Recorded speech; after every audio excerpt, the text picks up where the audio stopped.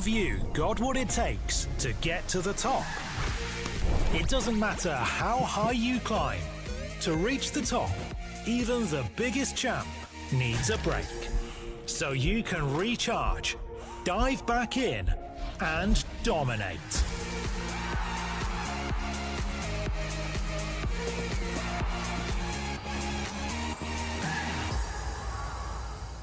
have a break. Have a Kit Kat.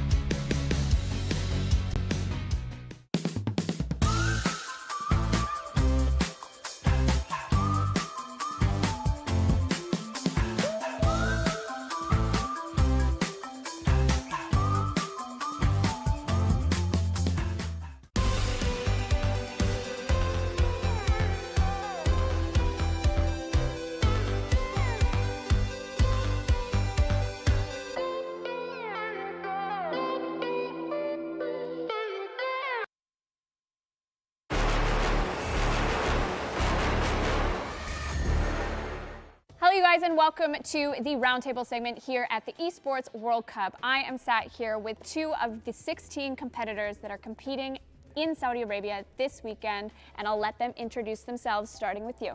I'm Mark 11, play for Team Footwiz, and I'm 20 years old. I am Nicolas Nigerian FC. I represent Cloud9. I'm 24 years old, one of the oldest guys of this tournament. Talking about old, oh my gosh. Anyways, we won't go there. Talking a little bit about your journey to the Esports World Cup. Obviously you were invited, you've known for a while that you'll be here. You qualified like 2 days ago. So walk me through how that experience was for both of you. How does it affect your preparation for the tournament? And how are you feeling now for tomorrow? Qualified player, I guess I'm invited, so it's a bit different. People are like, oh, why is he invited, stuff like that, so it gets to you a little bit, but no, overall it's like, of course I'm happy to be here. My preparation hasn't been too great because I've been in Australia still, so I landed last night, so it's my first practice game against Nicholas actually. And, what did you say? say the score, please. I lost 7-2 against him my first game, so it wasn't a great welcome to Saudi Arabia, but it's alright, we'll practice tomorrow and today. For me, obviously, I qualified for the last chance, so I didn't get the invitation, so Mark was a bit lucky. But yeah, for me it was tough. Also the jet lag and those things, it's something that's happening and it's really hard to play. Maybe we played my last game midnight and maybe I woke up like 6, 7 a.m. and it's hard when you try to get back to sleep and you can't. But yeah, I think I did really well. I qualified through winners. I play against really good players from here, from around the world, like Umut. But yeah, I came like for this LCQ, like just try to enjoy because this could be my last tournament of the season. So yeah, I enjoy it and I did really well.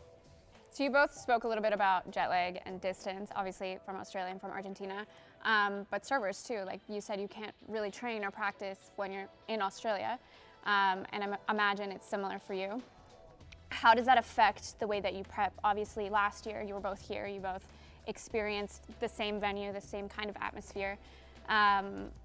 Does it affect your preparation in any way, or does it like put off your mental when you're prepping, really prepping like 2 days before?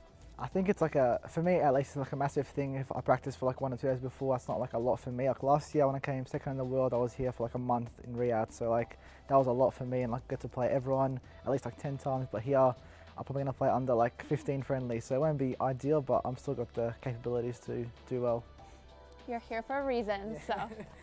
And you need Yeah, I think like for the preparation it's really important because I don't know, maybe in South America for the LCQ I play only against Nathan and Guibarros, and was the same way how they play, so you can play against, I don't know, good defense, bad defense, really fast, really slow, so it's a bit hard. But I think it's really important about the partners. You know, maybe they want to play like 100 games in a row and that's okay, but imagine if there is only one guy and he plays 2 and say that's it.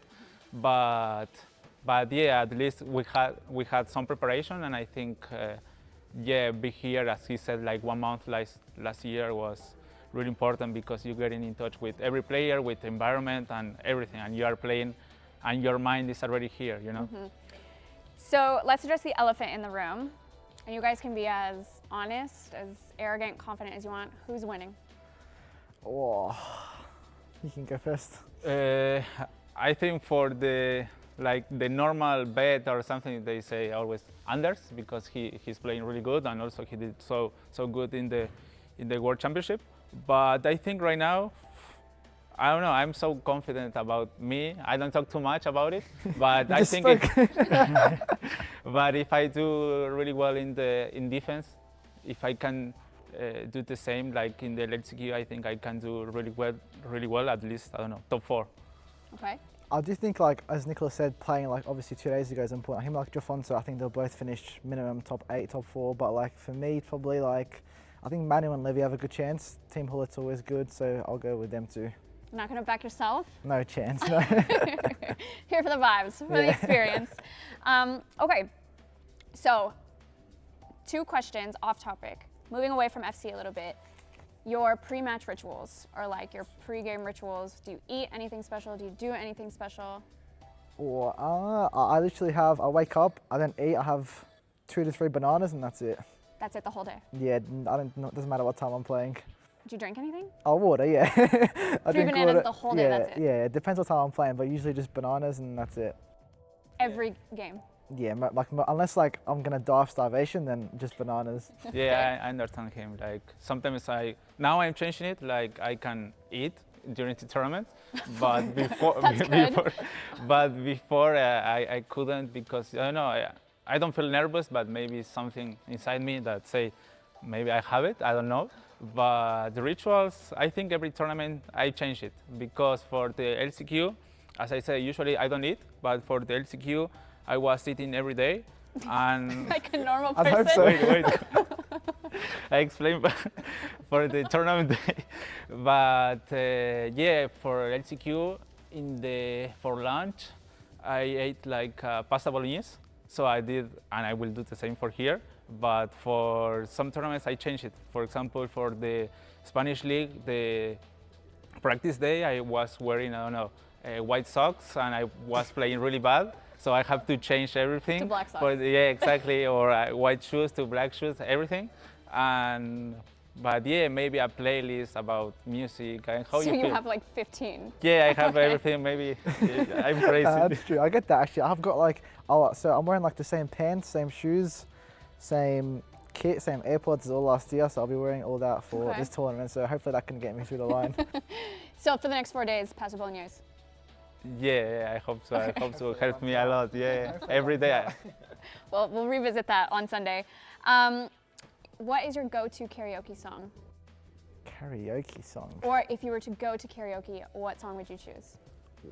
Taylor Swift love song. Really? Yeah. Go on then. No, I'm not singing. There's no way.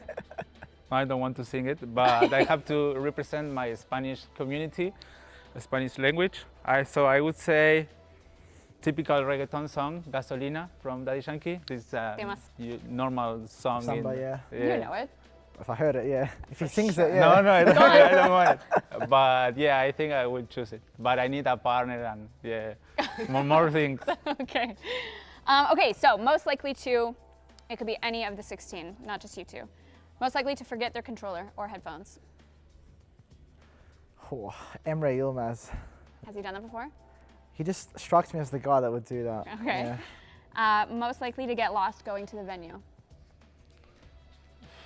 I think maybe Mati. Yeah, Mati is kind of weird in that sense. Okay. Most likely to ask the same question a million times.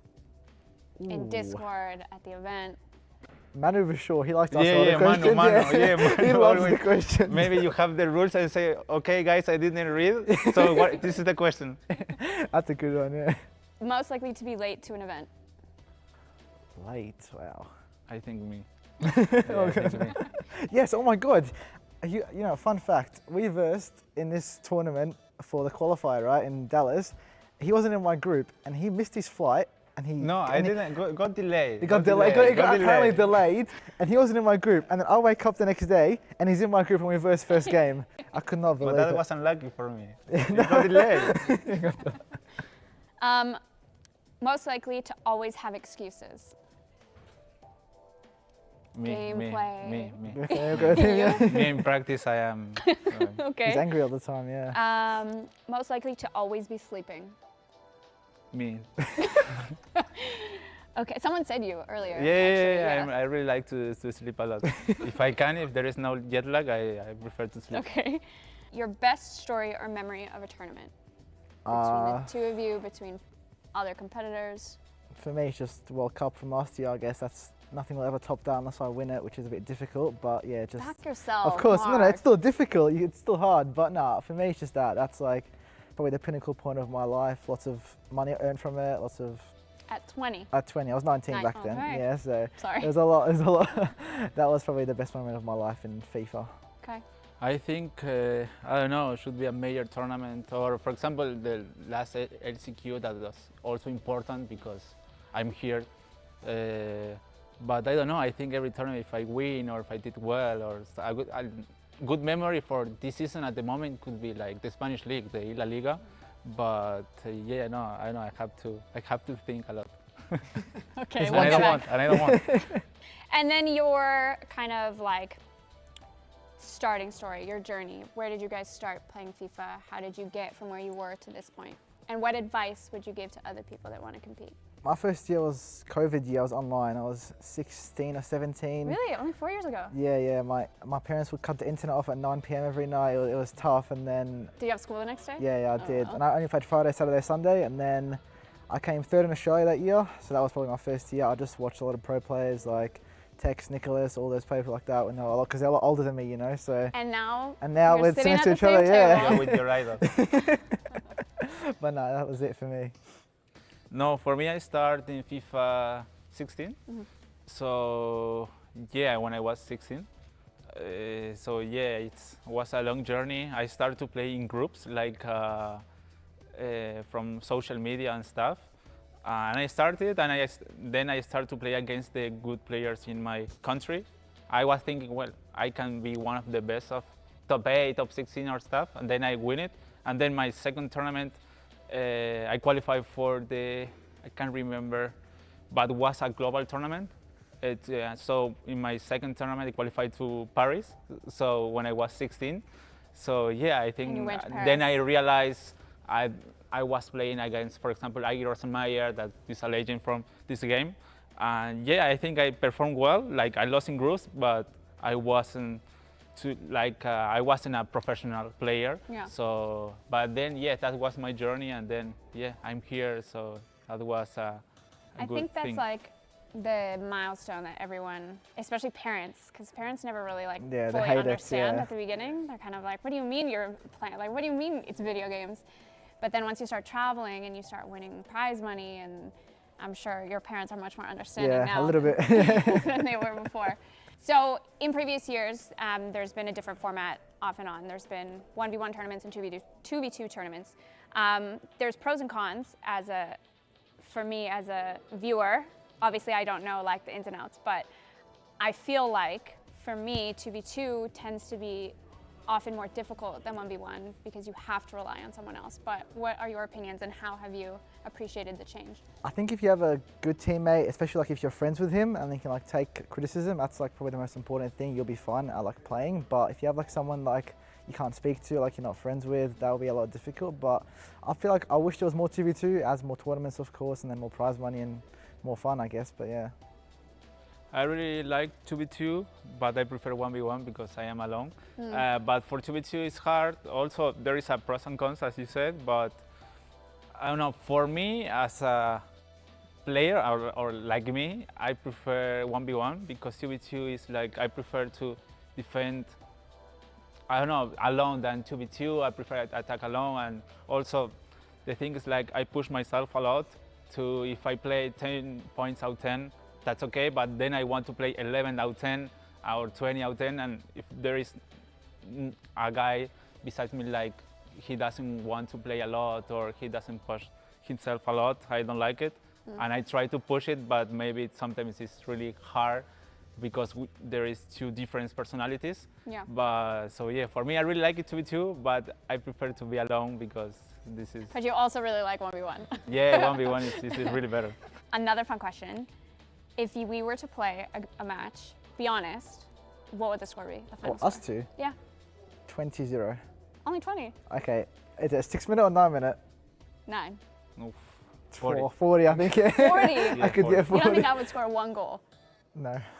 No, it's No. impossible. Not 1 goal. What do you no mean chance. impossible? No chance. No, it's possible. It's Maybe possible. there is a corner. A corner, A take corners, yeah. And you? No, the Final same. score. 40. 40. 40, So 50. 80-0 on aggregate. 50. Impossible. 100.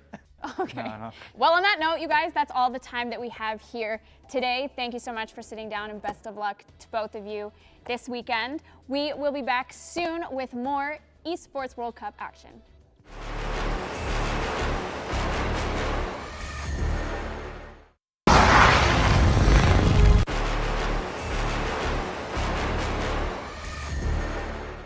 Hello, you guys, and welcome to the roundtable segment here at the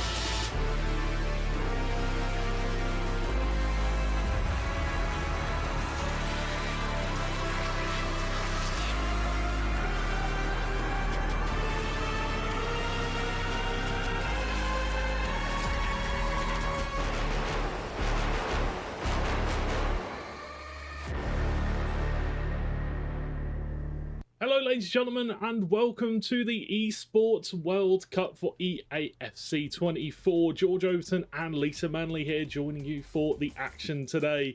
And well, what a fantastic event it has been so far, and obviously still so much more to come, and we're kicking off here with EAFC 24.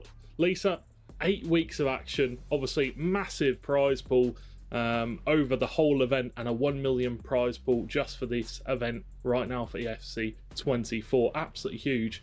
What do you make of the event so far? Been fantastic. Yeah, it's amazing, and it's a lot of money for these competitors. Obviously, £300,000 for the winner. So I think for these players, a lot of these haven't earned that much money sort of in their career in general. So obviously, if they could go on to win it, it would be a lot of money for them, and it would basically change their life forever. Yeah, definitely. It is a life-changing amount of money for sure. And it definitely brings into, not just the players playing together, but the clubs as a whole.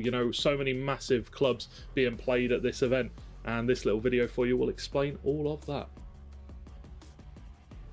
Welcome to the Esports World Cup. Get ready for 8 action-packed weeks of competition featuring the world's leading games, where the world's top esports clubs and over 1,500 players compete for a life-changing prize pool of more than $60 million, the largest prize pool in esports history. This prize pool will be divided into 4 categories: game championships, player bounties and qualifiers, with the remaining 20 million up for grabs in our cross-game competitive format, crowning the best esports club in the world. Introducing the Club Championship. Here's how it works. Each club will have the opportunity to field its rosters across multiple titles. The clubs finishing in the top 8 across each of the 21 titles will receive points based on their placement. For a chance to qualify for the club championship, a club needs to place in the top 8 in at least 2 competitions. For a chance to win, a club must finish first in at least 1 competition. Once the tournament has concluded, the top 16 clubs will take a share of the $20 million prize pool, with the first place team claiming the title of the first ever Esports World Cup club champion, as well as receiving a staggering $7 million in prize money. The action doesn't stop here. In addition to the competition, the Esports World Cup will transform Riyadh into the epicenter of esports fandom and game culture with a massive immersive festival featuring gaming activations, community tournaments, pop culture celebrations, international experiences, and much more. This will be a historic event, so make sure you witness the action and see who will rise up and conquer the world. See you in Riyadh.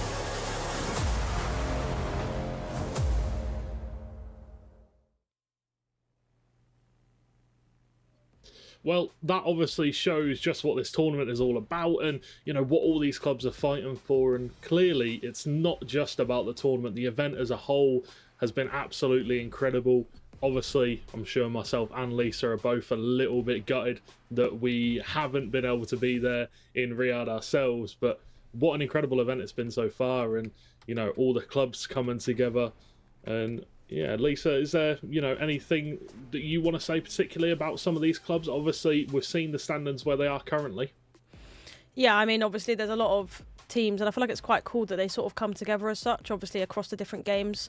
Obviously, EAFC is the one that we're currently doing, but there's so many good teams across the board. For me, I think Falcons, obviously being the sort of home nations, I think probably the favourites, but yeah, I think they could go all the way across all games. Yeah, definitely. And obviously we've talked a little bit about the tournament and all the clubs involved. Well, now you want to find a little bit more about the format of the tournament. So again, here we go. Get ready for EAFC 24 like never before when the best players from around the world takes the stage at the Esports World Cup. The players have played their hearts out for their keys for the event, as well as a chance to play it out on the field for $1 million. The biggest prize pool in EAFC history. It will all accumulate on the 15th of August as the first players take to the field. Who will rise to the top? Who will shock? And who will taste defeat? Only time will tell. In the meantime, here's how it all works. The group stage will be played in a ruthless best-of-1 round-robin format. 16 players will be divided into 2 groups from which only the top 3 from each group will advance. 4th to 6th place will be sent to the resurrection stage, while the 7th to 8th spot will face elimination. The resurrection stage will feature the 6 players who fail to advance. They will face off for the top 2 spots, fighting for their tournament life. Playoffs will be the final stage of the tournament where everything is on the line in a single elimination bracket. If you make it this far, you are guaranteed a minimum of $50,000. However, there is much more to fight for, as the winner will take home a whopping $300,000. Glory and the opportunity to destroy 3 opposing players' invitation keys and imbue them into the championship trophy. So get ready for the most intense EAFC tournament you have ever seen on the 15th of August as the GOATs of EAFC take to the pitch to vie for the honour, bragging rights, and let's not forget, $1 million.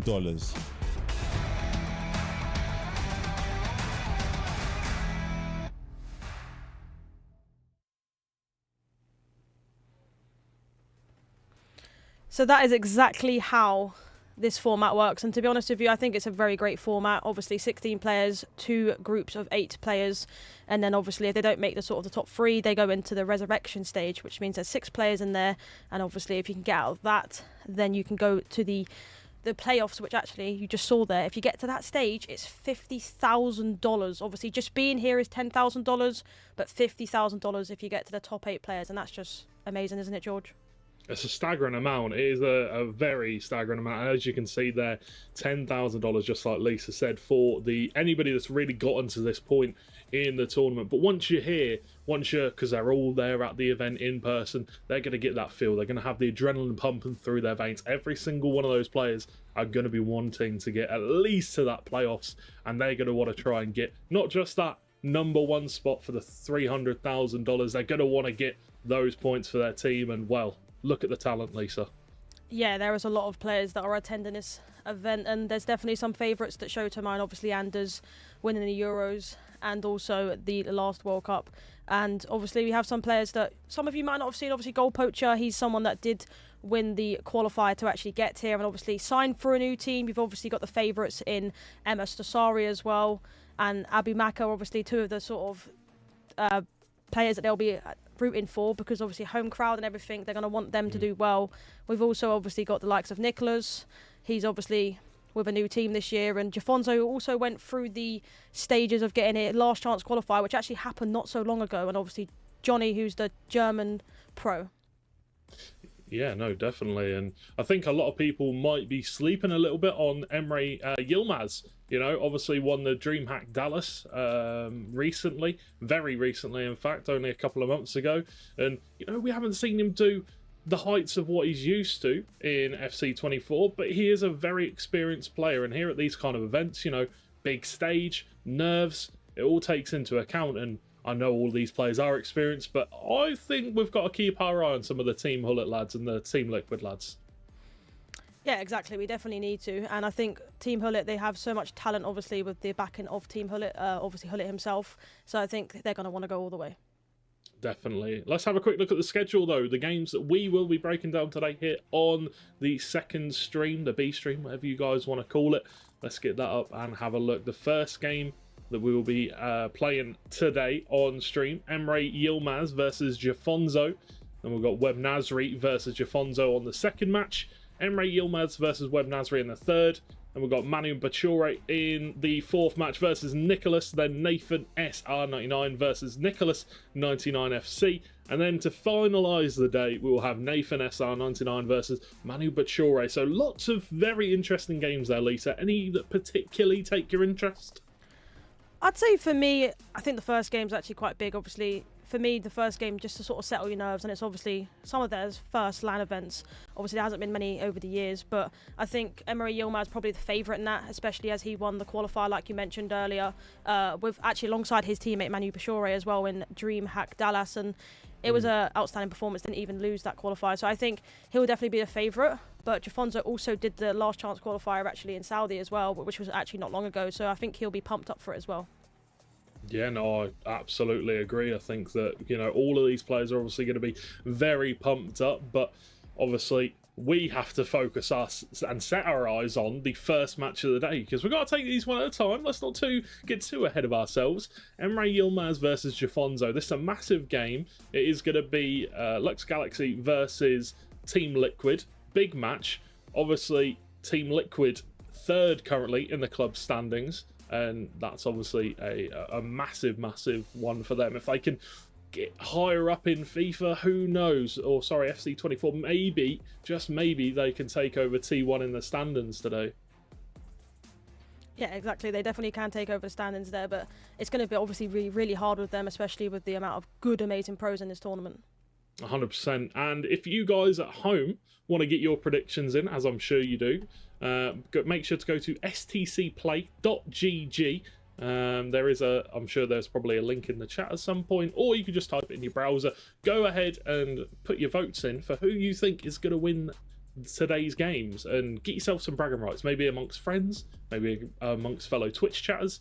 But either way, that is there for you guys to go and have a prediction, see if you can get to the top.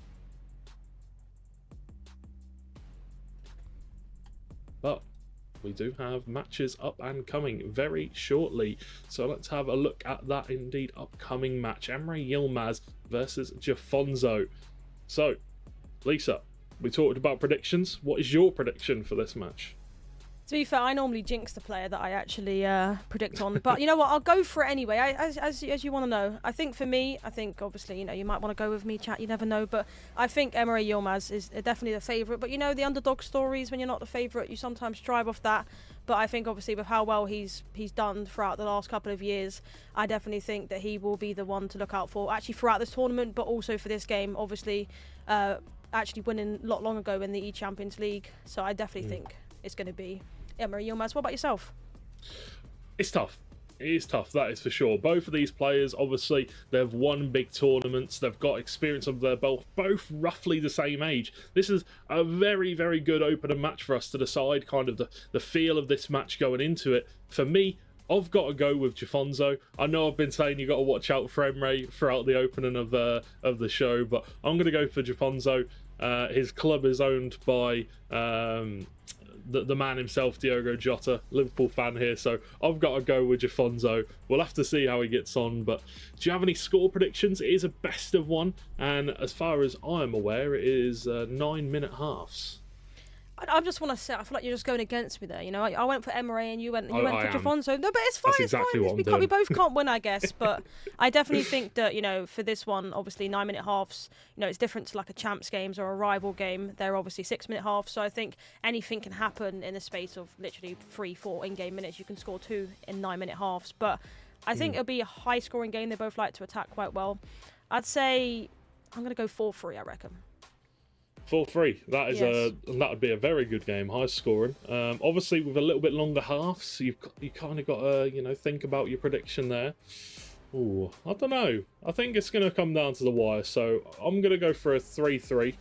I'm going to say it's going to be nice and tame early on. Then we're going to get lots of goals in the second half, and it's going to be a tie coming down to the wire. We'll have to wait and see though, because obviously we do want to get underway with this game as soon as we possibly can. I think there's actually a helicopter going past my window, so apologies if you can hear that. But yeah, plenty of banger games coming up for you today, not just on this channel, but on the EWC Gold main channel as well. So you've got plenty of matches to choose from all across the board, and I think we need to speak about actual favourites to win the tournament. You know, not just in terms of the players, but in terms of the entire Esports World Cup. Obviously, we spoke about it already, how Falcons are on top, but there is a good chance that teams like T1 could potentially make their comeback and bring it through and potentially pull some points back. Obviously, a big chance for Team Liquid today. They have the most amount of talent in EAFC currently in the World Cup. So what do you think, Lisa? Who do you think is going to come out on top? Yeah, I think obviously the favourites, obviously being the home nation, obviously Team Falcons. I think Team Liquid, like you mentioned, have a few decent players in the EAFC category, so I think they could potentially get a little bit higher in the rankings with them. But I'm going to move it on to sort of the favourites of this tournament. I don't know about you, but I think obviously for me, Anders has to be up there, obviously with winning the tournaments that he's done recently, the World Cup and the Euros, obviously winning it for Denmark as well there. But I think alongside that, I think maybe the underdogs, for me, Goal Poacher, I feel like he could potentially go far in this competition. But I'm pretty sure we have a cheeky little video here of a little team quiz with one of our good friends. So let's have a little look and see about that. My name's Brandon Smith. We're here at the Esports World Cup ahead of our EAFC 24 competition. I've got two absolute heroes next to me as well. Gents, introduce yourselves. Manu, play for Team Gullit, Team Liquid from the Netherlands. I'm also playing for Team Gullit, Team Liquid, Emre Yilmaz. Thanks for joining me today. We are doing a little bit of a foot trivia quiz to test your knowledge. First question then, who is the oldest icon? Puskas. Sorry. No, Sorry. you didn't let me finish. Sorry. Who is the oldest icon on the EAFC? Puskas was the right answer, but it's from these four players. Gerd Muller, Bobby Moore, Bobby Charlton, or Lev Yashin? Who's answering first? Hands up. Oh, it's between the Bobbies. I don't know, actually. I'm gonna guess Bobby Moore. Incorrect. Of course it's incorrect because it's Yashin. It is Lev Yashin. Yeah? Oh, I know it crazy. because 1 point on the board to Emre. it's crazy at the time. Which of these players has the highest shooting attribute based on their gold item? Okay, so from these four players. Harry Kane, Robert Lewandowski, Cristiano Ronaldo, or Karim the Dream Benzema? I think it's Kane. 2 for 2. Next one for you. Which player has the highest combination of pace and dribbling on their gold item? Vinicius Junior, Kylian Mbappe, Mohamed Salah, or Kingsley Coman? Mbappe. Easy, really, isn't Yeah. it? Easy. Which special item on FC24 has a combination of 99 composure, 99 long shots, and is one of the most deadliest players in those clutch situations? Is it Johan Cruyff, greatest of the game? Is it Pele, foot birthday icon? Is it Wesley Sneijder footies or Franck Ribéry footies? Cruyff. Correct. Which Team of the Year player has got a unique body type classified as controlled lengthy? Virgil van Dijk, Erling Haaland, Jude Bellingham or Ruben Diaz? Ruben Diaz. Wrong. Haaland. Correct. Which player, footies player, has 99 pace and 99 dribbling and can play right wing back, right mid, right back or left midfield? Whoa. Is it Kylian Mbappe, Alphonso Davies, Jarzinho or Frimpong? Yeah. Ah! Frimpong. Hey, camera. I think that was Manu Yeah, first. Frimpong. Frimpong? Yeah. GG's. But he can play left back as well, right? Yeah. Gents, thank you very much for Yeah. taking part in the Foot Trivia quiz. Pleasure. That's been the two Team Hullet players, Emre Yilmaz, Manu Bashore. We'll see them on the virtual pitch here at the Esports World Cup. Smith, fantastic quiz there. I've got to say, though, lads, you got to be doing better with some of those answers. Bobby Moore or Bobby Charlton being the oldest? No way, it's got to be Yashin. But either way, that was... how many of those did you get right, Lisa? How many do you reckon? I'd say about 2. I'll be honest. I was listening to your answers on some of them. I mean, Lev Yashin one I did get, to be fair. That was the one I did get, but yeah, I mean, I was sort of with the boys there. I didn't know some of them. Poor football knowledge. No, Yeah, I'm sure they are much better at FC24 than they are at their knowledge of players in real life's age. Enough digging at the pro players, because I'm sure they'll probably hate me after that. But we do have the group tables coming up, so we can have a little bit look at the potential matches on the other side of the group, which we will be getting to either tomorrow.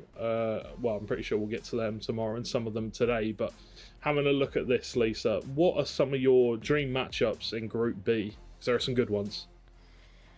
Yeah, to be honest, I think a lot of people want to see sort of PHN and Verjgan, especially as they actually had a sort of rivalry. Obviously, we know how Verjgan likes to sort of showboat when he scores and, you know, does his celebrations. And the last time they sort of matched, PHN sort of gave it back to him. So I feel like a lot of people are going to want to be seeing that sort of matchup. It's definitely entertaining. It's sort of like Emma Sassari and Tex as such. Obviously, they had a rivalry a little bit.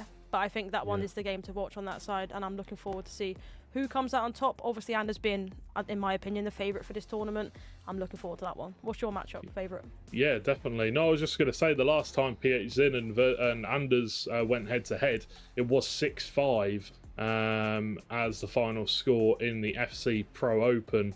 Obviously, PH Zin coming out on top that time. And I'm sure they will have faced each other at some point, whether it be off-stream or on champs or something like that, maybe. But either way, I don't know.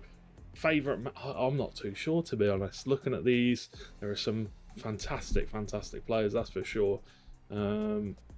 Obviously, goal poacher in there, English lad. I want to see how he gets on against Anders. I want to see him go up there and really put himself on show and show everybody that the UK, we haven't come to mess around. We're taking the EWC by storm. He's gonna do well in this tournament, I hope. Yeah, exactly. And he's the only English player in this tournament from obviously the UK. So obviously all the UK boys will be rooting for him. And looking at the groups, I am definitely going to be looking out for also Manu Bashore as well, one of the favourites in that group.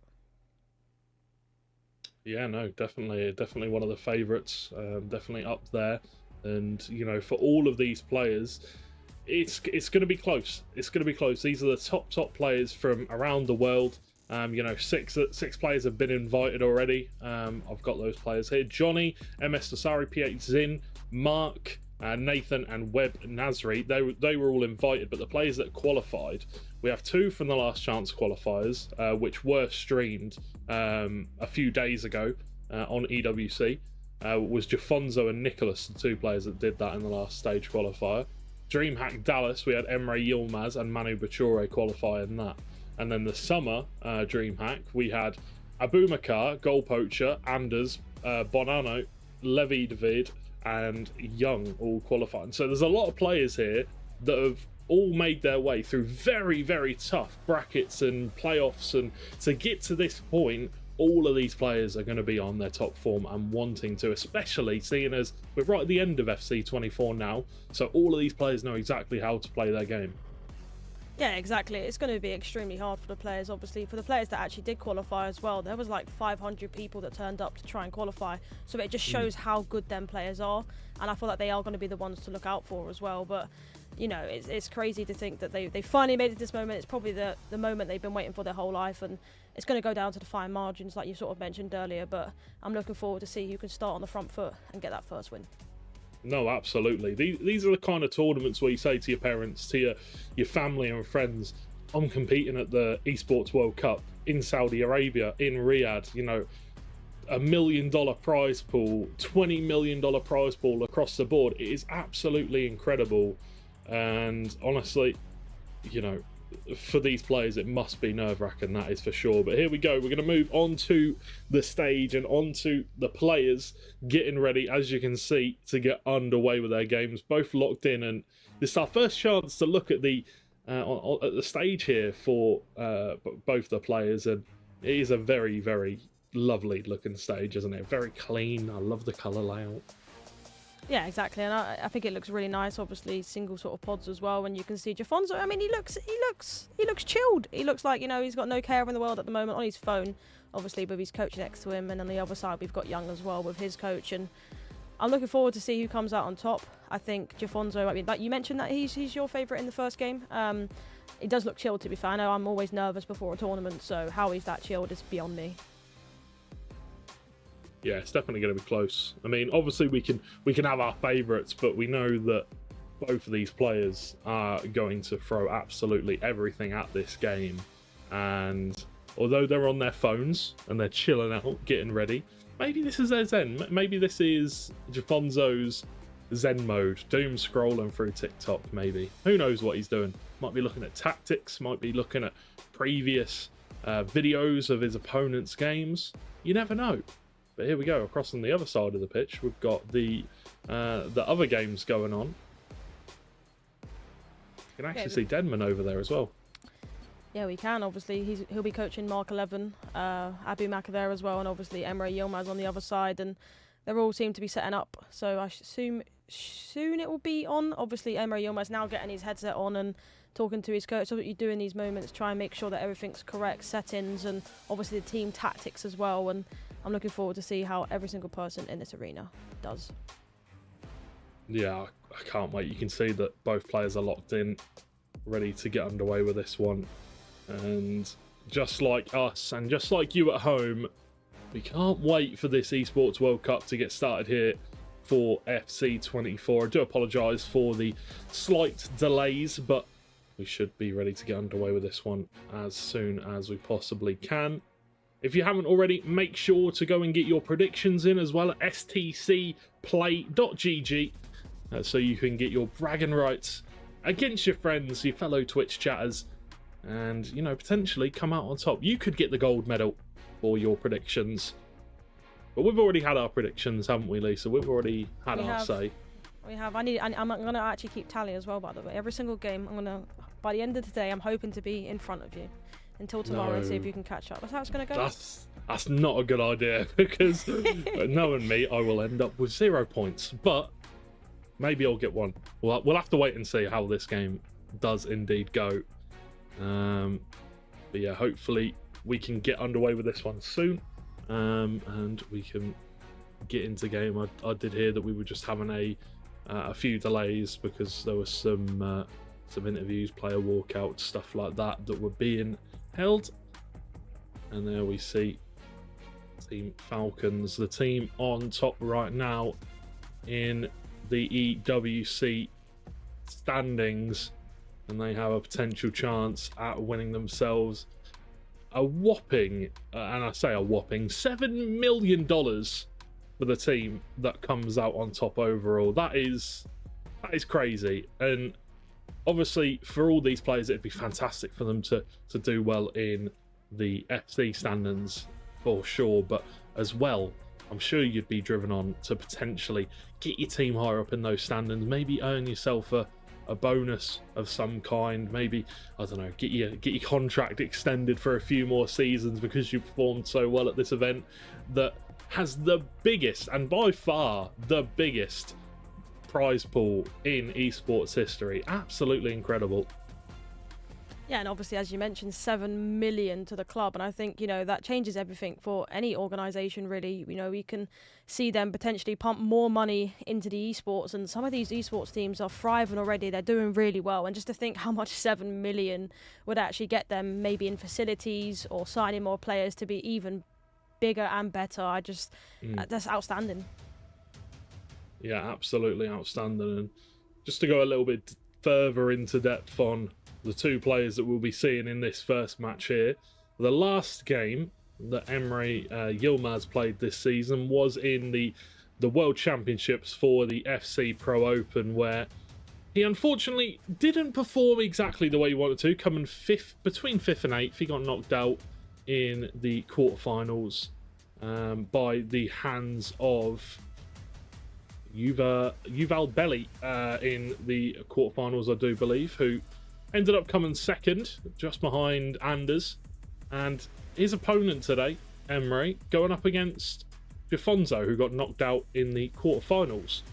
Also, interestingly enough, by Yuval Belli. So both of these players bested by the same man in the FC Pro Open World Championships. So maybe a little bit of a grudge match here to see who can... I guess who's the best out of the two losers in that match against that man. That's a weird way to put it, but you know what I'm trying to say, Lisa.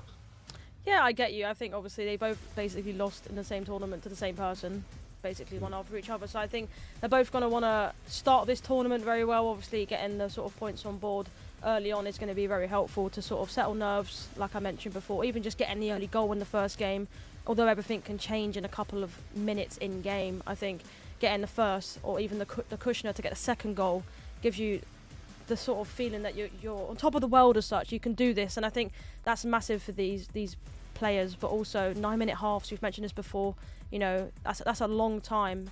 You know, I've played 9-minute halves before, and it feels like it goes on forever. 22 minutes in normal time, especially with the sort of throw-ins, the goals, you know, the corners and stuff like that. So you might think in a normal game of champs, when it gets to the 88th minute, you're going to concede, but in this mode there's still a couple of more minutes to be played. Yeah, we have had a couple of audio issues, just to let everybody at home know. We had a few audio issues, so that is the reason why we are just waiting for this one to get underway, and we will have that one fixed as soon as we possibly can and get underway with that first game. But either way, you know, both of these players, fantastic players, and you know, Gifonzo, he won the FPF TACA Masters. He won the EMLS Cup as well. He won the EMLS League this season. Came first in the Portugal Super TACA in FC 23, FIFA 23, obviously formerly. So he is not a player that has, you know, he's won plenty of tournaments, but I think he's yet to win a top tier tournament here in FC 24 and in his career. So maybe this could be the first. Obviously it's a massive task for him to do that, but he's young, he's got youth behind him, and he's got a fantastic support staff behind him as well. Not too sure where they're going off to, going for a little wander. Maybe they're going to swap PCs, maybe they're going to swap consoles to try and fix this sound issue, hopefully. But either way, it has been a fantastic tournament so far. Obviously, you know, we talk about everything, we've spoken about pretty much everything that's gone on at EWC so far in this tournament, but I guess something we haven't really spoken too much about is the state of FC Ultimate Team right now. You know, we're literally right at the end of the life cycle for this edition of FC, and the teams that we're going to see today, I would assume, are going to be absolutely stacked with footies cards. I mean, yeah, you'd think so. Obviously, the footies obviously do have the four playstyle pluses, and obviously, I feel like the main culprit that we're going to be seeing today is, of course, Haaland Aerial Plus. and anyone sort of in that range of having aerial plus up front so they can win the headers, but also maybe some of the path to glories, i.e. like Saliba we might see. I know a lot of the players opted to have a tall attacker at left back or right back to sort of help with that sort of aerial up front to try and win the ball. And as it is very hard, I'm sure you've played champs and you've come up against Haaland, and it's very hard to stop the headers from him. So a lot of the players do sort of opt to use aerial plus attackers at left back or right back, depending on where their opponent puts that player. So I think, you know, we're going to see some interesting teams that some people might look at it that is a casual player and thinks, why is that striker at left back? But yeah, that's the exact reason. I think we're going to see Haaland's, probably, you know, Mbappe, maybe potentially Mia Hamm obviously recently came out, and Ginola in that sort of attacking up front. And it'd be interesting to actually see if we get like the likes of maybe a Sauer, obviously just recently came out as well, 99 rated, obviously agile, small, and can ping a pass. So it'll be interesting to maybe see someone's team and just show you guys, because it'd be interesting to see how they actually work it and maybe what formation they're using as well. Yeah, no, definitely. I'd love to see the teams that we're going to be seeing today. I'd love to see, you know, the quality of players, you know, why they've selected certain players. Obviously, you know, we had the likes of Mohamed Salah get released, a 99 rated version, currently selling for I think around the most expensive player on the market currently, about 5 to 6 million coins. You know, casual. Everybody's got that kind of coin to throw around, but we'll have to see what kind of teams the players have come up with coming into this tournament. But I do want to know who people are predicting for this match here. Let me know in the Twitch chat who you think is going to win this one. Will it be Jafonso or will it be Emre Yilmaz? Obviously, two fantastic players, and can't wait to see what does indeed go down. But we are going to have to come back over to us for now, because we are still waiting on this game to get underway. I do apologise for the delays. We are trying to fix it as quickly as we possibly can. Well, I mean, me and Lisa aren't personally. We're still in England. We're not over there, unfortunately, as much as we wish we were. But who knows? Maybe next time. But yeah, we'll have to wait and see when this will be fixed, and we will try and get back to you with any updates as soon as we possibly can. But for now, I guess we can talk a little bit about, you know, who has your favourite player been this year on FC24, Lisa? I know there's been a lot of cards, so it's a very difficult question. I'll let you stew on it and stare on it for a minute, because I'll tell you who mine has been. Mine has been, I don't actually know what exact card it was called, but it's the latest Darwin Núñez card. The one. Copper America one. Copper America one, yeah, exactly. That card, oh my word, absolutely beautiful card. But yeah, sorry, Lisa. I was just going to say mine was R9, but that's literally it. You know, I got him during Team of the Year, so I think for me that was the card. I had him until basically now, so mine would be Team of the Year R9. Who could have seen that coming? Certainly me, because I remember when he backed it. But either way, unfortunately, we still have not resolved this issue, so we are going to throw it to a very small break. We'll bring you updates as soon as we can and let you know exactly when we'll get underway with this game. So we'll see you in a few minutes' time, and we'll be back with the EWC.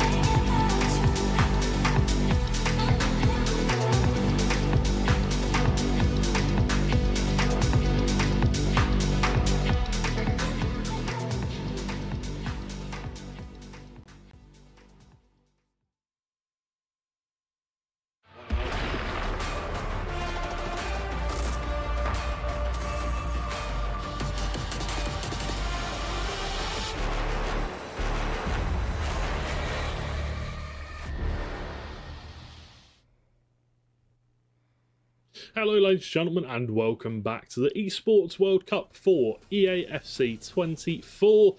We are back and ready, hopefully, to get underway with this match, which will be our first of the day.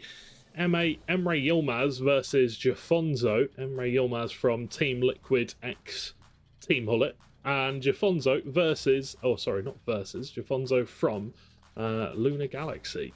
Two great players. We've obviously spoken plenty about them already and what they can potentially do in this tournament. And obviously now we need to see whether we will reap the rewards of our predictions, Lisa. Yeah, exactly. I'm still sticking with mine. I'm just going to put that out there. I'm still going with it. I'm still going for it. I'm not going to change. Obviously, I know your man Jafonzo looks very relaxed. Obviously, waiting to get into the game, but I'm still sticking with Emre Yilmaz. I definitely think he's the favourite, probably to even go all the way and win it, or even get top 4. So that's a bold prediction. That is a bold prediction. I'm putting it out there. I'm that confident in my prediction. That's how confident I am. I might eat my words now, and he might lose, but I'm confident. Well, if we're looking at players that have, won so much over the last few years of FC, little wave there from Jafonzo, saying hello to everyone at home.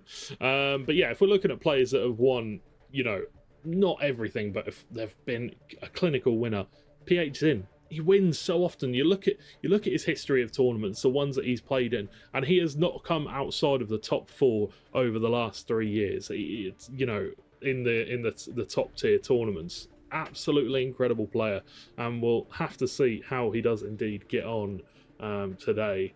But here we go. It does seem like we are finally ready to get underway with this one, and we are kicking off with Emre Yilmaz versus Jafonzo.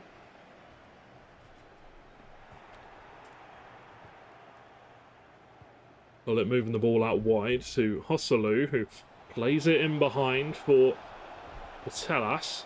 Twisting and turning. Now we'll be back with Hosselu. Moves it back to Kanate. And playing it around the back now. A lot of patience in this game, Lisa. Do you expect players holding on to the ball and moving it from left to right? Yeah, I definitely feel like a lot of players, even me when I play games, you just, you start off slow and just try and work out how they're going to play against you and pick out stuff that they do that you can actually break. To Mbappe, Ronaldo, great chance. Sorry to cut you off, Lisa. Great block though by Hosselu. Yeah, it's very interesting to see, Hosselu actually play, and I feel like I wasn't actually going to see him at this stage of the year, especially as we've seen, the likes of Haaland and some tall players like Ginola come out. But if it works for him, then it works for them. Very true. And once again, Hosselu running in behind. Only the 3 playstyle pluses, but it works for them, like you said. Big chance. Haaland, green time. Goalkeeper moves just slightly towards his right post, and the pause will come out. Not too sure.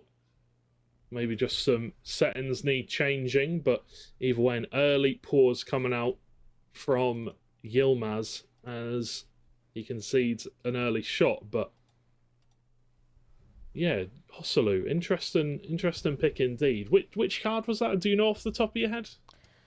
Well, he's actually had a few, to be honest with you. He's had he obviously had the one that came, the showdown that came out early, and I know that I think recently you actually could basically evo him. Obviously, I'm not sure if they have that sort of here, but he had a 95 showdown, and he hasn't had one since then, unless you evoed him and got him a little bit higher. But I assume that's the card they're currently using. Yeah, you could have probably upgraded him with the showdown evo, and then you probably could have upgraded him further with the Footies Founders. So it could potentially even be a 97, maybe even higher. Not too sure, but either way, another pause coming out. Players obviously just they get into game probably thinking, oh, well, some of my settings don't quite feel right. Better to get it done earlier, sooner rather than later. You don't want to be, getting 20, 30 minutes into the game to realise that your finesse button is on the bound to the wrong button, and that would definitely be a problem. But either way, Virgil giving the ball back to his opposition. Some good sportsmanship going on there. Yeah, something was definitely wrong, and he had to make a pause, so he felt that he needed to obviously give the ball. But back underway now, and to be fair, they both had a couple of chances.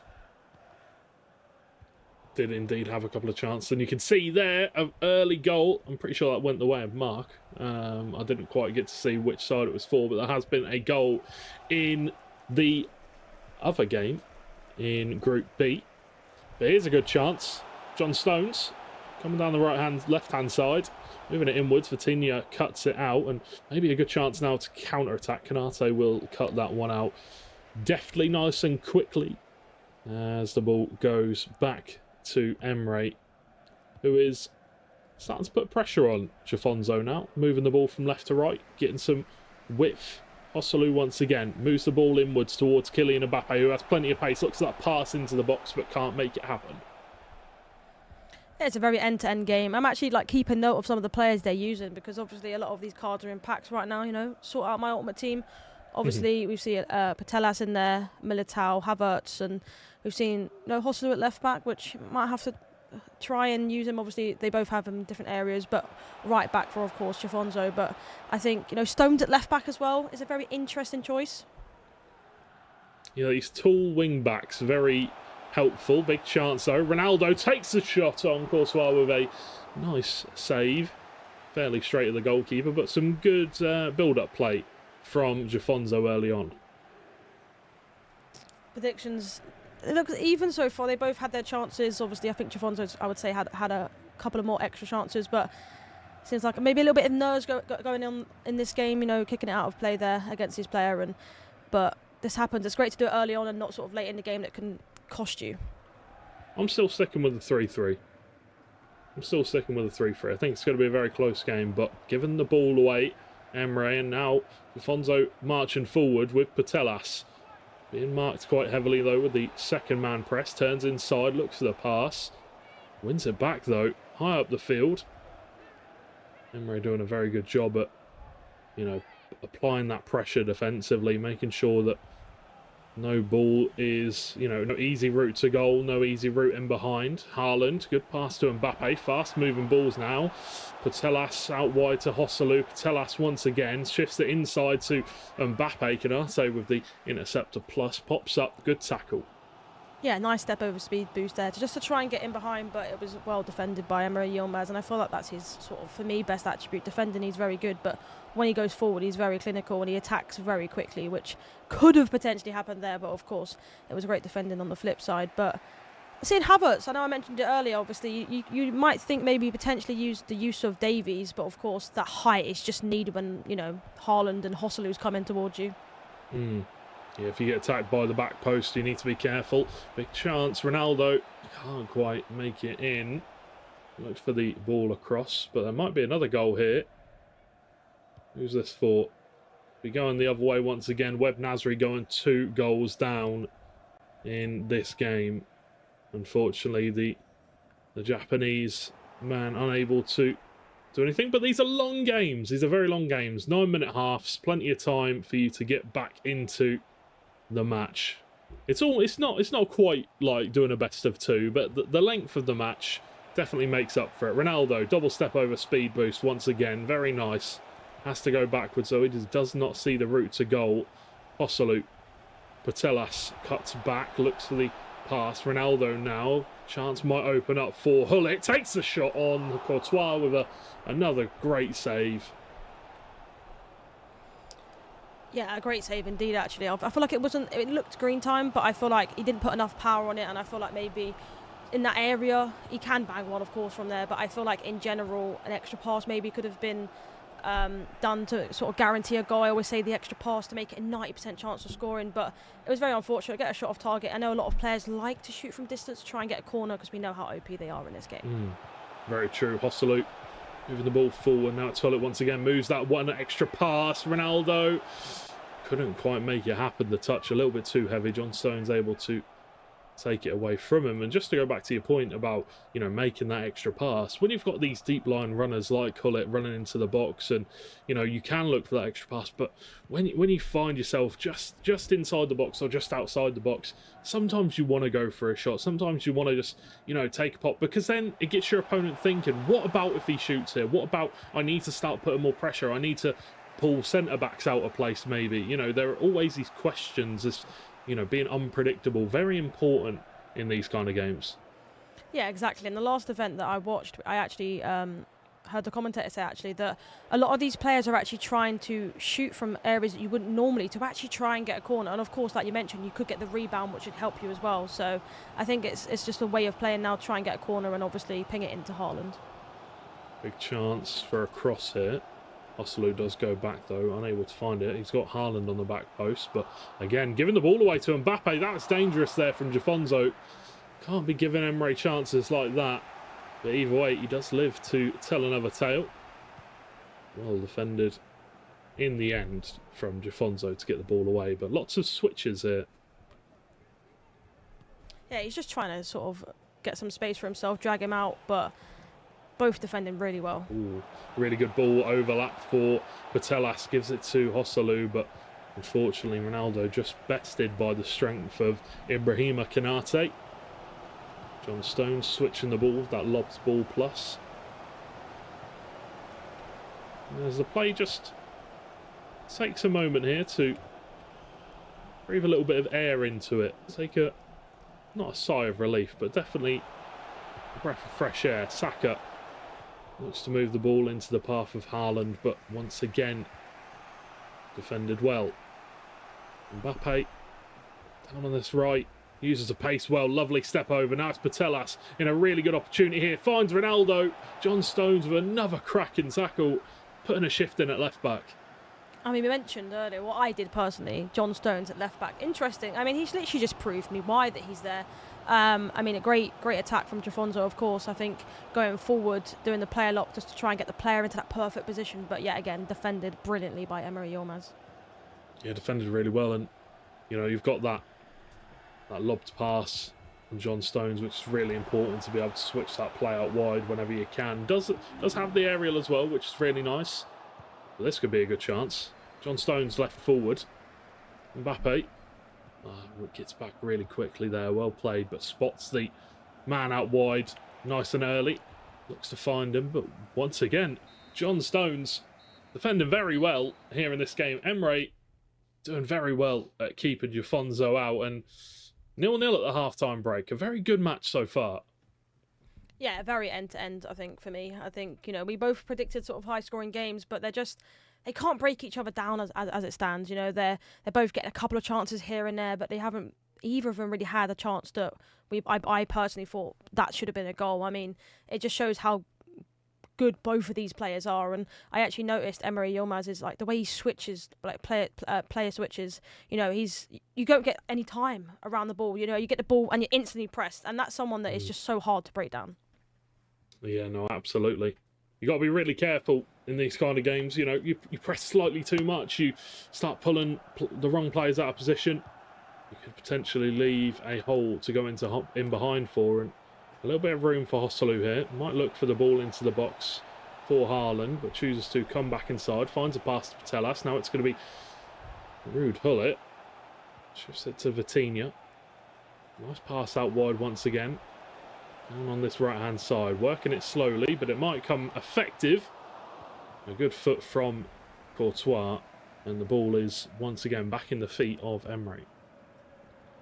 Yeah, it was a good chance, obviously. I feel like not really a place to shoot from, but like we mentioned earlier, the sort of potential chance of a rebound or a corner was something that he potentially went to get. And Courtois in goal, I mean, also another interesting choice. You know, I feel like a lot of people use Schmeichel sort of now, potentially. For me, personally, on Ultimate Team, I use Martinez, but Courtois is very tall and make himself big in these positions.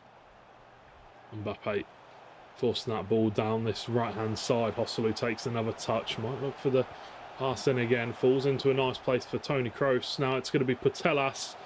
Back to Kroos. Haaland. It's a really good turn. Managed to get up to speed pretty quickly, but straight into a brick wall of defenders. John Stones comes across. Good overlap out wide. Now potentially a good opportunity. Osselu is coming back fast and thick for Emre. As Patelas turns back, finds Haaland. Vitinha, nice fast ball movement. Could be a big chance. Ronaldo! Green timed as the Portuguese guy takes the lead. 1-0 Jafonzo.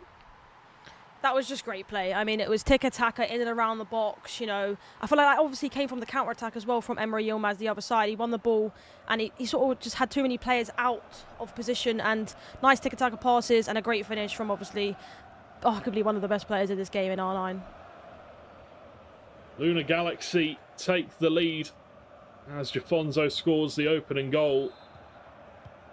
And that 98 rated Ronaldo, he should not miss. And with a green time finish, perfect power.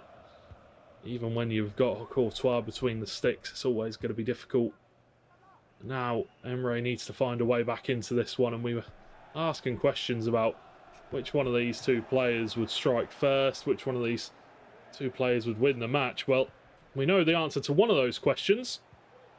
Ronaldo, Hosselu, Mbappe, back to Hosselu. Really good fast ball movement. And he find a pass to the middle. Goes back out wide. So the ball is taken away. Good, really good opportunity for a counter-attack. I think he did just creep offside there, Haaland. Might be on, though. Referee's flag stays down. Big chance. 2 goals. 2-0 for Jafonzo as he takes this game by storm. Fantastic stuff from that man.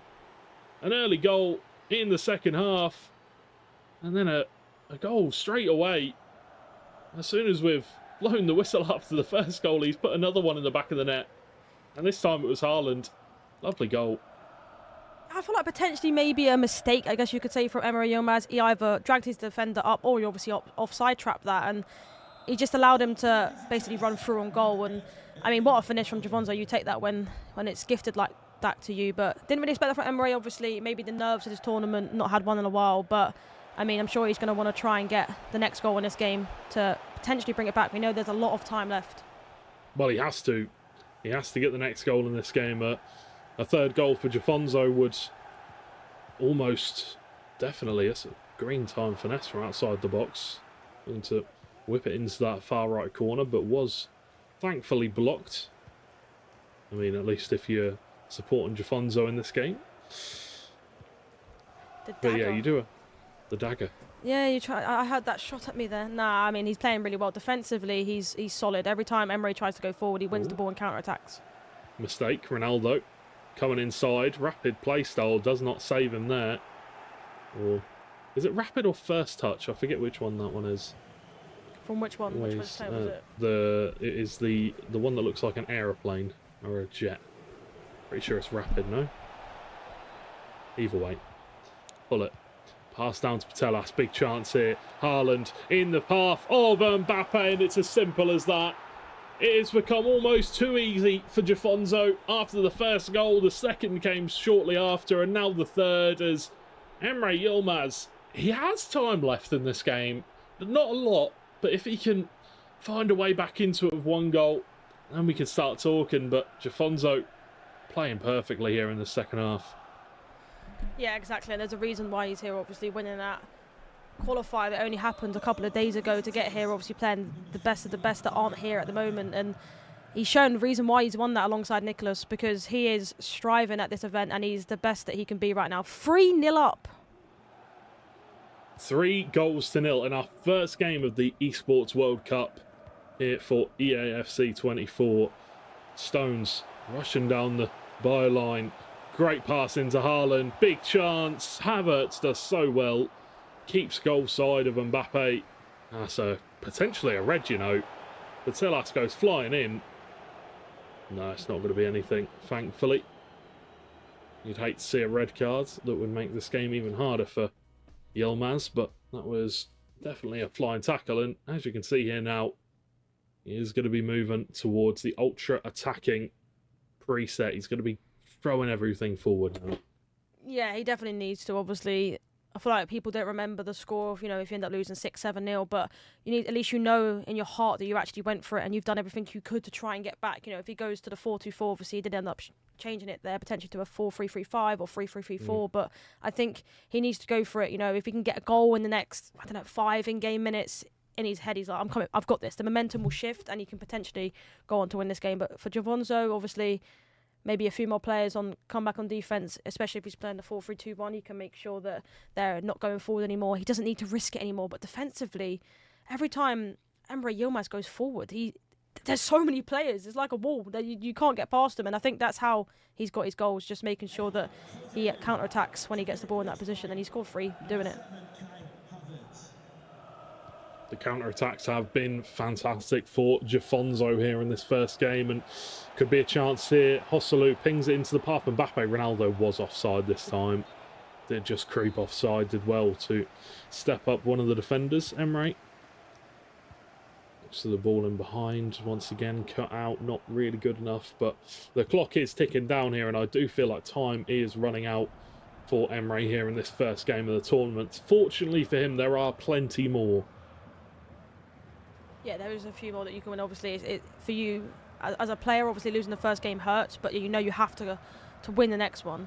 Obviously, on the flip side, Jafonzo's now 3-0 up. If he does end up winning this game, he's going to have the momentum on his side. He's going to feel the greatest ever. Oh, but that's a great ball. What a pass. Haaland in behind, looking for the 4th. John Stones. You know, it hasn't been the greatest of games for Emre, but John Stones has been a standout performer. Mbappe, Virgil cuts it out. And still looking for a 4th goal, hounding the defenders of Emre. But he does finally get out of that press as Patelas now switches the play out wide towards John Stones. Might well look to switch it up again. Mbappe looks for the pass to Saka, but can't quite make it happen. I don't really... I've tried Saka's international team. Is it team of the tournament card, I think it was? Or Path to Glory. Path to Glory, yeah, not really a huge fan. I'm surprised to see it in this team, to be honest. To be honest, I actually wasn't surprised. I remember in the last tournament that Anders played and obviously ended up winning, he said that Saka was his favourite player. So I'm not surprised when a champ like that says it, that he's the best player. I'm sure everyone's going to follow and use him. But Saka is very, very good, especially with his long-distance shots as well and his through balls. Great interception. Ronaldo looking for the dagger in the heart. Mbappe, oh, what a save from Courtois. Absolutely no save in that. If it was anybody other than him, maybe feeling a little bit bad that he didn't save a few others earlier on in the game, but Jafonzo definitely going to be feeling good here after this first game, or I know we've still got a few moments left, but 3-0 currently. Surely you're going to be feeling on top of the moon going into the next game, or, you know, going into the last few moments of this one. Yeah, you're going to be feeling on top of the world. Obviously, you know, you can't get ahead of yourself and think already that you've actually won this game just because anything can happen in, you know, 13 in-game minutes, remembering that this is 9-minute halves. He could get 2 goals in the next 5 minutes. No, absolutely. Absolutely. Neymar. There's the ball backwards to Militao, who might just go back to the goalkeeper. Chooses to go to Kanate. And moves it forward once again. Ronaldo turns. Maybe a good chance for a pass straight down the middle, but goes out wide for Tchouameni. Ball goes out into touch, but looking forward, other than obviously Emre, for Jafonzo, in this Group A, is there anybody in this group that you would particularly say is, you know, a tougher task? Obviously, they're all fantastic players, but chance for Ronaldo, another good save from Courtois, who's been playing really well here. But I know that everybody in Group A, all the players here in this tournament are fantastic players, but they don't come too much harder than Emre Yilmaz.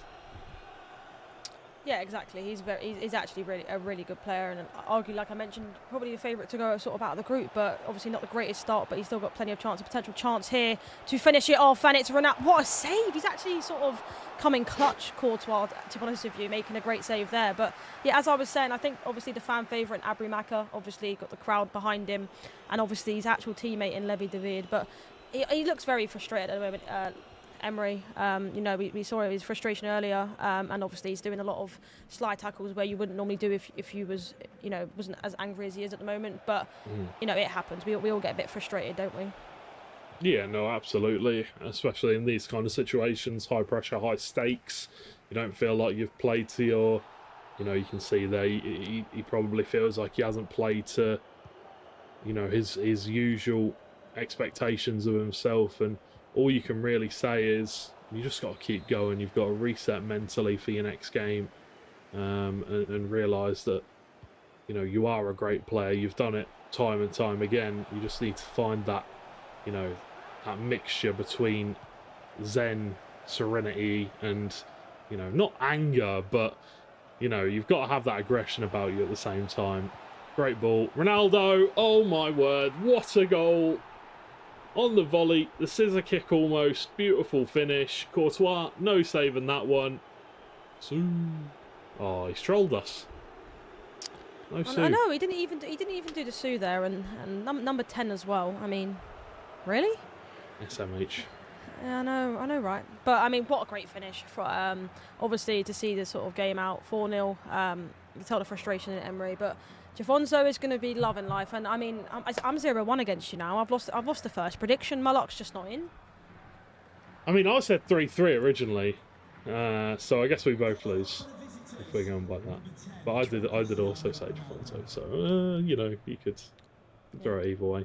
But either way, as we come to the end of this match, Jafonso 4-0. A massive win for him at the start of this series, at the start of this tournament, and a big statement from the Portuguese man that he has not come to play, he has come to take it all. And there has been another goal, maybe going the way of Nasri.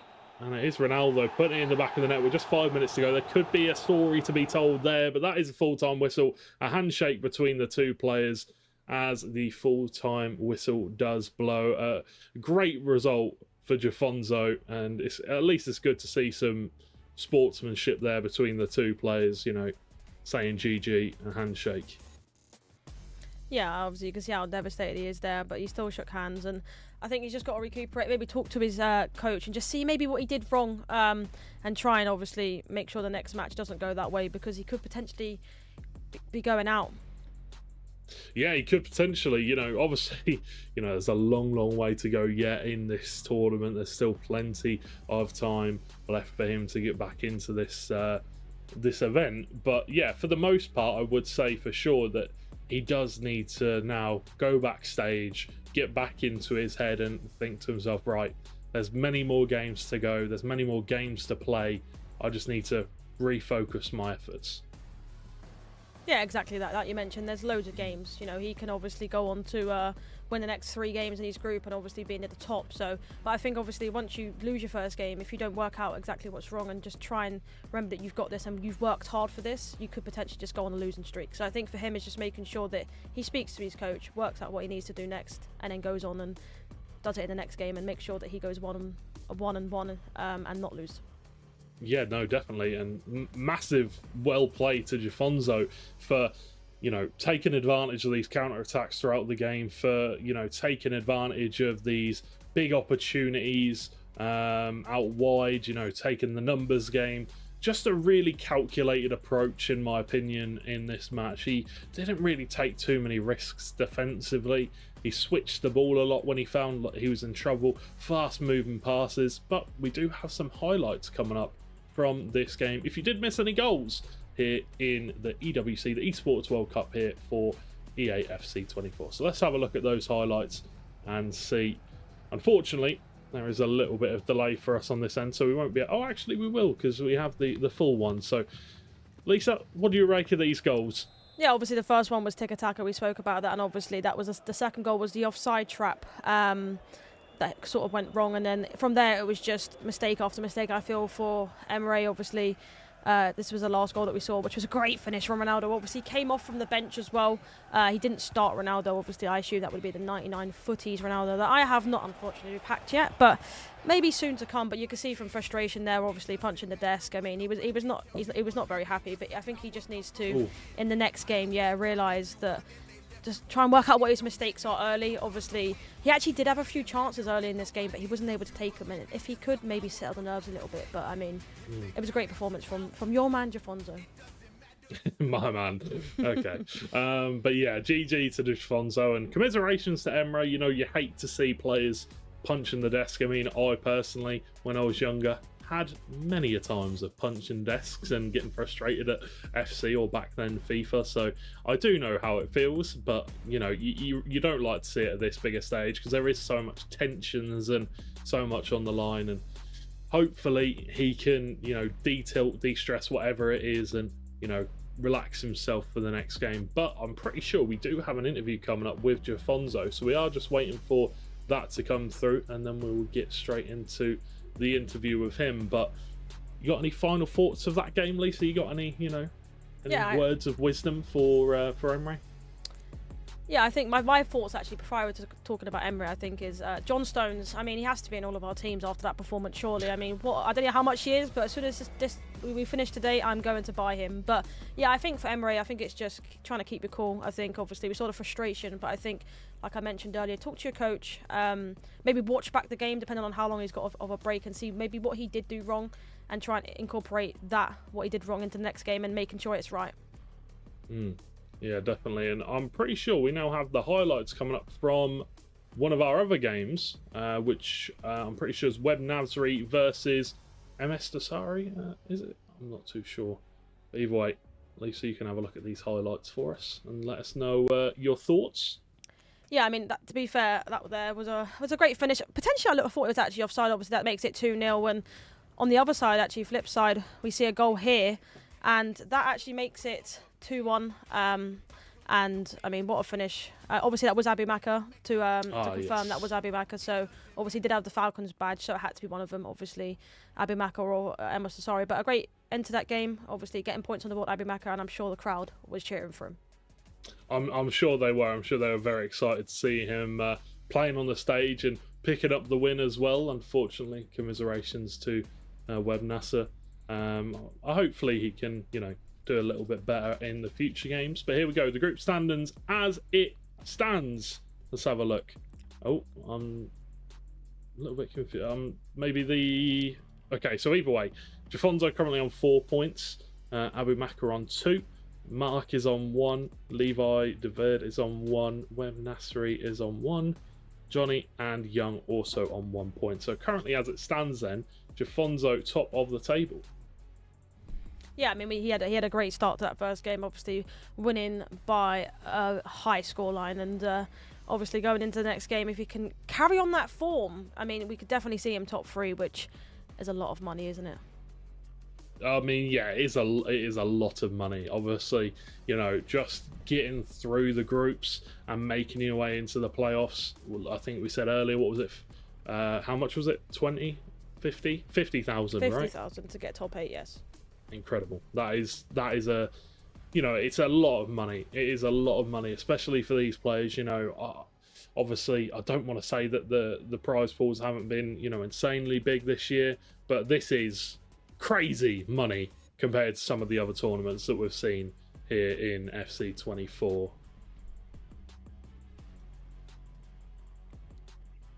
Obviously, as we move on, I'm pretty sure we do have an interview coming up in the next few moments, and hopefully we'll be able to bring that right over to you, where I think we'll be interviewing Jafonzo, as far as I'm aware. You know, obviously we've got to now think about our questions that we are going to ask him, and here we go. The man himself, Jafonzo. How are we, mate? Hi. Congratulations on your win, first and foremost. GG. Thank you. For you in that game. And my first question for you is, obviously with this being such a big stage, such a big opportunity for you to not just get your name out there and, you know, improve your performance as a pro player, but the amount of money. What is your mindset going into this event? How do you prepare for these kind of events? Yeah, of course, my goal right now is to pass the group in the best 3 players. So that's my only focus at the moment. Of course, I want to win all the games in the group stage, because that means I will end it up first. So yeah, my mindset now is game by game, try to win it all, and yeah. Yeah, so a really good philosophy for you. Lisa, you got any questions? I mean, first of all, obviously, congratulations on the win. I mean, I might have actually gone against you. We had a little prediction beforehand, but now I know to make sure to vote for you. But yeah, I think for me, obviously, I mean, such a great 4-0 win in the first game. I think for you, going into the next game, would it be the same sort of attitude, obviously trying to get loads of goals?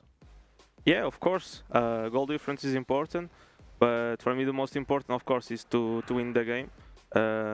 So my mindset will be the same. I will try to score the biggest amount that I can. So yeah. Yeah, no, thank you, Jafonso, for that interview. Obviously, going on to the next matches for him, hopefully he can continue to improve and continue to go through this group stage, and good luck for any games. Any last words, Jafonso? Anyone you want to say hello to or anything like that in the chat? I want to say thank you for the Portuguese community that are supporting me and all the people that is supporting me. So yeah, that's it. Thank you to them all. Brilliant. Thank you, Jafonso. Appreciate you coming and having a little chat with us, mate, and good luck for the rest of the tournament.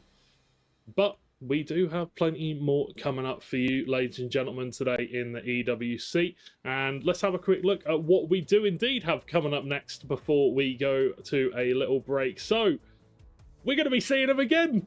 We get to see him in the first game. We say good luck to him for the next one, and we get to see him again. What do you think about this game, Lisa? Web Nasri, just off the back of a 2-1 loss. This is a massive match for him. It is a massive match. Obviously, Jafonso on the flip side did just obviously go on a win, so the momentum in his, well, for him is going to be amazing. Obviously, he's going to want to make it back to back and just get more points on the board. But for Web Nasri, he needs to make sure that he can actually forget about what happened in the last game. It's a new game, another 9-minute half, another long game to go, and just try and break him down early and try and get that goal and just think to himself, I can do this, because we know how hard it's going to be watching the last game against Emre Yilmaz. Yeah, no, that is very true. It's going to be a tough game, that is for sure. I mean, you know, as we kind of go through this group and we see the results coming through and, you know, who we're, you know, kind of bidding on our favourites for, Jafonso now is starting to look more and more like one of the favourites to get out of the group stage and potentially top the whole thing. But we will have to wait and see whether he can keep his perfect run going against Web Nasri, as we are going to have to throw it to a quick break. But when we get back, we will have that game right up for you. So we'll see you very shortly.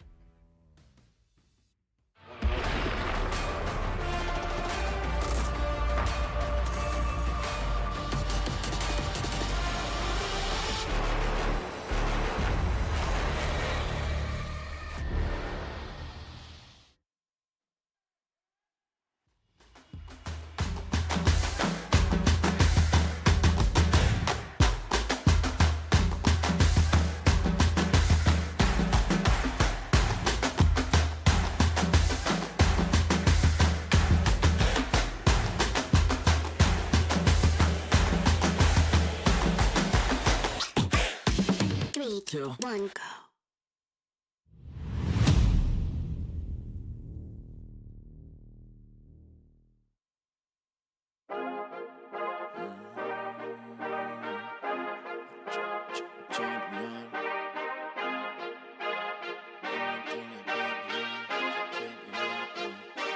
I feel like a champion. A champion. Ain't nothing that can't be done. Oh yeah. I put it all on the line. Definition of divine. Yeah, I feel like a champion. Ain't nothing that can't be done. They told me I wouldn't be nothing. Came on down second to none. I need me a trophy, I need me a ring. I'm not with the bull, but keep it a beam. You know what it is, you know what I mean. Shit, all I do is win, win, win, win. Haters wanna hate, they ain't make top 10. Double, triple team, what they need to defend. I juke left and I'm gone with the win. I'm gone with it. I feel like a champion. A champion. Ain't nothing that can't be done. Oh yeah. I put it all on the line. Definition of divine. I feel like a champion. A champion. Ain't nothing that can't be done. Oh yeah. I put it all on the line. Definition of divine. Feel like a champ, MVP status. Yeah, the win been guaranteed. So let's see about it. If you gon' speak about it, then be about it. If you don't bring that energy, no, I can't be around it. Nah, I'ma shoot my shot. I'ma stick it, watch. At the tippy top, I cannot take no loss. 2 seconds on the clock, they gotta give me the rock. I got a game on what? Yeah, I got a game on lock. I feel like a champion. A champion, ain't nothing that can't be done. Oh yeah, I put it all on the line. Definition of divine. I feel like a champion. A champion, ain't nothing that can't be done. Oh yeah, I put it all on the line. Definition of divine.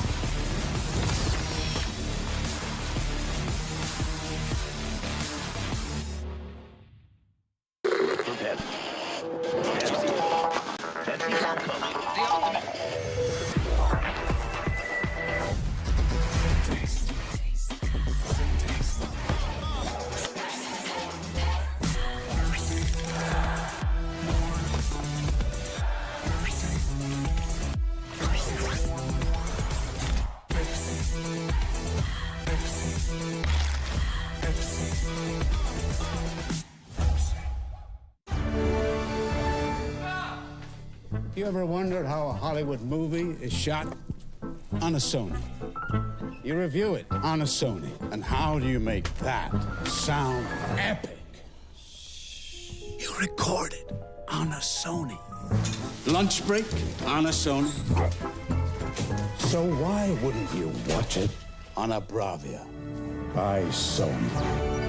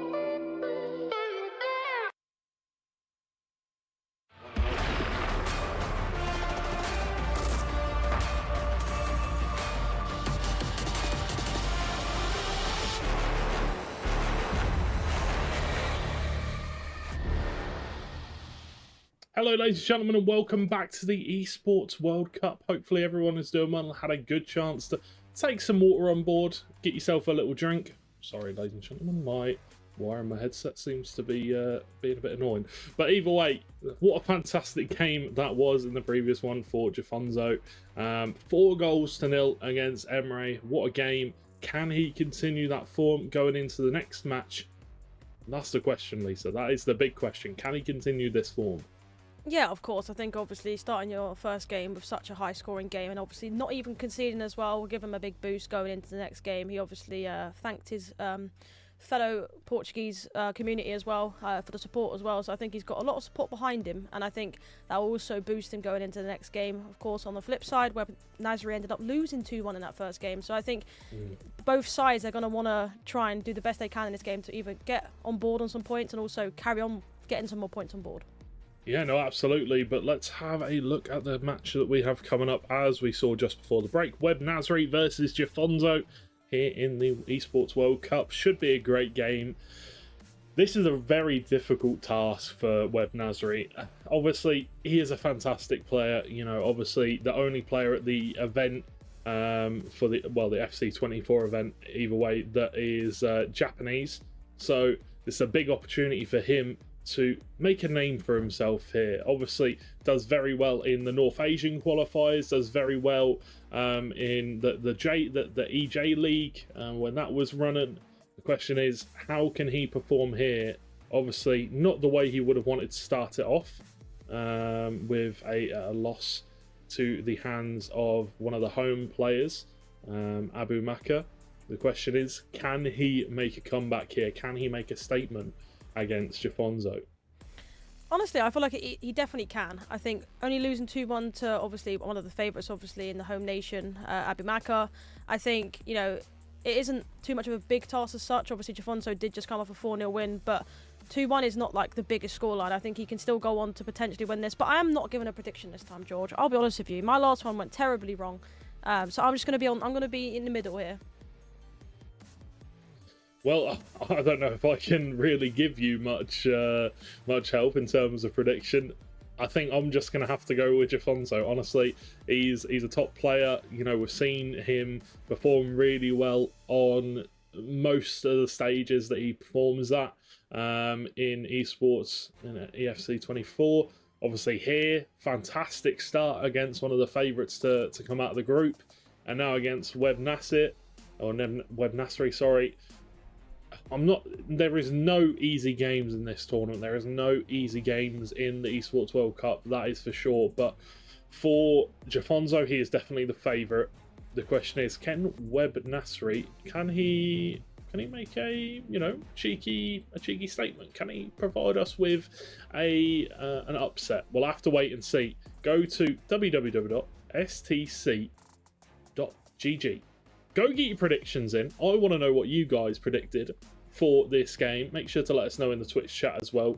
Go get your predictions in so you can have some bragging rights against your friends and your fellow Twitch chatters and come out on top and win gold for yourself. Who knows? But either way, you know, our predictions, we weren't both right in the first game, were we, Lisa, unfortunately?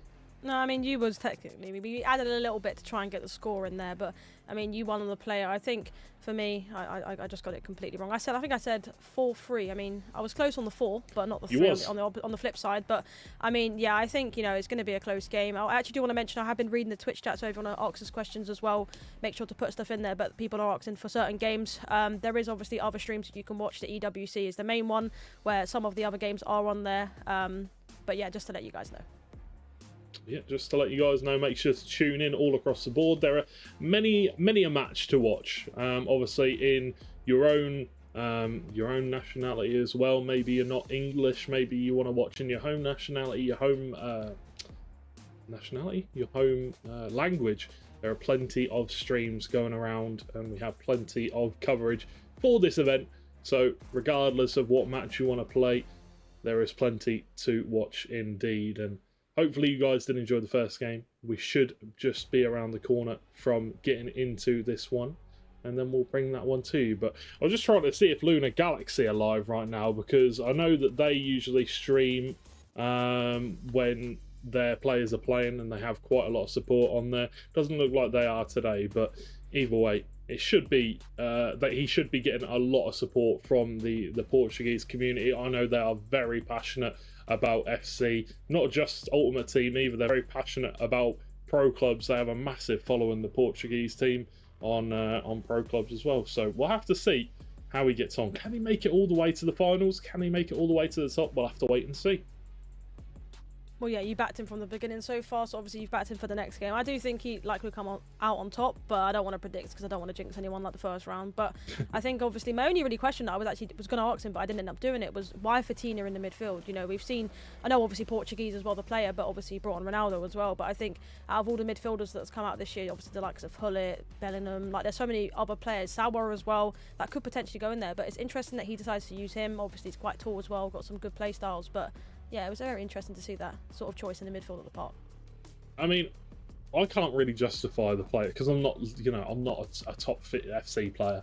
I don't really have much of a comment, but I will say that Vitinha, his body type and the way he moves on the ball is very fluid. He's very good at dribbling the ball. He's very good at moving it quickly. He gets the ball out of his feet fast. That could be the reason, because we did see in the last game, Jafonso really likes to move the ball with fast tiki-taka out from the wide areas. He likes to ping it around, get it into space, try and catch your opponent off guard and make your way into the box from there. But yeah, I would say that is definitely an interesting pick. There are a lot of other centre mids that we do see being used more frequently than Vitinha. I'm just trying to think of like who my go-to midfield would really be. Hullit's obviously out there on top for sure, but then it does get a little bit harder. See, if you're liking Vitinha, that Sour card looks really good. The new Sour card. Yeah, I think she's very good. I just think maybe potentially, obviously, with the way the meta is at the moment, I think obviously the ball's in the air and sort of the crosses, I think she is just too short. Obviously, Vitinha is, you mentioned the body type, how tall he is. Also, he's got pinged pass, playstyle plus, long ball pass, and obviously power shot. Didn't really see a power shot in that sort of last game, but obviously the passing play styles that he has really does help to be able to switch it to the wing, which we did see quite often in that game. So that's also potentially why he's using him, and obviously he's not too small as well. So I think that also is another reason. But we did see a lot of different players in that sort of first game. Obviously we saw R9, which is probably arguably one of the most used alongside Haaland, but we also saw Havertz as well at left back, a card that came out quite a long time ago now. Obviously they'll probably be using the newer version, the Path to Glory one. But I remember having Team of the Season Haaland from ages ago, and he's very good, Havertz, that Team of the Season version as well. Yeah, very true. Very true. There are so many good players on FC24 at this point of the year that you're kind of spoilt for choice, really. My question is, will we see Web Nasri using some Japanese players maybe on the bench? Who knows? Maybe we'll see. There's a Mino card that came out recently that's quite a good wide midfielder, but again, really short player, so it's difficult to get him in there, really. I mean, potentially, if he's winning by a couple of goals and he knows that he's still the game, you might see, like you mentioned, certain cards coming on. We did obviously see on the flip side, obviously, Jafonso using, I guess they're meta cards technically, but we did obviously see, like we mentioned earlier, Vitinha, and we also saw CL7 coming on, who actually scored a brilliant goal in that last game. So I'm surprised I potentially haven't seen Nuno, obviously that card that you got from doing the Champs objective. He was a very good left back, 95 rated or 96 rated, one of the two. So I'm surprised we didn't see potentially him, but there's just so many good choices to use. And we mentioned earlier, John Stones of all people going left back. I mean, I need to get him in my team. I mean, wow, what a performance. He was blocking everything. He was on top form stones in that game. I'm just looking how much he is. Oof. I mean, you've probably got enough money to get him, to be fair, Lisa, because you play the game a decent amount, but 1.6 million-ish. But let's get out onto stage and have a look at the players setting up ready for their game and see how they are getting on, whether everyone's ready. Sitting around on our phones. Oh, a yawn. Oh, dear.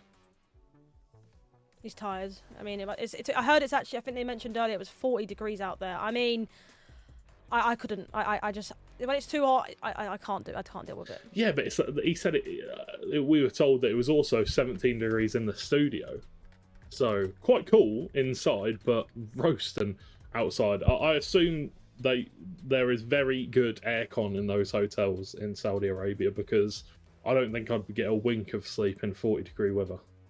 I need aircon here, to be honest with you, George. Same. It's too hot. We just can't, in the UK, it's humid, and we kind of, it's hard to sleep, to say the least, so that aircon in here would be amazing. But looks like, game's soon to start. Obviously Jafonso looks relaxed. Obviously he was relaxed before the first game against Emery, who's arguably for me up there for one of the favourites, and 4-0 win just shows how good he is, and he's just maybe getting a few tips, maybe just talking to his coach about what he should do in the next game, sort of same stuff, or what else should he do. And the flip side, actually, he looks very relaxed as well. Yeah, no, they both look relaxed and ready to go. I wonder what Web Nasri is looking at. Maybe having a look at tactics. Keeps looking up at his screen. So yeah, maybe just putting his tactics in. Maybe that's what we're waiting on. Just everybody preparing. But yeah, either way, it should be just about ready to get into game. Just a few moments away, hopefully. But yeah, I'm excited for this one to see who will come out on top. Obviously, you know, if we look at it in the grand scale of things, this should be Jafonzo coming out on top. Obviously, Emre, very prolific player, comes out on top in a lot of events. Obviously, first place finish at the DreamHack Dallas qualifier, where he beat Manuel 5-4 in the final. So this could potentially be a very difficult matchup for Webb Nasri, but at the same time, he's got here for a reason. You know, he's got to this point for a reason. Talented player from Japan. We'll have to see how he gets on. Yeah, I think it'll be a very close game. It's all about, honestly, for me, who can get the first goal, or even in themselves. Obviously, you know, the first goal settles a bit of nerves, obviously, especially for Webb Nasri losing the last game. Getting that early goal, obviously, he went 2-0 down before he even got a goal. Getting that early goal will just boost his confidence, and especially against how good defensively Jafonzo was last game, it's going to be hard to break him down. But if he can get that first goal, the floodgates are open and he can potentially go and get a couple of more. So it's that first goal is just so crucial. And, you know, the first 10 minutes, traditionally very slow for both players, just trying to work out how they play, how they can pick them apart. But I'm looking forward to this one. Yeah, no, definitely. It should be a great game. And for anybody that's wondering who Webb Nasri plays for, he currently plays for the Kashima Antlers. They are a team on FC, I believe, in the J League. Also plays for the Japan national team as well, and represented them in the E Nations Cup.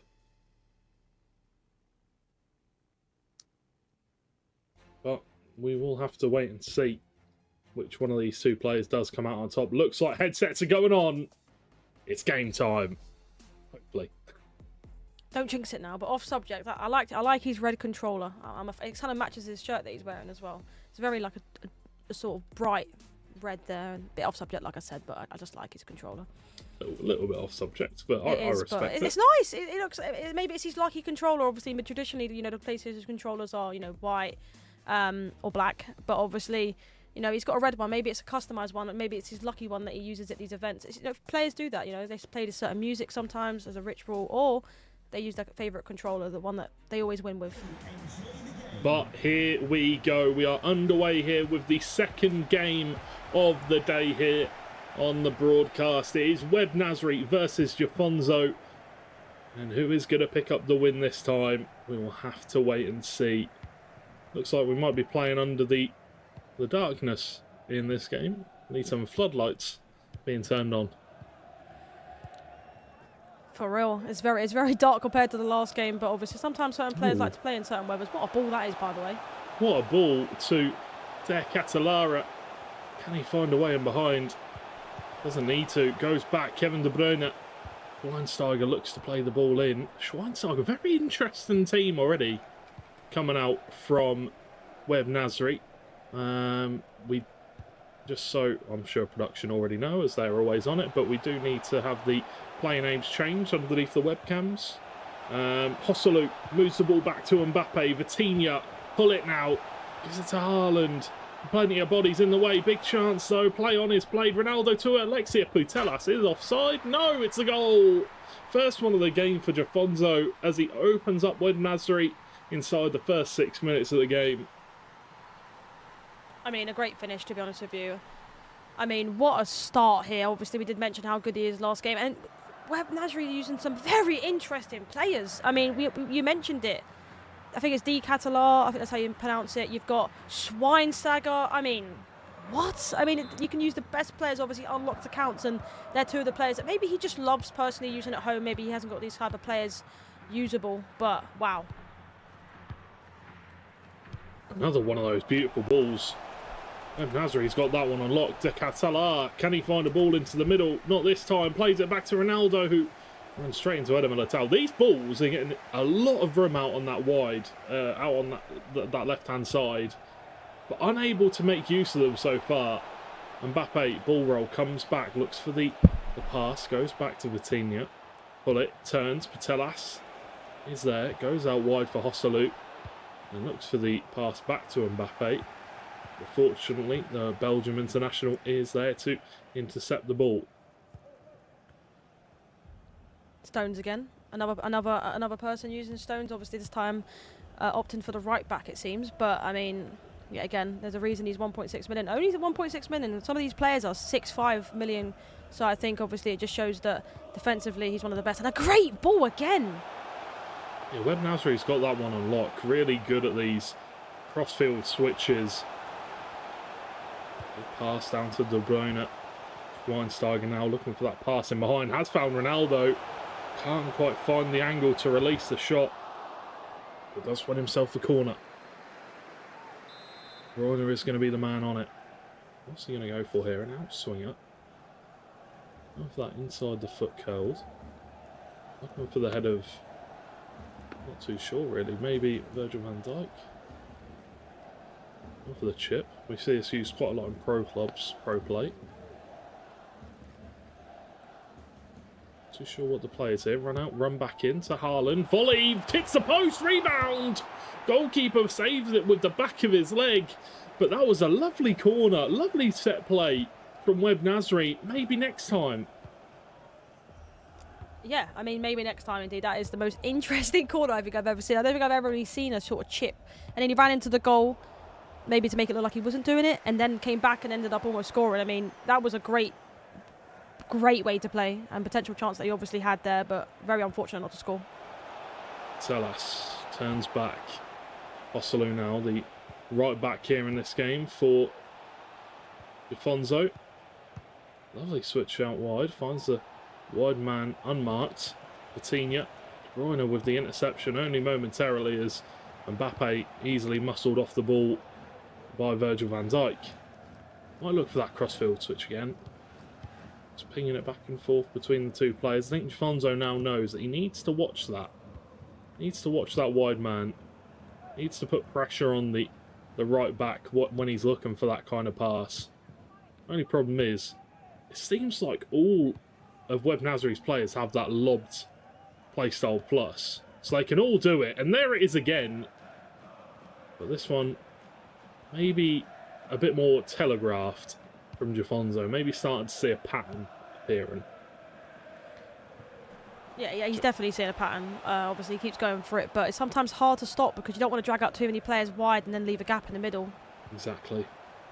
Very true. Patella, lovely ball out wide to Ketelaere with a shot, check with a save. That was an interesting angle. Goalkeeper does make the save, but maybe another chance here for Webb Nasri to make one of these corner tactics happen. And this is something that I would say set pieces are a chance for you to get a little bit creative, especially now we can select players and move them around and bring them back. But let's see if he can make it work once again.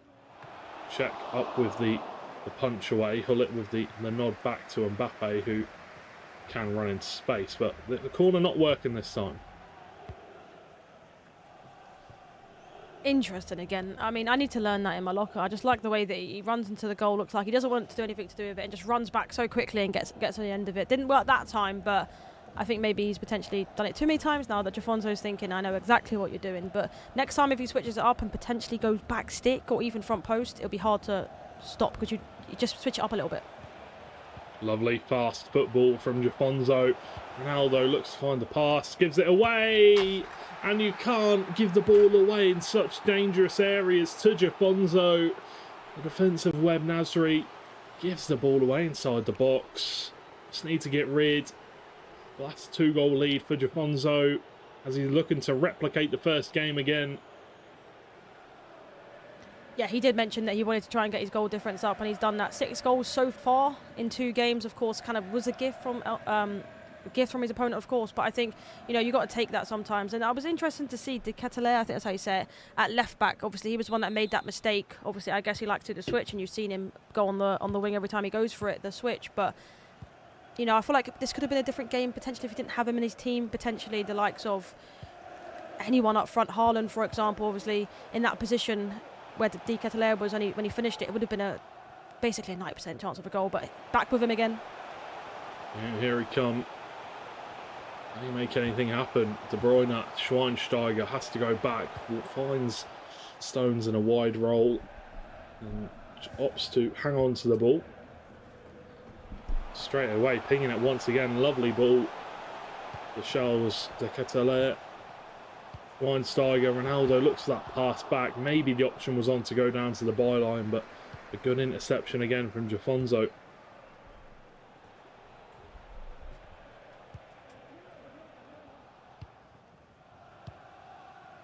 Nice switch out wide. And once again, just moving the ball from left to right here.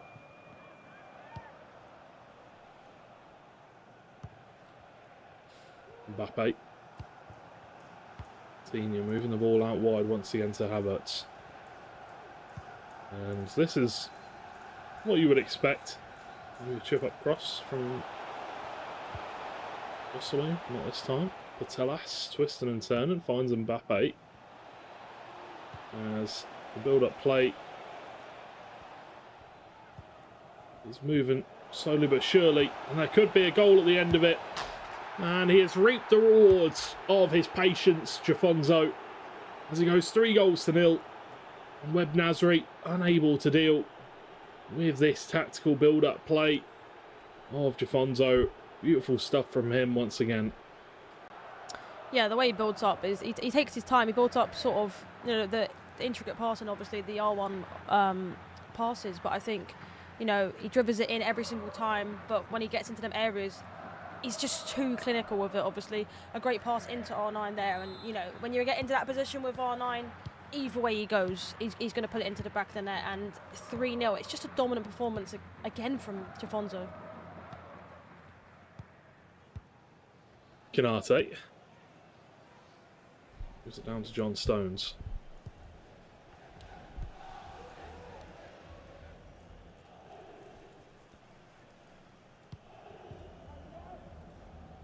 Alexia Putellas. Stones once again. Switch of play out wide to Charles de Ketelaere. Coutinho with the interception. Hullet can take the ball away, and once again Jafonso with some very good defending. 39 minutes into this one so far, and Jafonso is on top. He is asserting his dominance here in Group A, and you know, I would like to see a goal from Webb Nasri. I would like to see him punch back, find a way back into this one. But Jafonso, obviously the favourite here in this match, and he will probably look to assert that dominance and look to continue on that streak of high scoring wins in Group A and look to get that goal difference to be the top of the group. Osalu, there has been a goal in another game. Which way is it going? Looks like it might have gone the way of Young, and it is Ronaldo twisting and turning. Haaland with the finish as Young brings it back. It's 2-2 in that game now between Young and Abu Maka.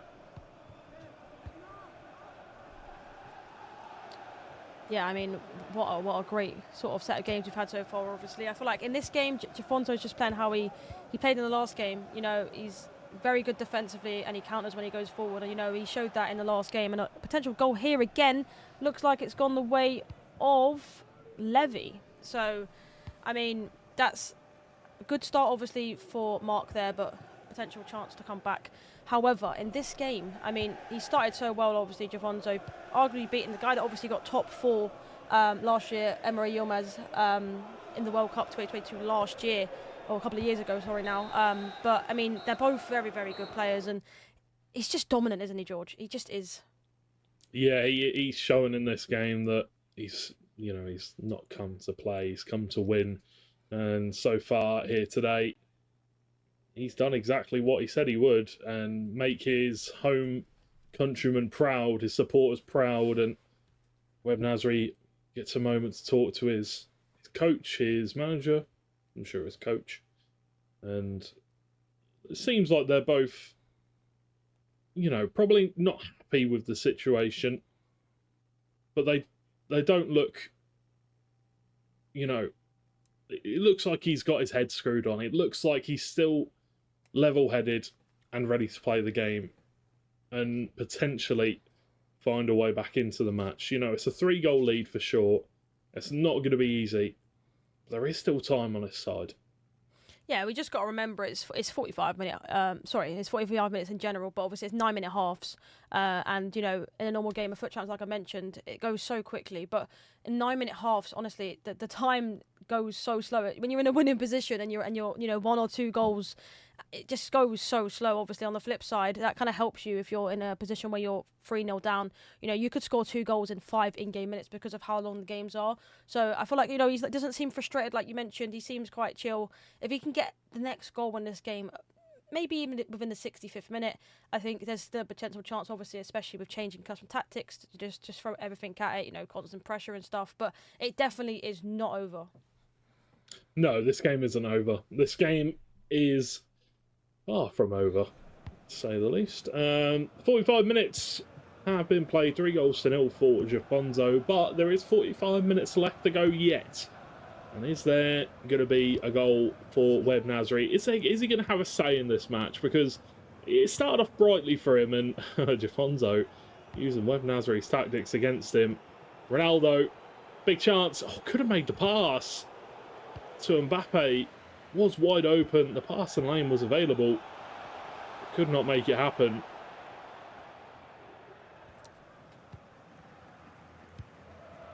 Yeah, it was a great start for Jafonzo there, obviously using, like you mentioned, his tactic, Webb Nasri, but potential chance now, it's just gone out, unfortunately. But yeah, using his tactic against him and almost scored. I think, like you mentioned, I feel like he should have gone maybe for the extra pass there, but in his own head, he probably thought it's Ronaldo. He can still score from this position, but he's 3-0 up as well. He doesn't really need to worry as such, but obviously just getting that cushion to make it 4-0 would definitely make sure this game's over.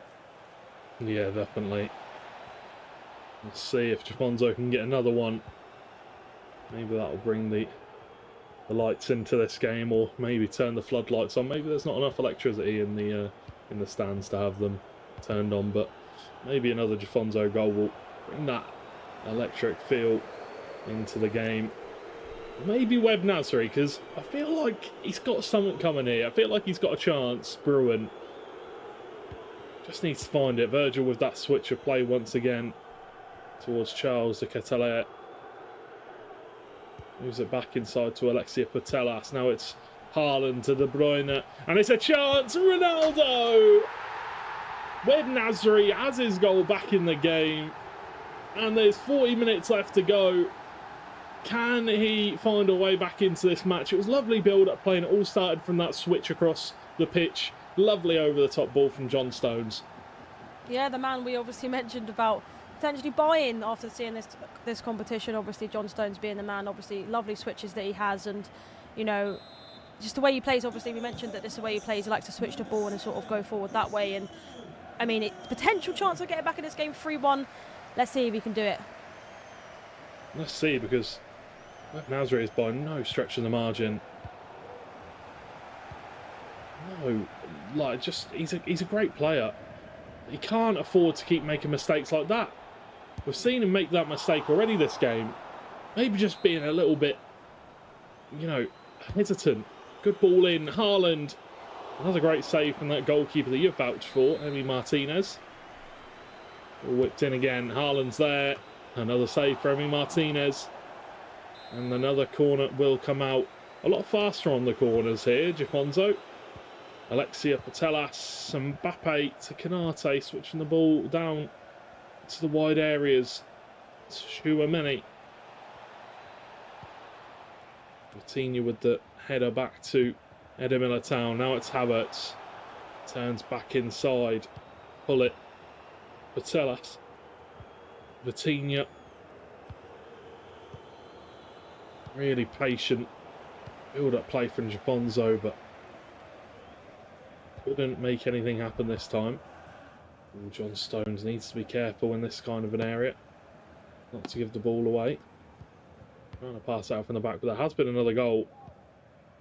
Virgil van Dijk switches the ball out wide, and it looks like it might be going the way of Young as he takes the lead, 3-2, and celebrates as expected. A great goal to bring him back into the game and brings them into the lead now.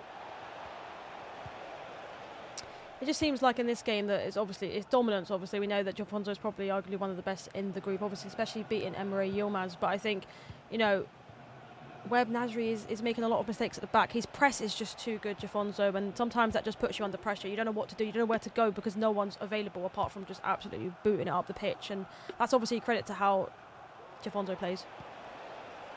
Mbappe to Patelas. Mbappe now could look for the return pass. Turns back inside. Doesn't have many options quite yet, but is being patient. Runs down the byline. Finds the pass. Under a lot of pressure. Charles de Ketelaere is there to win the ball back for his team, but once again gives the ball away high up the field. Jafonso is relentless so far this game with his pressing, not allowing Webb Nasri any time to play those swinging balls across the field that he likes to use. Tchouameni comes down the byline, is kind of invited in, but it does go out for a goal kick, and the pause is the one to come through, and we can see the team's fully there and a few of the bench players, and obviously some substitutions to be made for both sides, I would assume. I just want to mention, I just saw Harry Maguire being put on the pitch. That, you know, as a United fan, I love to see that. I can't lie. I'm not sure who actually did that. I don't know what obviously player we're actually watching as such, but I mean, Harry Maguire, obviously, he's very tall, and I'm sure he can get on the end of a few crosses as well, and obviously defensively, but a few changes to be made. I'm sure Webb Nasri is just going to go for it now. You know, constant pressure, which will obviously leave gaps in behind for Jafonso to, you know, sort of counter and maybe get his goal difference up. But on the flip side, no one likes, you know, I'm sure you've played champs before, no one likes being constant pressure because you just panic and then you concede and you just get in your own head. So it'd be interesting to see how this game ends. Absolutely, but you can see there that his coach is talking to him throughout the game, you know, maybe helping him see things that he maybe isn't, you know, when he's playing it out from the back. Obviously, needs to be careful about the pressure.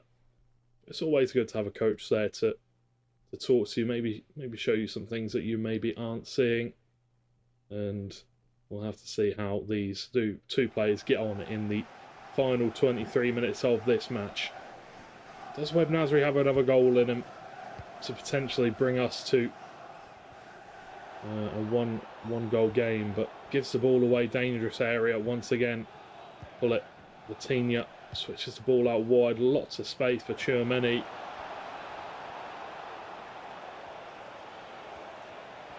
Still twisting and turning. Back to Ronaldo. Latinia, great pass to Mbappe, blocked by that man. Harry Maguire's on the field. Pull it, chance, oh, rattles the bar. That would have been the goal to put Jafonso through without a shadow of a doubt. There has been a goal in another game. Once again, it looks like it might have gone the way of Mark. So he's running forward with the ball, and it's Bukayo Saka. I think that one would put him 3-1 in the lead. Or maybe 2-2. 3-1. I think 3-1. It's quite difficult to see. It's quite a small little window that comes up. But either way, there's a goal for any of you Mark fans out there. Ibrahima Konate. It's John Stones bursting down the right. Needs to make something happen sooner rather than later now. Webb Nasri. Frimpong. Maybe looking to bring some pace into the game by bringing Frimpong on.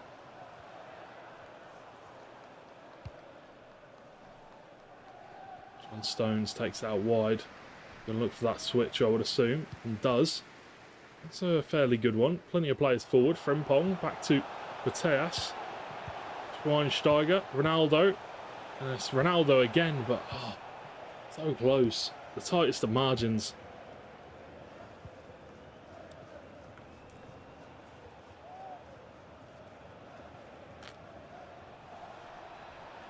Kai Havertz.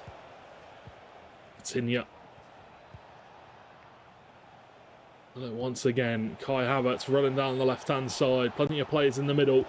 Mbappe has a pass on. Chooses not to use it. Chooses to go back. And all of this that is happening right now from Jafonso is running the clock down. Decreasing the chances of Webb Nasri getting back involved in this game. Having a chance to bring us back to 3-2.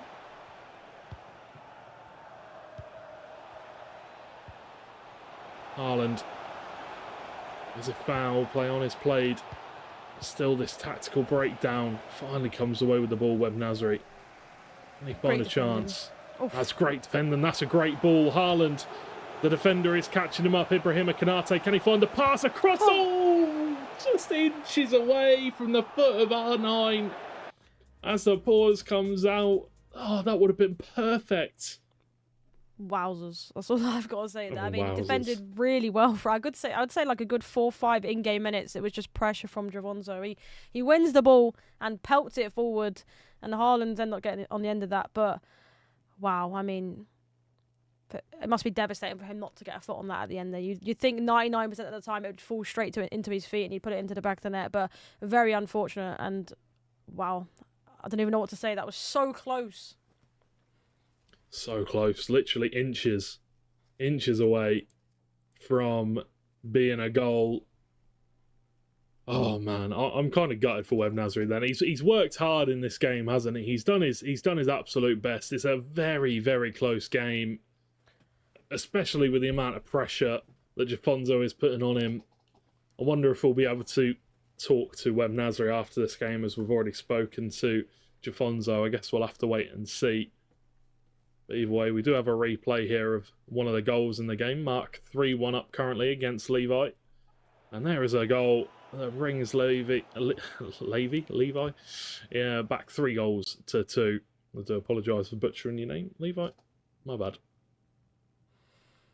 Yeah, I mean, it's a close game between Levi David and Mark 11. I think, Mark 11, arguably sort of up there. To sort of go, like I mentioned, sort of go far in this competition, especially because obviously second place sort of last year. But, I mean, great start from him in this competition so far. And obviously this is another goal in this game to make it 4-1 for Javonzo. And Webb Nasri will be very upset, obviously, not to get that, take that chance that he got earlier. Because it should have been, 3-2, and now it's 4-1. But, I mean, what a performance from Jafonzo, right? Yeah, a great performance, regardless of Webb Nasri getting a goal back, regardless of, the amount of pressing that Jafonzo has had to have done. Webb Nasri, kept in this game mentally, which is really important. Got the goal back. It took him 60 minutes, but he got back into the game. Unfortunately, we could say what could have happened if he would have put that one in the back of the net, but he didn't. Jafonzo stuck to his guns and found another goal in this game, which brings his total up to an impressive +7 on his goal difference now, which is, after 2 games, incredible. Incredible indeed, and he's going to try and get that extra goal. But you mentioned earlier about making sure that his goal difference stays up. He's conceded 1 goal in basically 2 games so far, and he's scored 8. I mean, what a performance. Neymar to Frimpong. Ball played in. Haaland down to Neymar. Mbappe, and it's 5-1. He's increased that now to 8 goals plus on the goal difference. And, 5-1. Is it the scoreline that is deserved?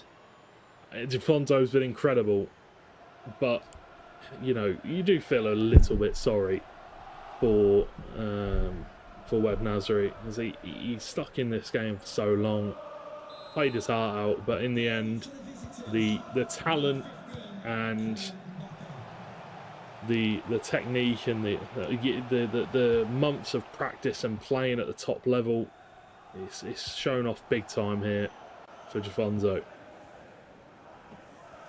has indeed. Another chance here. Tinha, Mbappe, might be another goal. Ronaldo, surely. It's 6-1. It's another goal for Jafonzo, and we do get the sue this time from Cristiano Ronaldo. Yeah, obviously I love to see that Jafonzo's doing well and he's playing really well, but at the same time, Webb Nasri, he did so well to stay in the game for so long, but unfortunately, towards the end of the game, just switched off a little bit. Yeah, I think it was just a dominant performance from Jafonzo. I mean, obviously, he came off a win, a high-scoring game against Amr Yilmaz. He was buzzing with that, and going into this game, obviously, Webb Nasri obviously came off a 2-1 loss. So he's just playing outstanding, isn't he? And it just shows how good he is just to think that he only qualified a couple of days ago with the last chance qualifier is just crazy to think that. Yeah, incredible.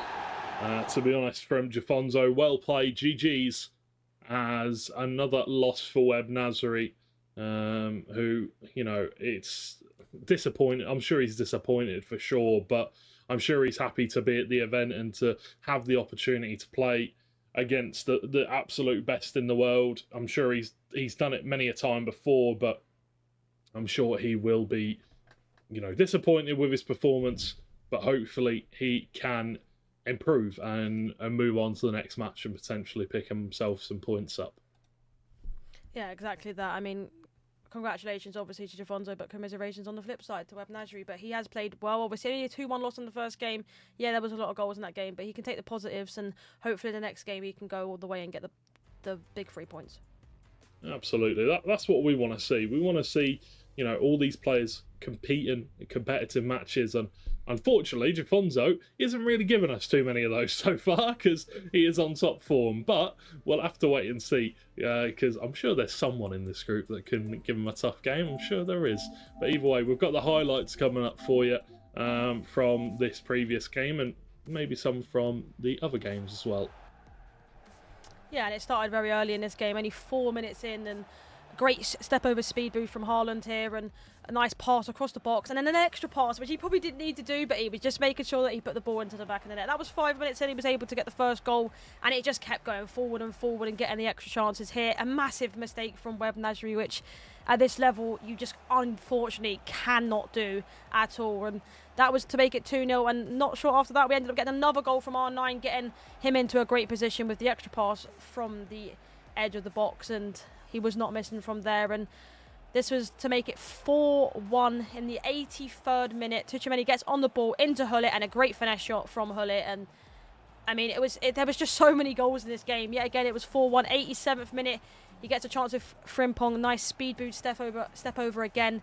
The extra pass from Haaland, and again into Mbappe, and a great finish. I mean, most people there, when they cross the ball into the box, you'd think that he'd header it. No, he touches it down and passes it on. Another chance here to make it 6-1 only a couple of minutes later, and it was CR7 with the finish. I mean, look at his reaction. He just doesn't know what to say. It was a great performance. I think he's just performing so well at the moment, isn't he? Yeah, obviously humble as well, which is fantastic to say the least. You know, obviously, you know, it's all good and well scoring, having a high scoring game and celebrating. You know, but obviously he understood that it was always going to be a tough game. But we do have another interview coming up once again. I'm pretty sure it's going to be our boy once again, Jafonzo, joining us. So we'll have to slide over there and chat with him once he is ready. There he is, Jafonzo. You're back again, winning. Yeah. Incredible match once again. I don't want to say dominating your opponent, because obviously, you know, it was a tough game for Web Nasri, but you definitely put him under pressure throughout the entire game. And was that the game plan? Put him under pressure from the start? Yeah, of course. I entered the game like the last one against Emre. Web Nasri, I think, is a different player. In the beginning, I take a few minutes to adapt to him, but after that, I think I made a good match. Yeah, definitely with the over-the-top balls he was playing from his right back and right centre back. Saw it took you a couple of times, and with the corner kicks, but once you kind of figured him out, there was no stopping you. Got any questions, Lisa? Yeah, I think a few actually for me. I think first of all, I know you mentioned it was quite hard to like work him out as such, but I mean, seeing players like De Catalera, I think how you say it, Schweinsteiger, was that sort of hard to adapt? Just seeing players that you wouldn't really see at this stage. Yeah, that's our choice that are not usual to with open accounts, but yeah, everyone is free to choose the players that they want. And yeah, I just need to adapt it a little bit in the beginning, and then I could do my game. I think the final question from me is Vitinha. Why Vitinha? Is it because it's Portuguese, or is it like his long balls? It's just I don't really see it too often, but there's so many other options really for me. I really like Vitinha because of the long ball, and he's a player with a lot of agility. So yeah, sometimes I take some risks to turn with the players. So yeah, Vitinha is definitely a good choice, at least for me. Well, congratulations. Thank you. Yeah, thank you very much, Jafonso, for another great interview, and congratulations on your win once again, mate. And thank you for the interview. Thank you. But yeah, that's another win for Jafonso on the board, and hopefully he can move on to win more games. Well, he will be hoping, and the Portuguese fan base will be hoping as well, as he moves on to the top of the table, extends his lead at the top of the table. We do indeed have more matches coming up for you though, ladies and gentlemen. Plenty more matches today. I think we've got 4 more to come. And that is just today. We have more games coming on after that as well on Saturday and Friday and Saturday. I forgot it's Thursday today. My bad. But either way, Lisa, final thoughts on that match? You got any final thoughts?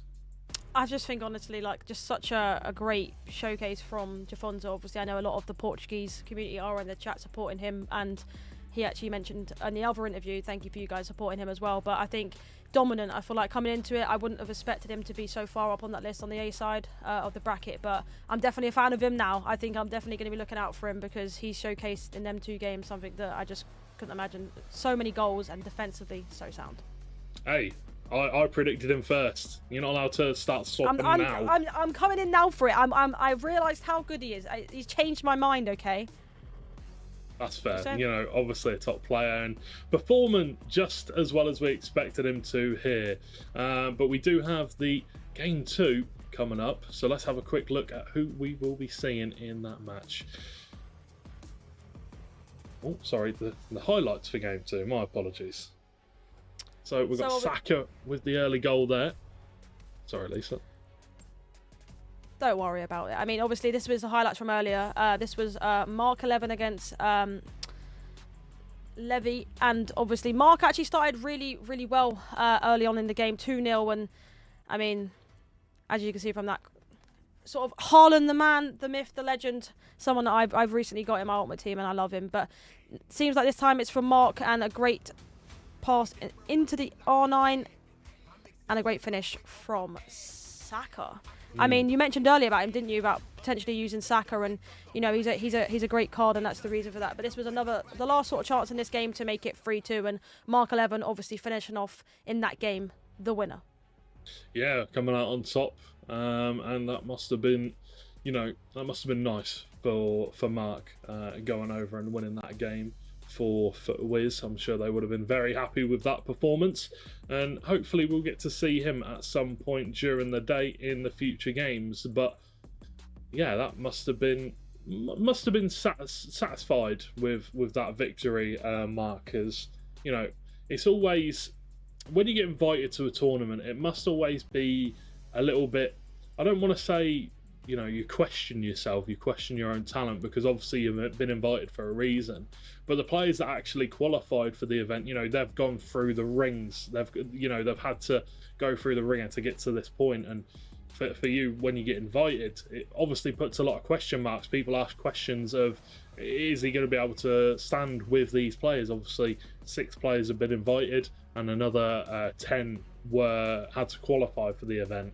So you always ask questions of yourself there. But Mark's definitely answered the questions. He deserves to be here, and he performed well in that game. Yeah, it's definitely hard when you get invited, sort of like you mentioned. You know, you don't actually have as much time playing in like these sort of tournaments, whether that's LAN or whether it's at home. You know, you get the experience, you get to play these players that you wouldn't normally get to play against. I know that was something that Mark actually mentioned earlier in the year. In certain tournaments he couldn't compete because he's already invited to it, and it meant that he didn't get to play against these good players because people don't want to play against him because he's already in the tournament, and you don't want him to know how he plays, basically. So it's kind of hard for him, but I think obviously getting that goal, and I'm bottling it here. Basically, for him to get the win there is what he needed, and I think that will definitely help him. Yeah, no, absolutely. Getting the win there is massive for him, and I'm sure that'll give him a big confidence boost going into the later stages of the day. Jafonso currently top of Group A. I'm sure he will be very happy with that, with +9 on the goal difference, or actually it should be +8, +9. One of those two. I'm sure we'll find out when we see the group stages. The group bracket after. Or we should be getting up fairly soon. I'm sure the producer is just getting that ready for us. But either way, what a start to the day it has been. 2 games through here at the EAFC Esports World Cup event being held in Saudi Arabia, Riyadh. Unfortunately, we aren't there. It does make me a little bit sad because it looks very, very cool. Not just the esports event, but the event in general. There's not just video games going on. There's music. There's, you know, arcades. There's loads of stuff going on.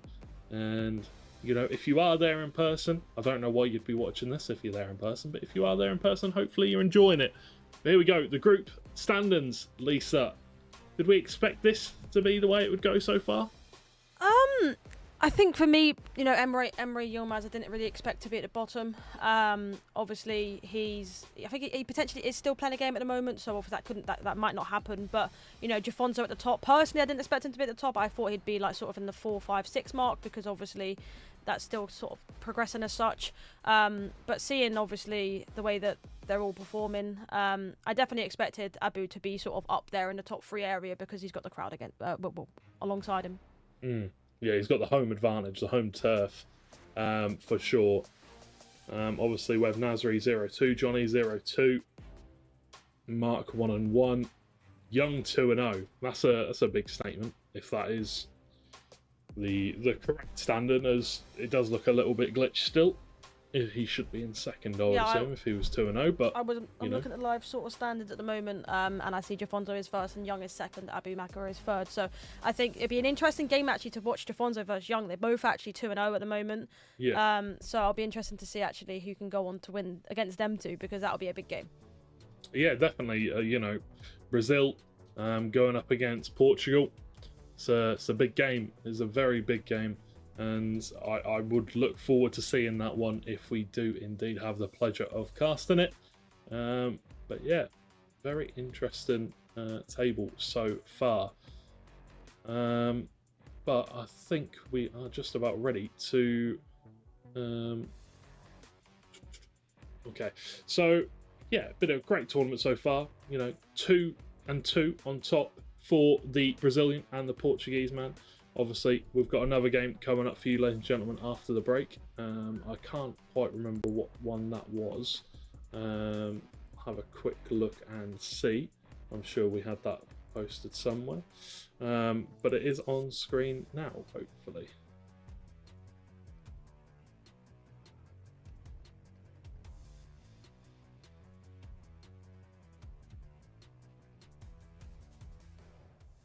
Oh, okay. So we're underway with the next game. 3-2 currently for Young, or is this highlights? Not too sure, but either way, Young is in the white and Abu Makar is in the black. 3-2 currently for Young, as we look to see if Abu Makar can get back into this match. We spoke about the fan favourite. Obviously, that will obviously boost them. Being there in person as well, of course, but we mentioned Young is a very, very good player.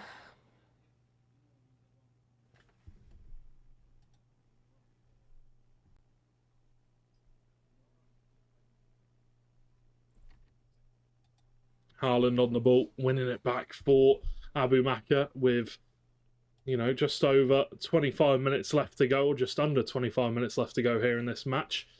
He will be wanting to get back into this game. Saliba switching the play out wide as Young has possession back, and so Young is currently 1-0, but he's currently leading 3-2. So that game, obviously, this game hadn't finished yet. So as it stands, Young is still 1-0. Jafonso's 2-0, and Abu Makar is also 1-0. So this match decides who will be staying unbeaten. And as it stands, it is Young that is staying unbeaten. I do apologise, I wasn't too sure what we were seeing, but we are fully aware now. Konate intercepting the ball there, a great interception as De Bruyne wins it back. Pull it. Ronaldo, Kevin De Bruyne playing the path, ball into the path of Saka, but coming away with it. Oh, that's a lovely ball. Cruyff, can he get past Konate? Lovely bit of skill. Does manage to throw the defender off momentarily. Mbappe takes a shot on, but straight at the goalkeeper. Cech makes the save. Yeah, great save. Actually, interesting that you're seeing Cruyff being used. That's obviously, we've been watching Jafonso, so we haven't really got to see different players. Obviously, Web Nasri did obviously have a few players that he was surprised about, like he mentioned in his interview, but we haven't seen Cruyff yet, so it's great to see some other players that we haven't seen yet being used. Absolutely. Ronaldo! Big chance and a great save. Once again. Lovely save from the goalkeeper.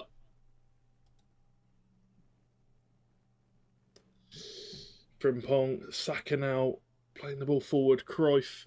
My apologies, I realised I was watching the delayed version. Mbappe. Great save from the goalkeeper once again. As the ball is switched out wide for Young. Haaland now, ball into the path of Hullet. Dribbling through. He finds a shot, does. Check with a good save. As the pause does indeed come out. We have no in-game sound, no crowd noise, nothing like that. There's no ambience to hype us up for this match. I'm quite sad, actually. To be fair, when I play at home, I don't like to hear the game sound personally as well. I have my headset plugged in and I listen to music. That's what most pro players like to do. They like to listen to the music. Some players I've heard play the same song or the same playlist on repeat every single time they play. It's just the way they play better. So it's rituals, things I like to do beforehand. Maybe sometimes it could be the controller, that they're using the same one, like music. It's certain things they do just to hope. See, I like to hear the ambience, the crowd getting hyped up when I score, cheering me on. And then, if I'm at home and I can see, they're just completely silent. I love it. But either way, Haaland's header there, straight over the bar and behind for a goal kick. Osalu now pulls it back for Eder Militao. For Young here, all he really needs to do is just drain the life out of this game, slow it down. Keep hold of the ball. Make sure Abu Bakar doesn't get any chances. Obviously, the home crowd will not like that at all. Cruyff, big chance, big goal. Johan Cruyff, the man who we said we haven't really seen very often in this tournament so far, brings Abu Bakar back into it with a thunderous shot. Should Czech have saved it? Maybe. Yeah, I think it was a great shot from Cruyff. When we mentioned, haven't seen him today. Maybe this is why we should be seeing him. What a great finish for Abu Bakar, and obviously I know the chat did say they wanted to see him in action, and here it is, his game. But I mean, what a start! Well, so far to this game, 3-3. It was my prediction for the first game for Jafonzo. Just wrong game, you see. But yeah, I mean, what a game we're witnessing here, 3-3, and I feel like it can go either way, honestly. Havertz, Kylian Mbappe. Bukayo Saka now.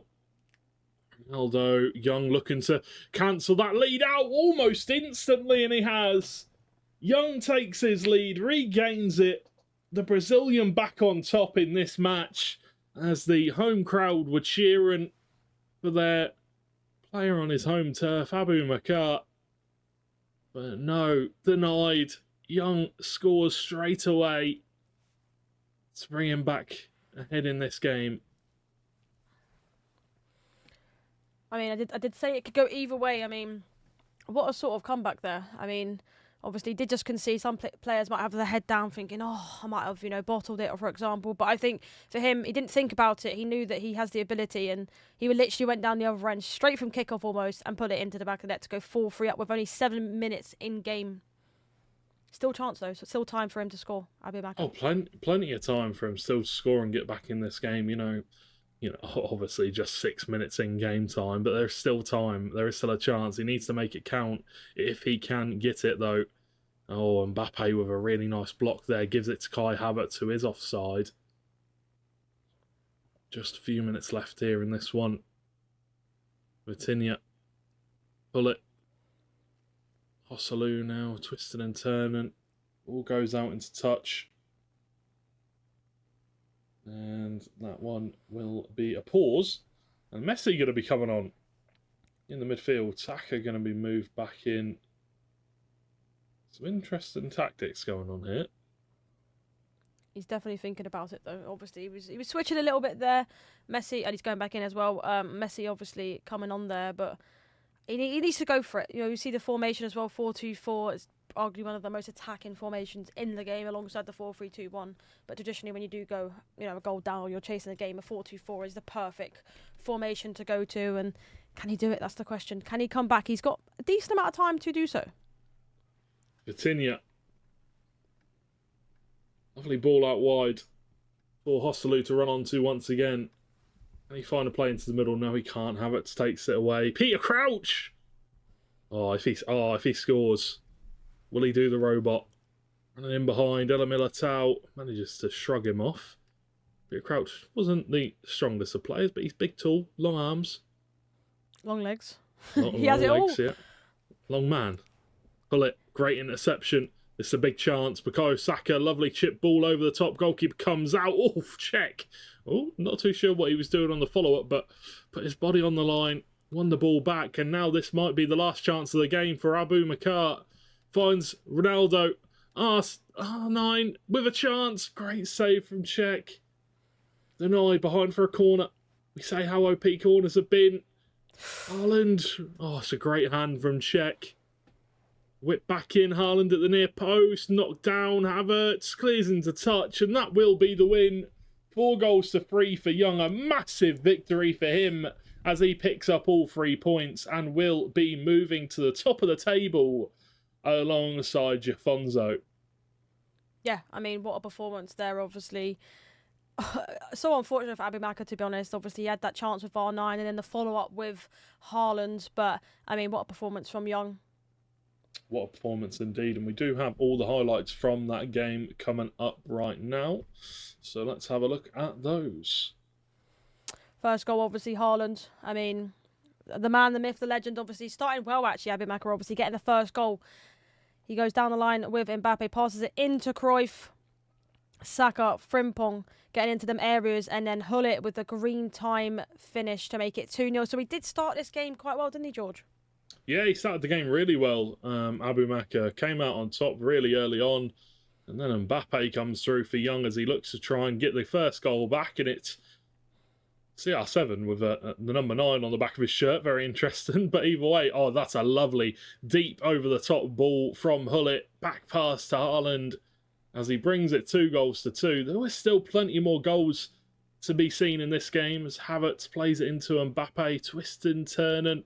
Finds Haaland, and that is a thumper of a goal as he takes it 3-2.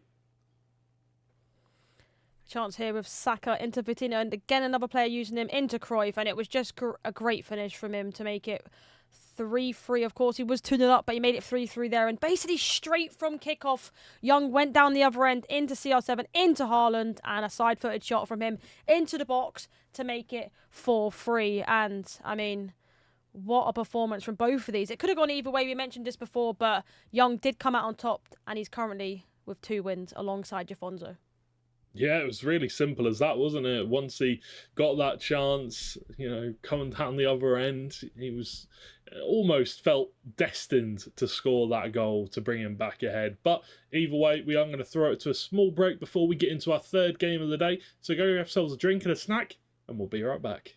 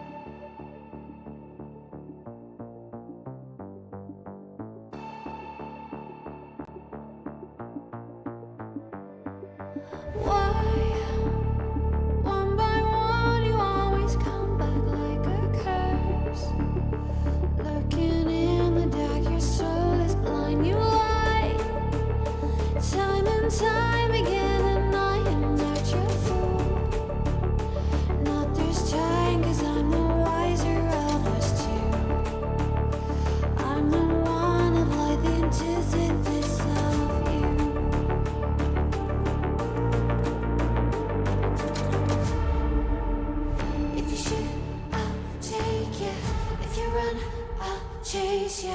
If you scream, I'll whisper.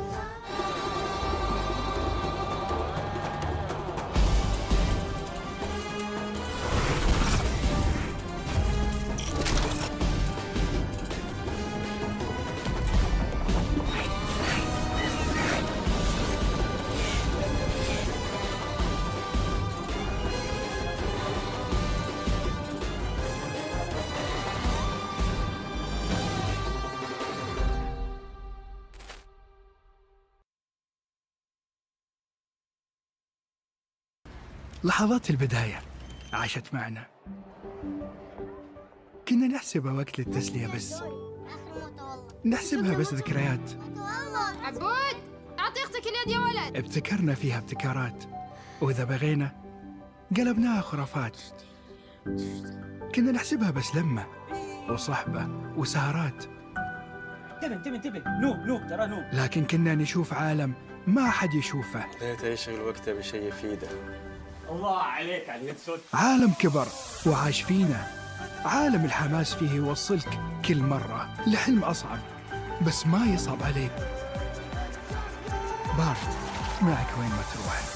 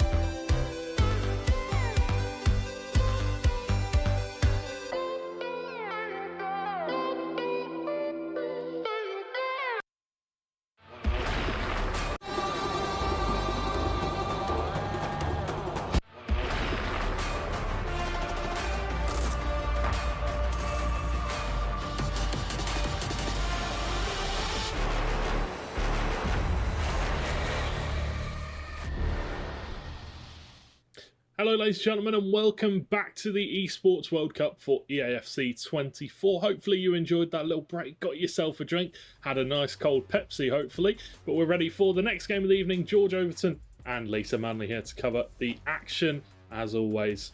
Hopefully you're all doing well and ready for this next game like me and Lisa are. But the first two games of the day, wow, great games, really good games. Jafonzo in both of them, proven that he is the one to beat here in this group. Yeah, and also showcasing the reason why he's here as well, to be honest with you. Obviously, he only won to get into this competition a couple of days ago, and he's proven why he's here and scoring so many goals. Yeah, but we do have the next game coming up. It is going to be Emre Yilmaz versus Web Nasri. A chance for Emre Yilmaz to go back-to-back and pick up 2 wins on the bounce after his first loss to Emre Yilmaz. And a chance for Web Nasri to get on the board. Has not picked up a win yet. Only scored 2 goals so far. Can he come back into this tournament?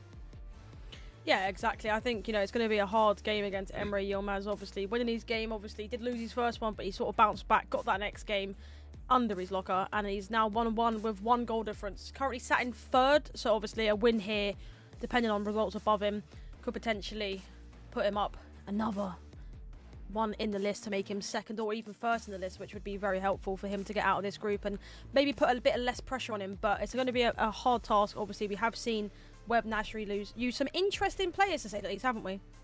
Yeah, some interesting players indeed, but I think he's a confident player. He doesn't seem to get tilted doesn't seem to, get deterred by going a couple of goals down. He seems to be fairly confident in his play style, and if he is going to pick up a game, I feel like this would be a good time to do it and start to get a run going if he wants to make his way out of this group. Yeah, he needs a win sort of sharpish, to say the least, Webb Nasri, or he could be seeing himself going out of this competition. Obviously, a win potentially puts him in that sort of bracket where you have a sort of a last chance as such, right? But if he goes 0-3, I feel like he potentially might be going out of the competition, and that's not what he wants to be hearing, right? That is very true. If you go, 0-3, it makes it very, very difficult for you to make your way out of the group, and you always have that chance of getting into the resurrection bracket, but that is always going to be a difficult task. And even if you do make it out of the resurrection bracket, you got to go up against the first in the group in the first round of the playoff stage. So that is a near impossible task. But this is FC 24 we're watching here. There is always a chance for these two players, but let's see. Emre Yilmaz, he wants to get another win and get himself to 2-1. He's done really well to mentally reset, like we spoke about, after that 4-0 loss against Jafonzo. The question is, can he bounce back here and get another win? Yeah, we did see the frustration, obviously, from him in that first game, obviously going 4-0 down. Probably wasn't expected. Obviously, he's been practicing for this competition for a little while now, but obviously, luckily for him, he was able to bounce back. He was able to, I guess, for him, just recuperate, just realise maybe what he did wrong, had maybe a little bit of time with his coach to work out what he can do, and he bounced back. He got that win, and now he needs to try and bounce back again to go 2-1 up. Yeah, but let's have a look on stage as we are. Well, the players are getting ready. You can see there, Webb Nasri getting ready. We've got Mark there also getting ready for his game, and Young as well, who will be going up against Jafonzo in his match. Jafonzo, obviously, very, very good player. Young, very, very good player. Both 2-0. Who is going to lose their first match? Well, we are going to find out. And also, we have another one of the players there that got invited to the tournament in, if I can find his name, I'm pretty sure that's Johnny sitting there. Yep, the tallest player in the competition. He's like 6'8" or something. He's very, very tall. Obviously, next to him, Emre Yilmaz. There's some big names in this competition. Johnny, surprisingly, is 0-2. Obviously, he hasn't actually lost a competitive game, pretty sure, up until this stage, on the main stage anyway. And to go 0-2, I feel like I didn't expect it, and probably a lot of you guys watching as well. But obviously, our main focus is on this next game. And can Emre Yilmaz win again to mean that he's won 2 and lost 1, which definitely puts him at least top 2, depending on the other results for Young and Jafonzo. Well, Johnny had 2 tough games in Levy de Verde, and he also had Emre Yilmaz, who just came off the back of a 4-0 loss. So he had to deal with Levy de Verde, who is a very good player and, very much a tough task, and then had to put up with probably quite a animated Emre Yilmaz after his first game. He was.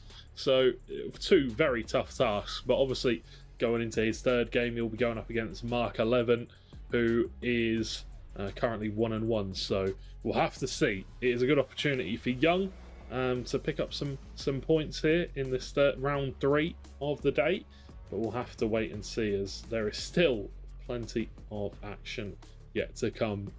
But refocusing our eyes on this game, Emre Yilmaz versus Webb Nasri. Emre Yilmaz obviously wants to pick up the points to give himself the best opportunity to qualify for the playoffs, and not just qualify, but get himself a good seed. That is very, very important in these kind of tournaments. Yeah, exactly. And I also feel like, for these players, I think goal difference is also key. Obviously, Jafonzo did touch up on it earlier, but looking at the actual group stands at the moment, obviously, Emre Yilmaz is +1 and Webb Nasri is -6. So I think if Webb Nasri is to win here, he would need a couple of goals just to help with that goal difference, because I guess as a player, the worst feeling is going out because of goal difference, knowing that you could have potentially have not pushed as much in like the last game to try and save yourself from going out. But it's what happens. You need to try and do your best that you can and throw everything at it. But hopefully we can see a good game here. Loads of goals we've actually seen. So every single game we've commentated on so far, George, we've seen so many goals. So hopefully that continues. It could be a fast game again. Yeah, definitely. Hopefully, fingers crossed, it can be a good game. Obviously, we are just waiting for the players to get into lobby and get into game. Just waiting on the staff to let them know they're all good to go, and then we will get into the game. But yeah, both of these players obviously want to pick up all 3 points, want to move on, and you know, secure themselves some more money. Obviously, is great. Secure more points for their team. Obviously, for their teams, you know, on the grand scheme of the EWC, this is Emre. It's all eyes on him, really. You know, Emre, Levy, and Manu back short. It's all eyes on them in the grand table of the Esports World Cup. You know, Team Liquid, they're currently third. A big opportunity for them to move higher up the table if they can get a good place in. And Emre needs to pick up that win here if they want to do so. Yeah, I definitely feel like he's the favourite as well going into this game. I know I jinxed, you know, in the first game, Emre Yilmaz, but I definitely feel like he is the favourite going into this one, especially as, you know, he's now put some points on the board, whereas obviously Web Nasri has now lost 2 in a row. So I think for him, he's the favourite. He just needs to try and get an early goal, Emre, because, you know, in the last game he seemed to lose his head a little bit, obviously got a bit frustrated. So if he can get that first goal, settle the nerves a little bit, and I think he'll be firing from then. Yeah, but it looks like they are being given the thumbs up to get underway with this one. Headsets are headsets around the necks now, not around the heads. We will be waiting a few more seconds, perhaps. I think we are just trying to get everybody started at the same time, so we, you know, all the games can finish at the same time, and we can keep to our schedule. When you've got so many games being played, obviously it is important to do so. But yeah, Web Nasri, we'll have to see if he can get back in this one, can get back into this this league, into this, you know, into this group. Currently 0-2, needs to pick up some points here. 0-3, like we said, and it is potentially going to be, you know, not impossible, but very difficult for you to get back into the game. But here we go.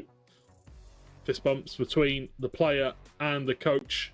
It seems like we are just about ready to get underway with this one. It'd be interesting, actually, George, to see if he changes the players up that he's using.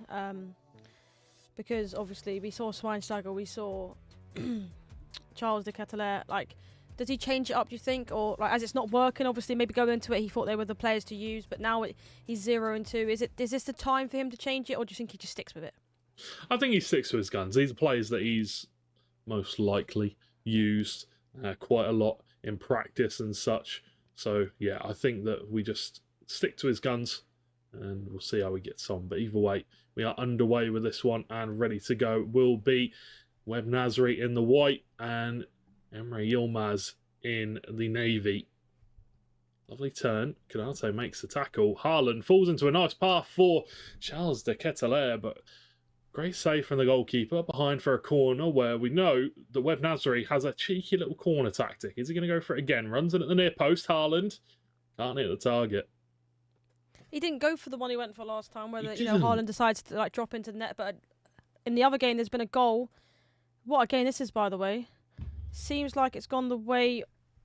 Is it Jafonso? I think that is. That's gone for. So 1-0 Jafonso. We did mention that depending on the next game, he could go second place, Emre. But I mean, that's a game that we did mention we wanted to see earlier, didn't we? We did. We really wanted to see that game. But either way, Jafonso taking the lead, as I don't want to say we expected, but personally, I think he is going to top this group, and he has gone 1-0 ahead against Johnny, who sits in second. Or sorry, Young, who sits in second. My apologies. Crusoe on the ball for Emre, and there's been another goal. Surely not 2 in 1 minute.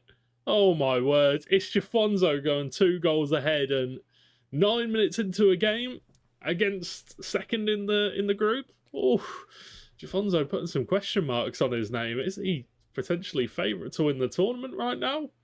He's loving life, isn't he? He's getting the sort of, 2 early goals. So obviously was a mistake from Young in that instance there, but he'll take it. We mentioned it happened against Webb Nesri as well, didn't it? So I think he's firing at all cylinders right now. He's playing the best EAFC that I think I've seen him play. I mean, yeah, I think you're right. He might be up there, especially with how he's performing in the group stages. Obviously, they are played on different days, so depending on the day, you never know. But I mean, today he's playing extremely well.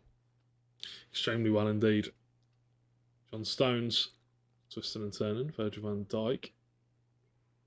John Stones, there's that switch of play that Webb Nasri likes to use that we've seen him use in previous games. Charles de Ketelaere gives it to De Bruyne. Ball played over the top, looking for Putellas, but well scouted by Emery. And there's been a goal in the Johnny versus Mark game, Fnatic versus Footwiz. And it is going the way of Mark to bring it 1-1. And it is Erling Haaland with that goal. Erling Haaland in this game, though. Great ball to Putellas. R1 dribbling, can't quite make it happen. Gives the ball away, though. Luckily, Putellas has had a howler of a shot. Wow, that is 2 mistakes in a row, you would say, really. Webb Nasri giving away the ball in a dangerous position. We saw him do it against Jafonso. And then Emre Yilmaz, not green timing it, red timing it. So it went wide, but that was a key chance for him to get that 1-goal lead and, take sort of pressure off him. But he wasn't able to get it, unfortunately. Big chance, but this is a really good ball from from Stones to De Ketelaere. Who's he looking for? It's Putellas to Ronaldo. Oh, looks for that final pass, but it is intercepted. Maybe could look for the turn and shoot, but unfortunately the pass was not on that time. Well defended by Emre Yilmaz, who we have applauded for having such fantastic defending throughout this tournament so far. Putellas, ball out wide for Stones, as Emre just holding on to it, looking for them overlapping runs, and Osalu now gets to run in behind. Ball played in. Haaland can't quite get his head on it as it's cleared away by Nasri. It's a very interesting game so far, obviously. We've seen the switches that we've seen Webb Nasri do in the last couple of games we've actually watched from him, but, I feel like it's hard at the moment for Emery to break him down as such. Obviously, he had a couple of chances, but Jafonso did say it took him a good, 20, 25 minutes to sort of work out the way he plays, and that's where he was able to fire on all cylinders, and looks like potentially Yilmaz is able to do that now. Yeah, great pass. Oh my word, no way. Mbappe, the ball over the top on the half volley with the power shot. Oof, that would have been goal of the tournament. Oh, that would have been beautiful, but just wide and over the bar it goes. As Emery still looking for that first goal. Had opportunities, but unable to find the back of the net as of yet. Haaland to Charles de Ketelaere. Finds his way in behind. Can he find the pass? Back to Ronaldo. Courtois with a great save. And this is an end-to-end game. Very, very closely contested. And the corner will come out. Is Nasri going to do it? There's been a goal in the other game, Lisa. Ronaldo with the ball over the top. The shot comes. Oh, that's lovely. What a finish. Johnny going 2-1. Haaland! Nasri has the lead as Haaland gets that near post header from the corner, and that will be the Japanese national taking the lead, 1-0. I mean, wow, we didn't get a goal for a while, and we saw 2 goals at the same time. It was always meant to be, but we obviously have seen him do that corner routine in the games that we've watched him so far, and this time it paid off. You can see Yilmaz just getting a bit frustrated. We saw that in the game against Jafonso, and it looks like he's getting a bit frustrated. I did say getting that first goal would be helpful for him, but can we maybe potentially see points on board for Webb? I don't want to jinx him or anything, but we'll soon find out. Yeah, it's going to be difficult, that is for sure. For Emery, needs to keep his head on. That's so important. Keep himself in that game. He needs to keep his head on his shoulders. Can't afford to be, losing his mental. Not in these kind of tournaments. Needs to show his experience. There's that switch play again from Webb Nasri. The Ketelaere looks at the pass in the middle to Ronaldo. Green time finish! Webb Nasri, 2 goals up.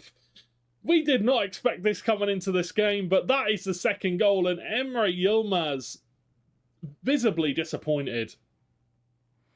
Yeah, I mean, it's honestly, it's the way that Webb Nasri plays. Honestly, it's like it's so hard to stop because, like I mentioned earlier, you don't want to sort of drag players out and then sort of that sort of pass be available in the middle, which kind of happened there as such. But I mean, what a green time finish from Ronaldo, and it goes 2-0 up now, and another goal. There's loads of goals.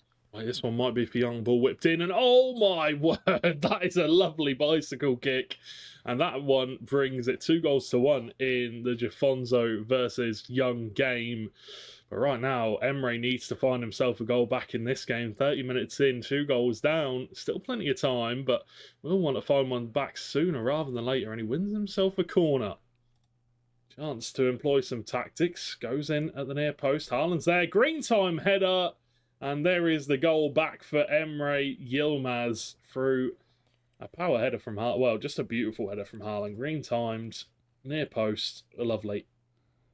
Yeah, a great finish. Obviously, we've seen corners a lot so far in this competition, but I feel like for Emre Yilmaz, he definitely needed that. He needed a goal just to settle the nerves. Obviously, you see him getting frustrated. It looks like a little bit more calmer now talking to his coach, and I think this could be the changing point in this game. Yeah, definitely. Webb Nasri does need to be careful because Emre's I don't want to say an emotional player, but when he gets rolling, that's when he becomes dangerous. That's when he becomes a difficult player to play against. And now that he kind of feels like he's back in this game, will the tides turn in favour of the Dutchman, the Ketelet? Again, twisting and turning, looking for the pass. Haaland. Gutelas. Nice pass into the feet of Schweinsteiger as Webb Nasri's holding onto the ball here. The pause does come out for Emre. The Ketelet once again gives the ball away. Mbappe, surrounded by 4 players, looking for the wide option. Does find Bukayo Saka. Turns, ball roll. Lovely pass into the feet of Mbappe. Green time finish on the finesse, but great save from the goalkeeper. Good shot creation. More of the same from Emre, and we could potentially see another goal. And he's actually upping the team depth on defence. That's very interesting.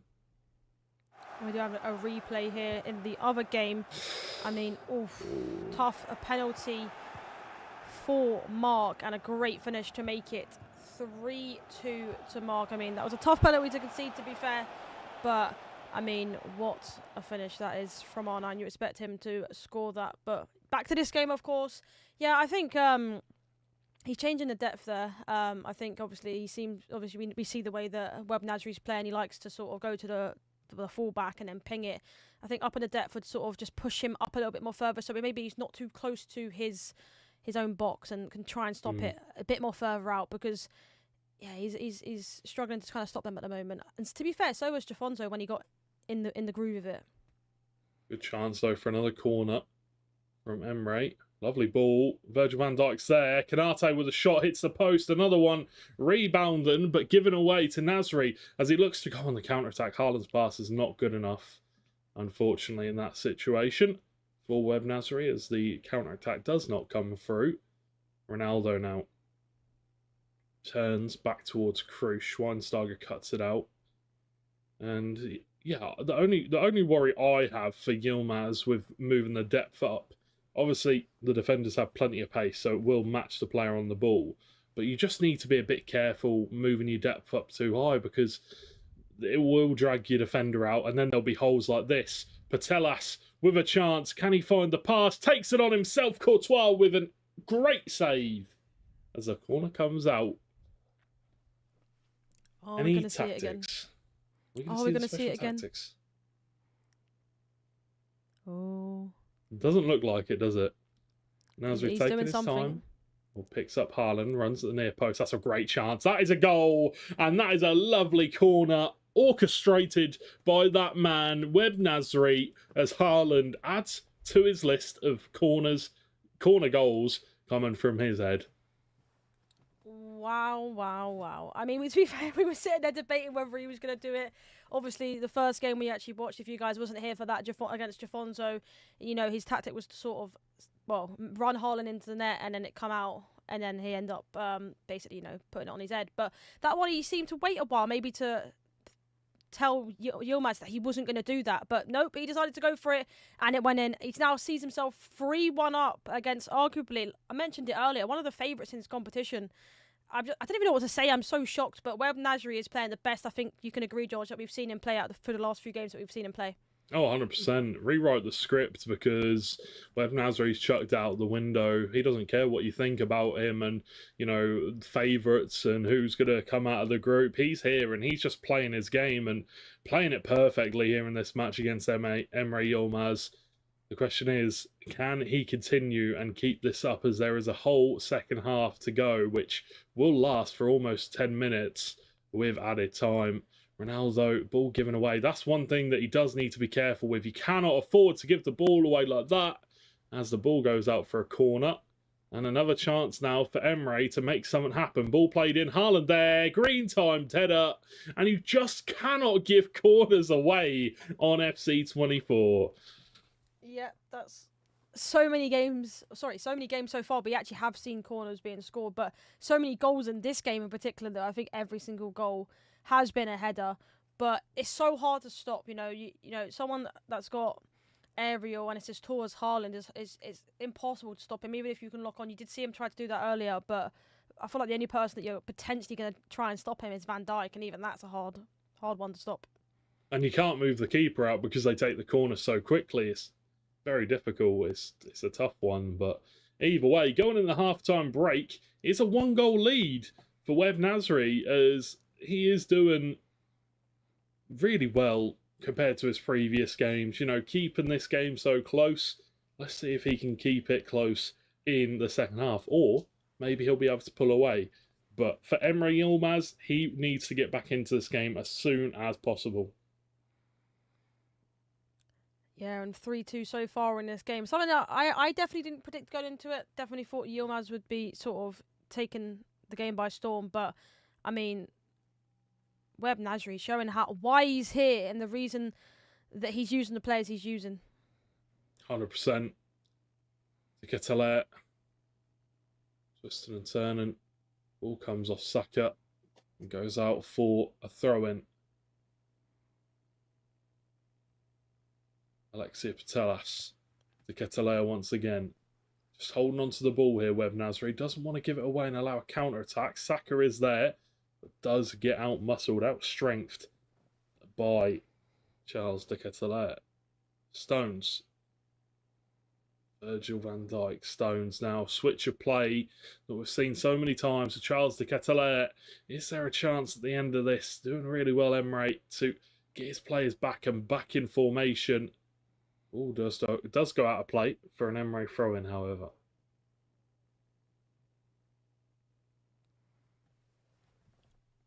Absolute. Plays the ball over the top for Mbappe.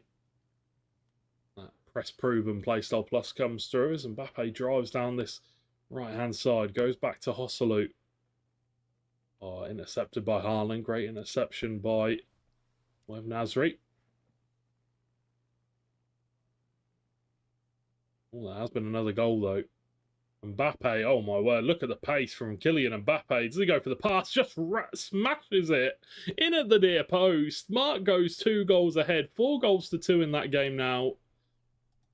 Mark versus Johnny. Mark 4-2. Incredible stuff. And looks like we're actually going over to this game now. Have a look at this game. Yeah, I mean, what a performance from Mark so far, right? 4-2. Johnny probably, from his year that he's had, arguably yet again one of the favourites, alongside Mark obviously being a sort of player that potential chance over before I finish. Nope, nothing happened there. But, Mark obviously came second last year, so he was a favourite. But from performance alone, just from this year, Johnny has won everything possible. He's not really lost a competitive game this year, apart from the 2 that he's done in this tournament. And potentially, George, it could be another loss for him. As it stands, yeah. As it stands, it is not looking good for Johnny right now. He has a big comeback to make, and we'll have to see what happens coming into the last 30 minutes or so. And there has been a game in the Young versus Jafonso game, and Young does bring it 2-2. Finesse shot from outside the box from Mbappe, as Mark is looking for some highlight reel goals.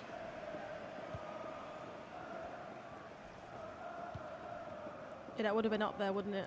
Of a goal that we've seen personally. I'm sure there's obviously games we haven't seen. It would have been up there for one of the best goals we've seen. Almost saw a power shot earlier, didn't we, from distance, but just went wide. But potential chance here with Ronaldo, and a great block from Hosselu of all people.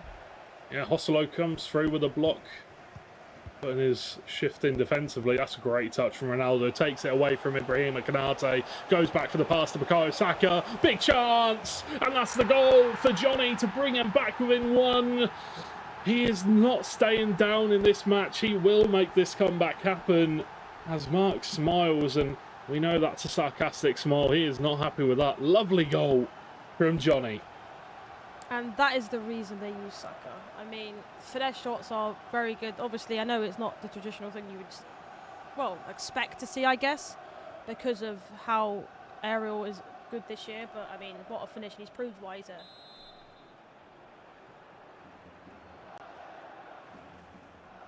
Here we go, the match back underway. There has been a goal in the Emre Yilmaz versus Wed Nasri game, and it looks like it has gone the way of Emre. And it is 3-3 now in that game.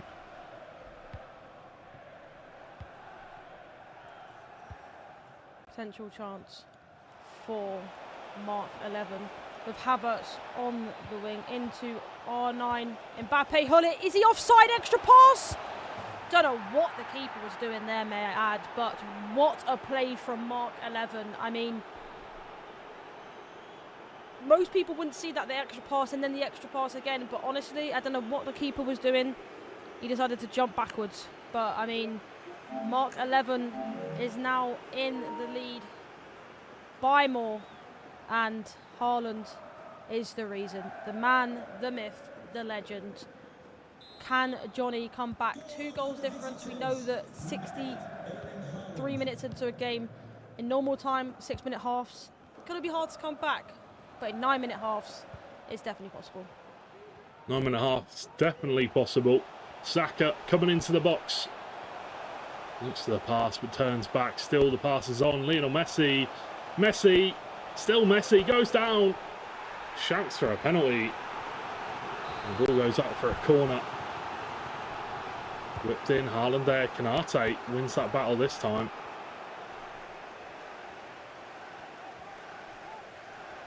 But still, throwing up to Saka. Mbappe now.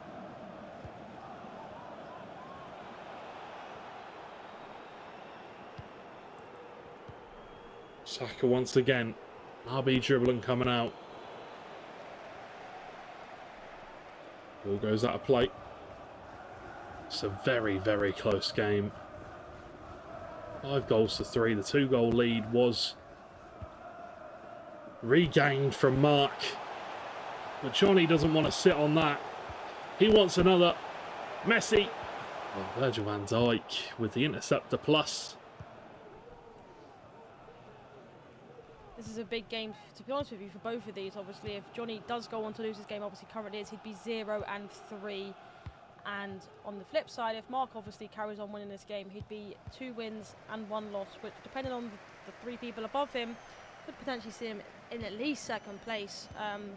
Obviously, we know from earlier that it was a draw in that game, so, but anything can happen just in the moment of seconds, depending on if he can come back in this game or if Mark can get the extra goal to make his goal difference. There has been a goal in the other game, and it is going to be going the way of Young. Mbappe, goalkeeper comes out, makes the save, but Young blasts it in. Young winning 3-2 there in that game, and that will take him top of the lead if he wins at the end of 90 minutes. Jafonso needs to pick up the win.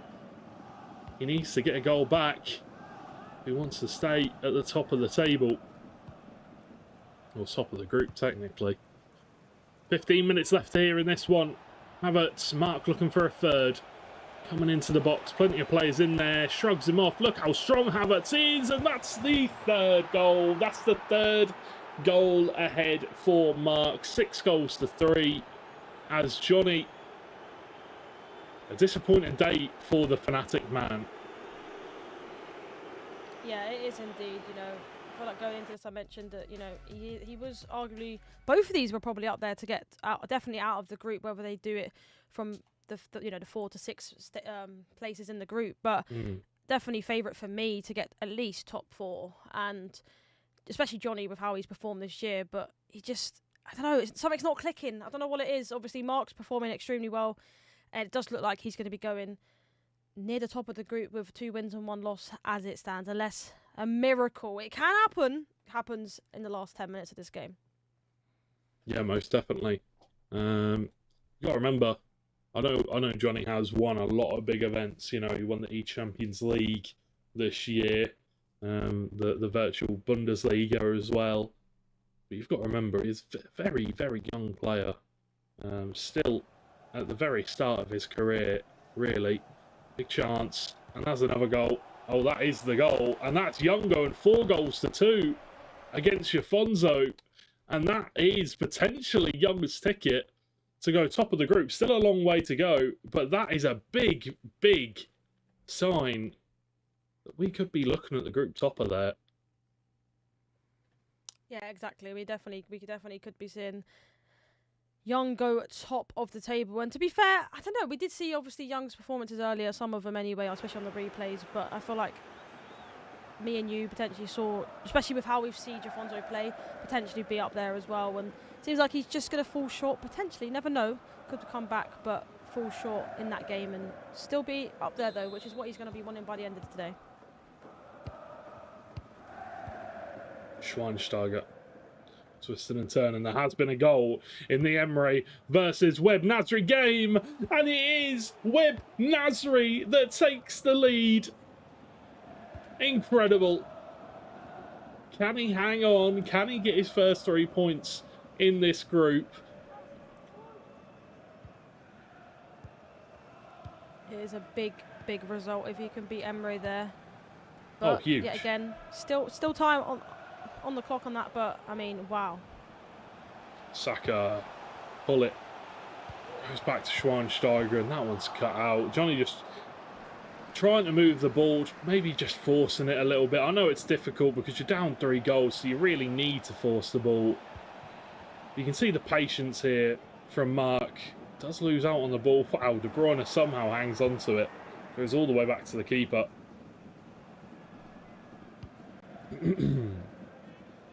Weghorst. Wout Weghorst is on the field. Incredible.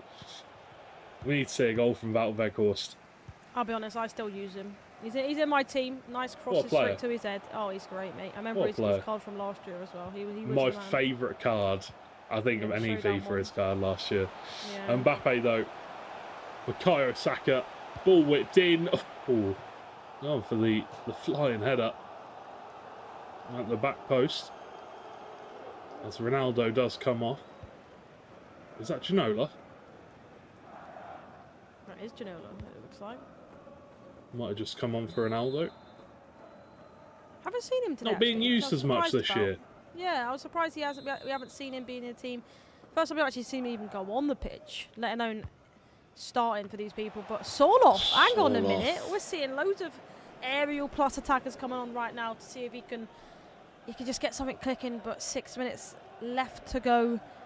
And 3 goals. It's going to be tough task, isn't it? Again, Soloff's card last year, one of my favourite cards last year. There are some cracking cards, but yeah, Ginola not really been used as much as I thought he would have this year. But I guess that is because the meta has kind of revolved around aerial plus and stuff like that. Ronaldo, big chance. Ronaldo, and it's Mark, and it's 7 goals to 3. A pat on the chest from Denman as Footwiz are very happy in this match. Johnny, as you can see, not very happy with his performance, and rightfully so. Very tough game from him. Yeah, it was a great finish. Step over speed boost, you know. They're kind of sometimes hard to defend, especially with how fast they accelerate out of it. But, I mean, crazy. I mean, something, yeah, again, I didn't expect, but that's what the World Cup's for, right? There's things that happen you don't expect, and it just catches you off guard. Saka once again down on his right-hand side for Johnny. As he looks to at least rake back the goal difference. Mbappe reverse elastico Trivella. Lovely finish. Lovely goal. Why could Johnny not have done this a little bit sooner? It was really a well-worked goal. And then just tucks it away with Mbappe at the end of it. Maybe Johnny can make his way back next game. Yeah, it was a nice goal. I just think, like, a bit too late potentially. It's 3 goals is just impossible. But goal difference does, help a lot here. And there's a goal that has just gone in. And this looks like it's the Emre Yilmaz game. And is that the man, the myth? He scored again. The favourite in that game. Wow. Utter shock. Ball's played back, John Stones. Hopefully we'll get to see all those highlights and more after this game is finished. Bukayo Saka. Still looking for another goal. That's incredible. Nutmeg from Jude Bellingham. And the finish is there. And the Wonder Boy scores once again. 8 goals to 4. Mark posing for the crowd. Clearly very happy with that one. And Johnny, distraught. Commiserations to that man. Obviously, very disappointed with the game. Hopefully he can, recuperate and come back in this game. Not in this game, but in future games. Yeah, we can see how distraught Johnny is. You can see from his reaction. But congratulations to Mark getting the win. And another goal has gone in the other game. And this time it is Emre Yilmaz with the goal. That game seems the game to watch right now. There is goals going in left, right and centre. Oh, there is. This has been an absolute banger for goals this tournament so far. Everybody's scoring goals. Everybody's trying to bang them in. And as you can see, that is the end of this round of fixtures. Everybody pretty much done. But that is a win on the board for Web Nasri.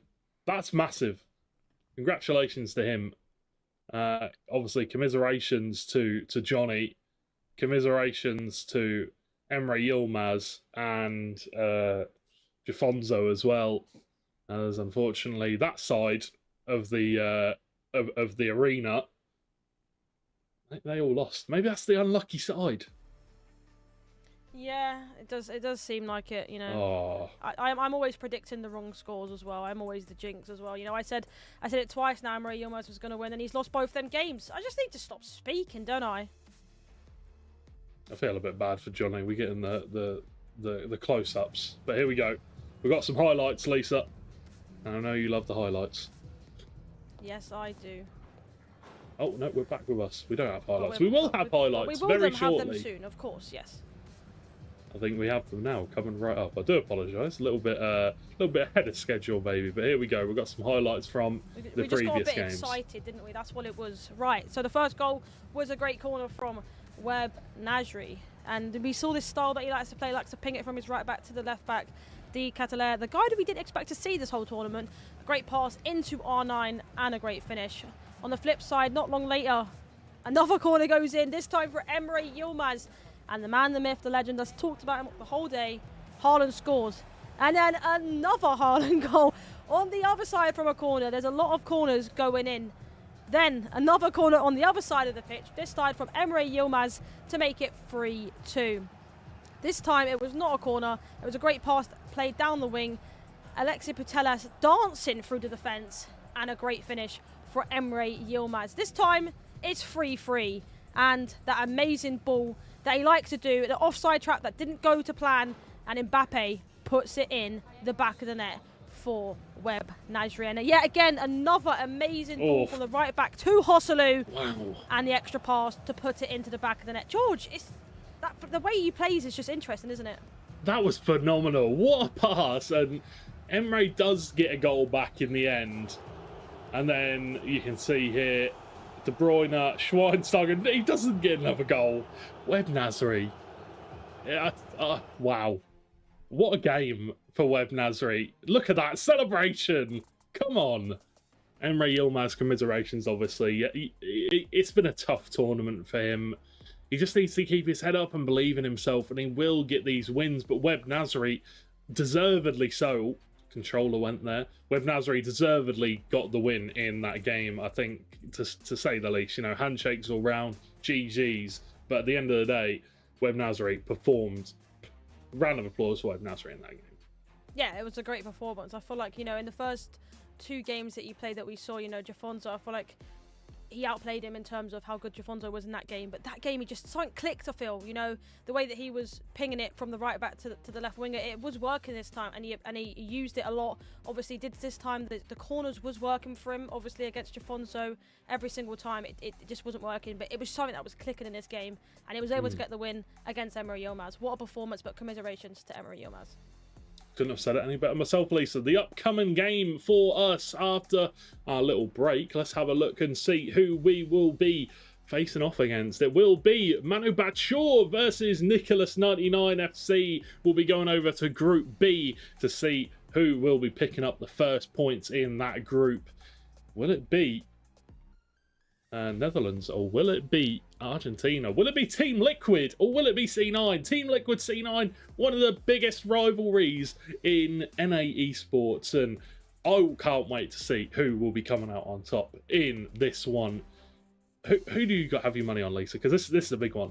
You can't put me under pressure again. You know, every single time I've predicted on this, I have been wrong every single time. I'm just not saying anything. I hope it's a great game. And you guys in the chat can tell me who I should be looking for in that game, because I'm not jinxing it. I'm not jinxing it, but you can tell me who you think, all right? I'll tell you after our short break, because we need to go to a short break, and I'll leave you on a cliffhanger like all good shows do. But yeah, join me and Lisa after this break, because we have some banger games coming up in Group B. We'll see you soon.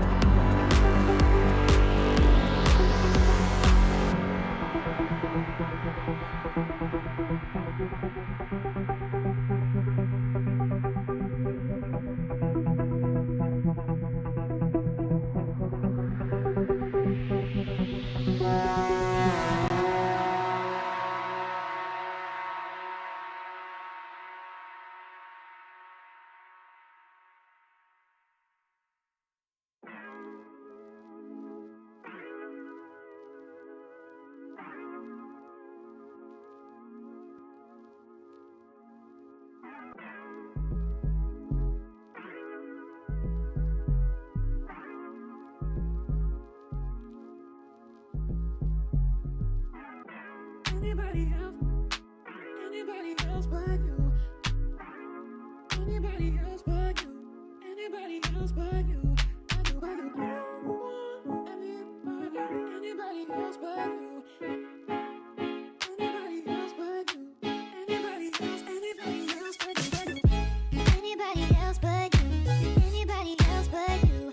I need anybody else but you. Anybody else but you. But you. I don't want anybody else but you. I need anybody else but you. Anybody else but you.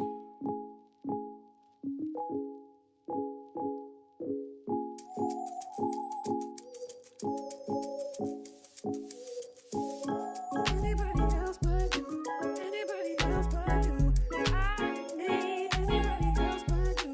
Anybody else but you. Anybody else but you. Anybody else but you. I need anybody else but you. Anybody else but you. But you. I don't want anybody else but you. I need anybody else but you. Anybody else but you.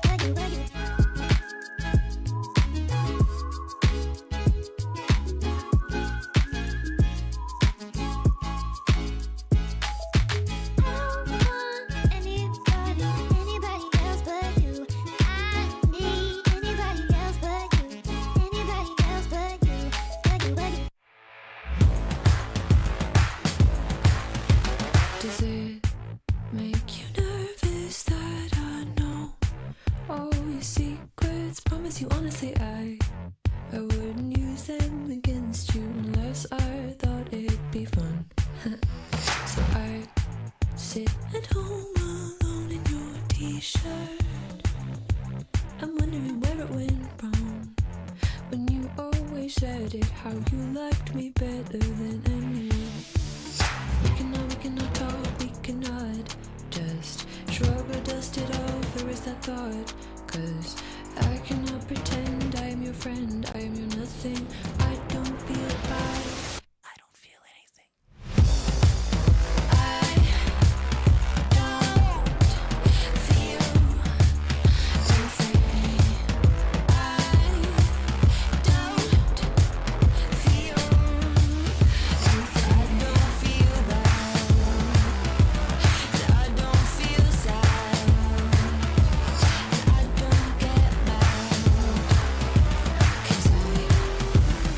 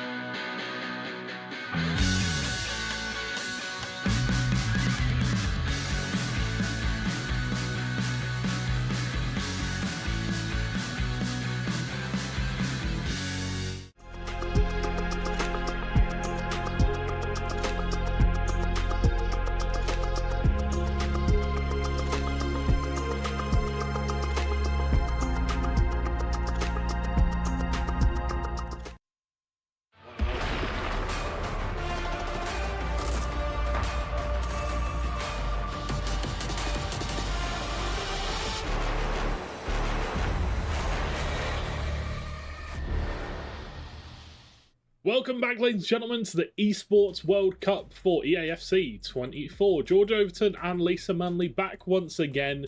Hopefully you enjoyed a little bit of an extended break, got a chance to take a breather in between groups, and now we're fully refreshed and ready to get involved in Group B, where we've got a very big game opening first and foremost, which I'm sure we are all very excited for, but I know, Lisa, you're specifically quite excited for this match, as it's a pretty big one.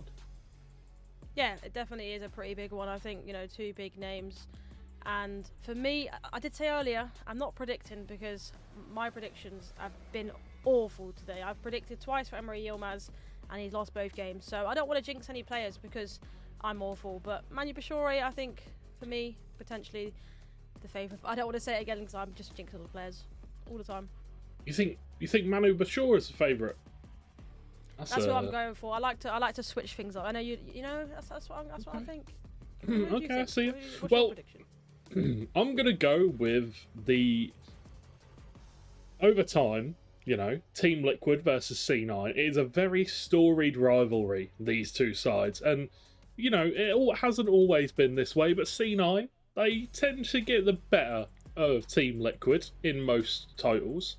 And for me today, I'm going with Nicholas. I think Nicholas is, you know, he's a mature player. He's played FIFA FC for a long time. He's been involved in a lot of the events over the past few years, and he won the La Liga FC Pro 2024 finals. He's a quality player. I think he's going to show up in this event in a big way, and I think he's going to take this one home. At least in this match here versus Manu Bashore.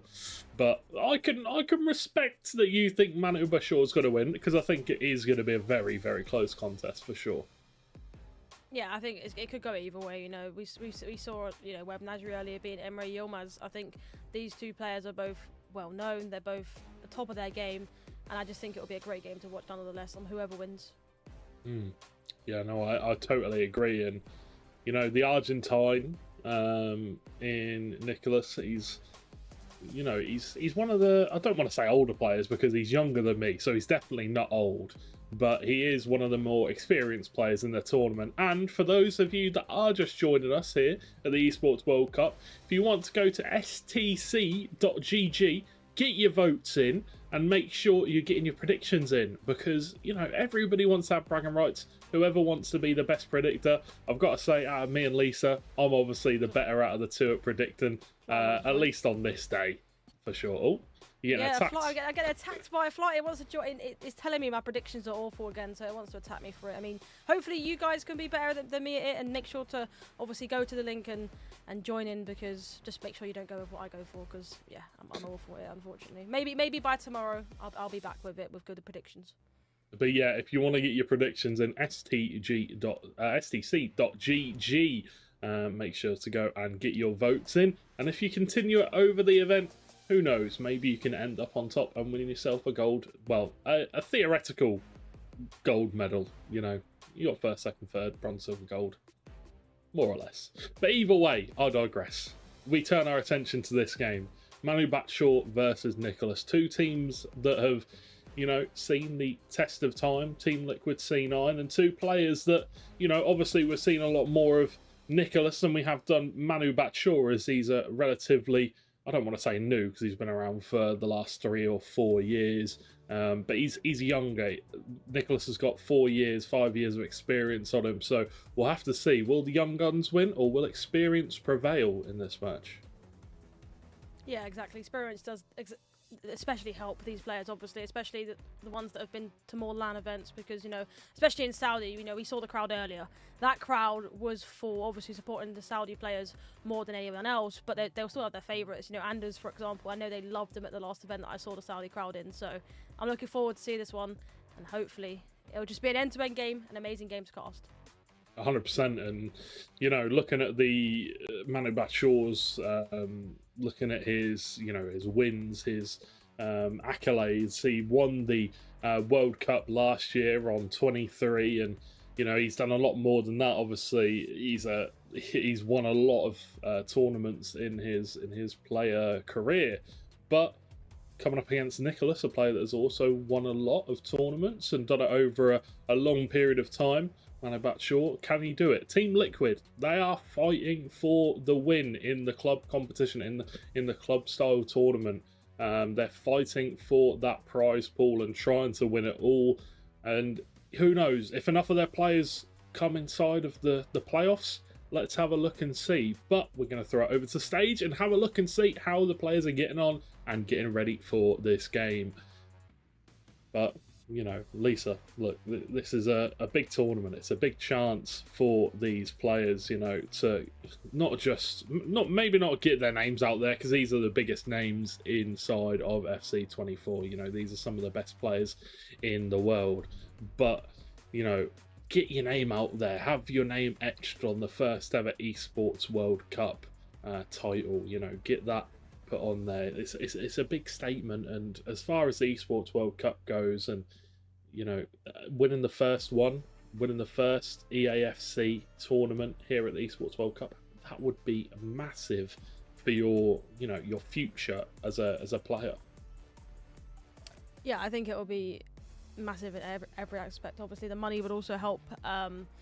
You know, more being able to just spend more time on the game. Maybe some of these players aren't full time. You never know. Some, especially the newer ones in the scene. So I think, you know, also help them potentially get signed if they're not already signed as well. So I think, you know, winning this competition is huge for all of them. The prize money, just to say you're the best player in the world as well. It's the last competition of the year, and I think it'll be huge for any of them. Obviously, we've stated earlier that Anders is arguably one of the favourites to win this, but we mentioned earlier the crowd of this place. Now MS Dasari's playing, obviously Abi Maka was playing earlier. They're all going to be rooting for him. So whoever plays against these boys is going to be a hard game, especially with the crowd against you. No, absolutely. I definitely agree. And here in Group B, we'll have to see who will be coming out on top. A lot of people probably have Anders written down, and rightfully so, I would say.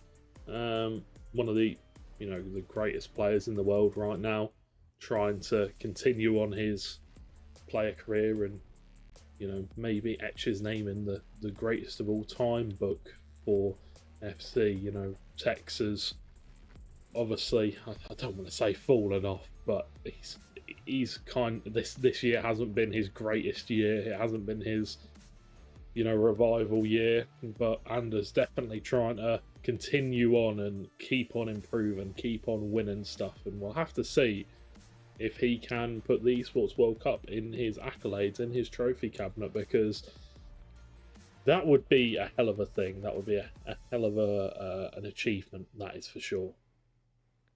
Yeah, anyone that wins, it'll just be probably the best thing that they've accomplished, I guess, in their EAFC career, and also FIFA prior to that. But I think, you know, just seeing how relaxed these are. We saw Mateus Bonanno there, just standing up, just sort of walking up and down, just, you know, relaxing the nerves a bit. Nicholas, as you can see there, they call him the Iceman. He's too cold. He's like Cole Palmer, you could say. But you can see he's loving life and he's ready to go. And hopefully they'll be kicking off soon. Some of the biggest names in this side of the group, alongside obviously Group A, but there's some big names in here that people want to see. Can they perform and put on a show for you guys? That's what we want. We want a really good competitive game between these two players. Obviously, they are just waiting to get underway, waiting for the go-ahead signal from the referees, make sure everybody's starting around about the same time. But we haven't really mentioned it yet, but Goal Poacher's in Group B, and he's got a very big task in Nathan SR22 coming up in this series. How do you think it will get on there? Yeah, I actually was going to mention Goal Poacher. We did a sort of touch on it earlier, but obviously it was Group A, so we didn't, like, you know, put our focus on that as such. I think Goal Poacher is definitely an underdog, but I definitely think he can get out of this group, whether that be in top 3, like to guarantee him being out, or in the next stage to try and get out of it. But you can see his brother is actually next to him. They do look similar. That is his brother. I remember seeing him at E-Premier League a couple of years ago now, and that was when he won it. So yeah, I think going into this, obviously he was able to win to actually get here. I think it was a Sweden one. So he's going to be trying his best to go through all the way. And honestly, I think he can do it. He's like the one, I've been saying it from the start. I don't want to jinx him because, I've jinxed a few people today, but I definitely think he can go all the way out of the groups in Group B. But it will be tough. There are some big names in there. I love that you said later, I don't want to jinx him, but, and then you say it. And I know, yeah. But I'm confident in him. I definitely know that he's a very good player. He's been practicing hard, and I think he could potentially go all the way in this competition. But just about the first game, take it step by step. Don't just think about it straight away. Each game goes past and see where you can get to. Well, he is going up against probably one of the biggest orgs in Brazil. One of the biggest players in Brazil. Nathan SR won the E Libertadores this year. Went up against GUI Barros and beat him out in the final 6-0. So obviously a very talented player there, Nathan SR. Furia, obviously, massive esports org for Brazil, competing in Counter-Strike.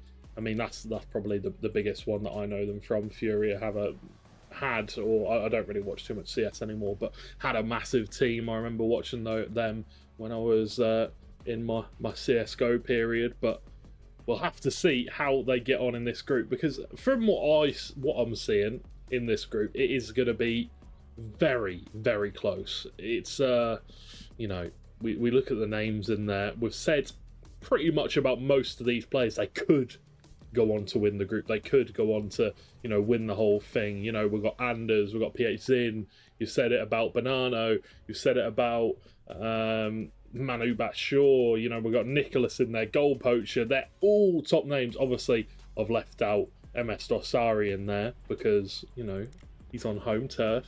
We don't want to set too many expectations for him, but he is one of the greatest FC players of all time, and that is the question. Can MS Dorsari live up to that name in his home ground, in his home turf, and potentially go on to win the whole thing?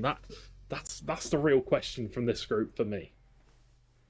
Yeah, it is indeed. It's gonna be tough. I'm just looking back at Group A. We saw Jafonzo 3-0 is what it states, and then Young 2-1. I mean, Group B. We saw some names actually on Group A that actually you didn't really expect to be at the bottom as such. We see Johnny 0-3, the only person in the group not to get a win, and then obviously Web Nasri obviously beating Emre Yilmaz. So anything can happen. And you mentioned obviously Goal Poacher having a tough game in his first game. Honestly, that group, every single player is a tough name to beat. But anything can happen on a day, and anyone could beat anyone. Dorsari, like you mentioned, he's got the the backing of the crowd. But I do still think that anyone else can strive off that. They're probably not used to that type of atmosphere.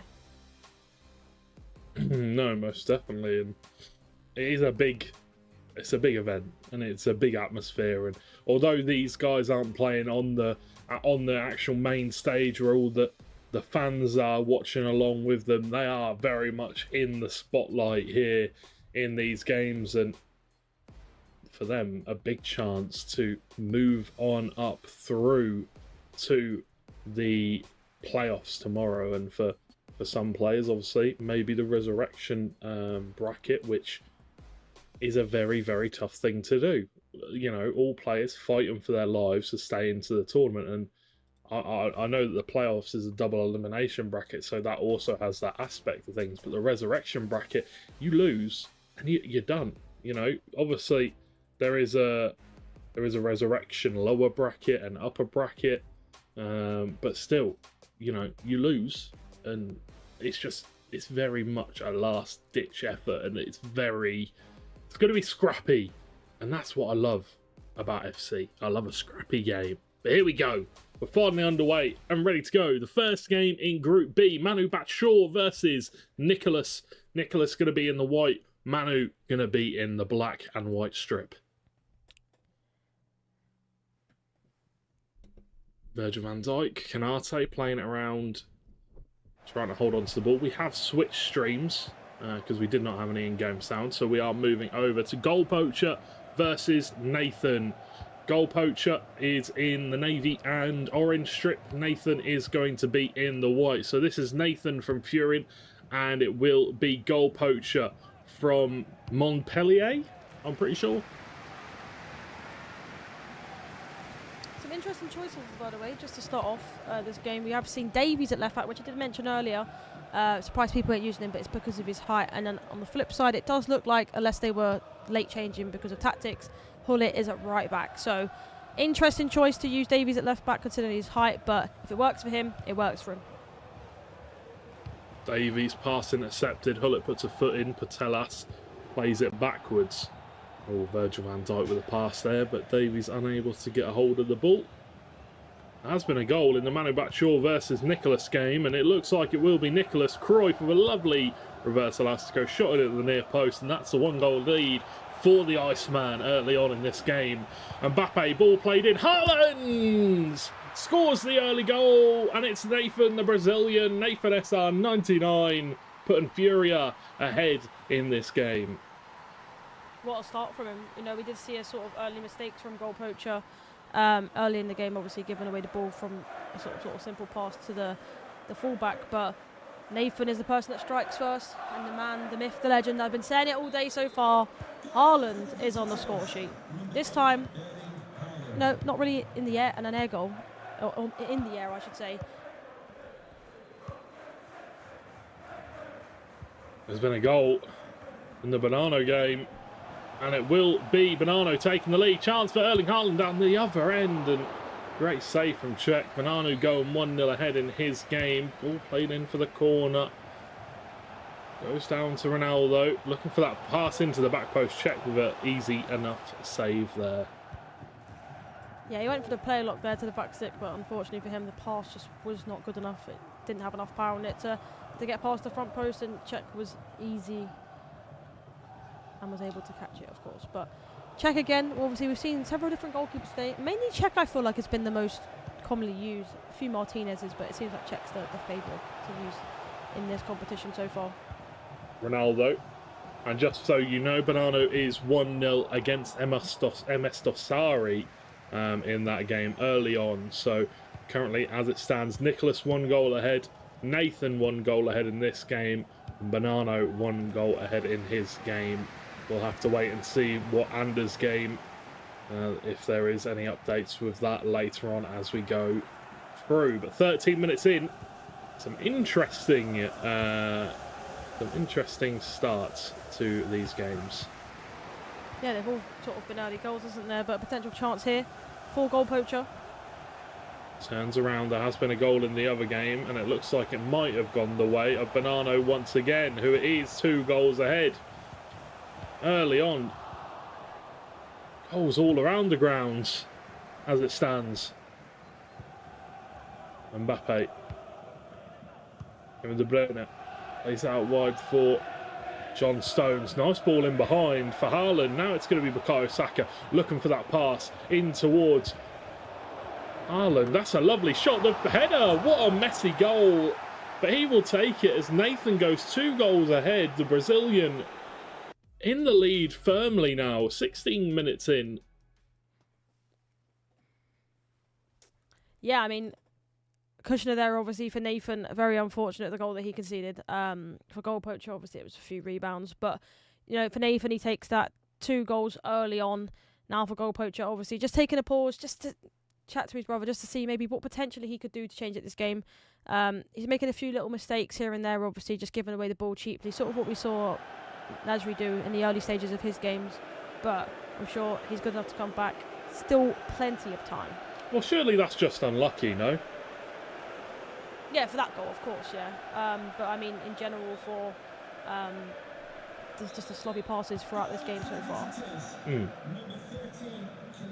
We'll have to see if he can sort that out as the game goes on. There is a goal in the Manu Batshuayi Nicholas game.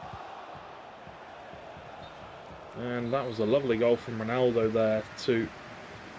Pretty sure that was to bring us level pegging.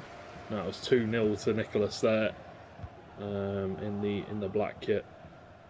So Nicholas 2 goals ahead against Manu Batshuayi. Haaland, nice ball in behind, but Kai Havertz always going to win the strength battle against Bukayo Saka. Yeah, again, 2 predictions so far, and they're both losing 2-0. I wasn't going to say it. I wasn't. It was gonna happen. You was gonna say it by the end of it. But another potential chance here for Nathan, but offside. Like I said, don't ever ask me a prediction until tomorrow. New day, new me. That's what I reckon. Because so far, it's just not going well for me. It's all right. I was going to say, you know, I had you in the second half, but I had you in the first half, but it seems I got you in the second half as well so far. Davies, Alexia, Patelas to Ronaldo. Almost a chance for goal poacher. Don't write him off yet. We're only 23 minutes in. He's only 2 goals down. He can still make the comeback. He's just figuring his way through this game, just taking his time. Kanate. Virgil van Dijk. Alphonso Davies down the left, looking for that switch of play out down to the right. It's Ruud Gullit. Good pass in behind for Kylian Mbappe. Great save from Petr Cech. Gives it away dangerously to Haaland. You cannot do that. You cannot give the ball away in those positions.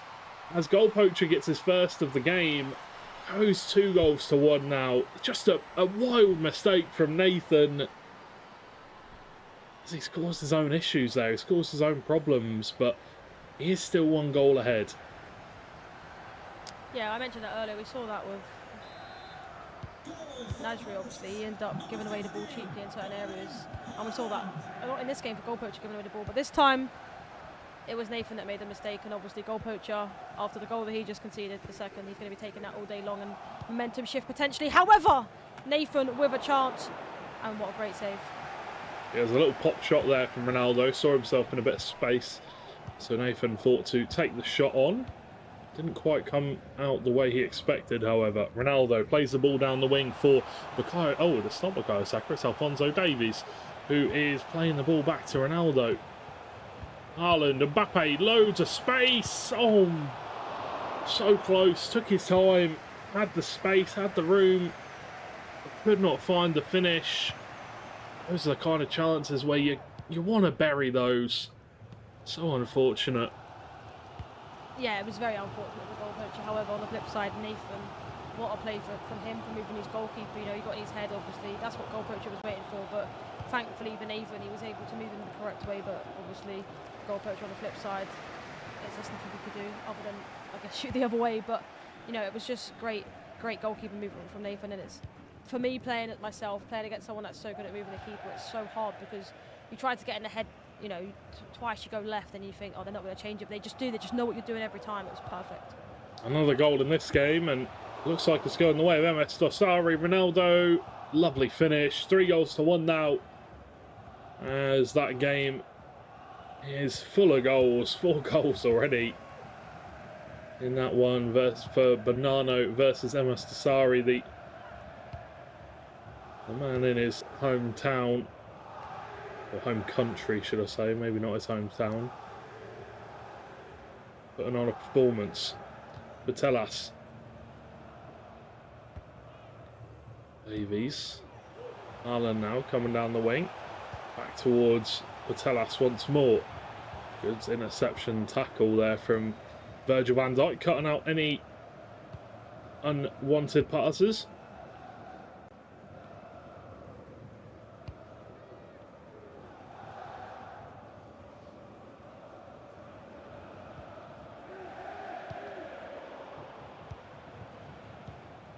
Has been a goal in this game once again. Mbappe, oh my word, MS Dossari, take a bow.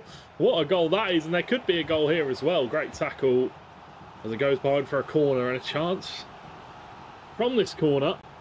Ball played in, Haaland there. Oh my word, Kanate needs to be careful.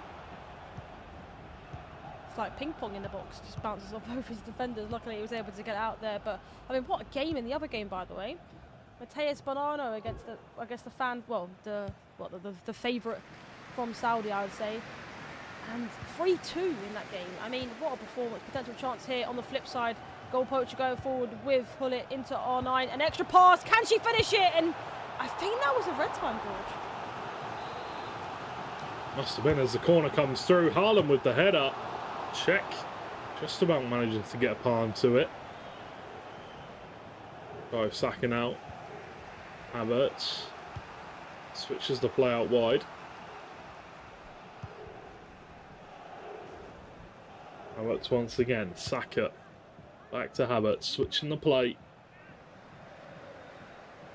Amos Dossari, definitely the fan favourite. We'll put it that way.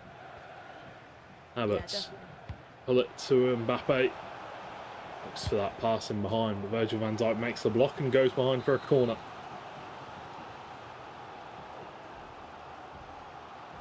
Boyner whips it in. Great header from Haaland as he takes full advantage of that opportunity, and that will be 3-1. Goal poacher back down to a 2-goal deficit. Can Nathan hang on to this 2-goal lead this time, or will goal poacher be able to find his way back into it?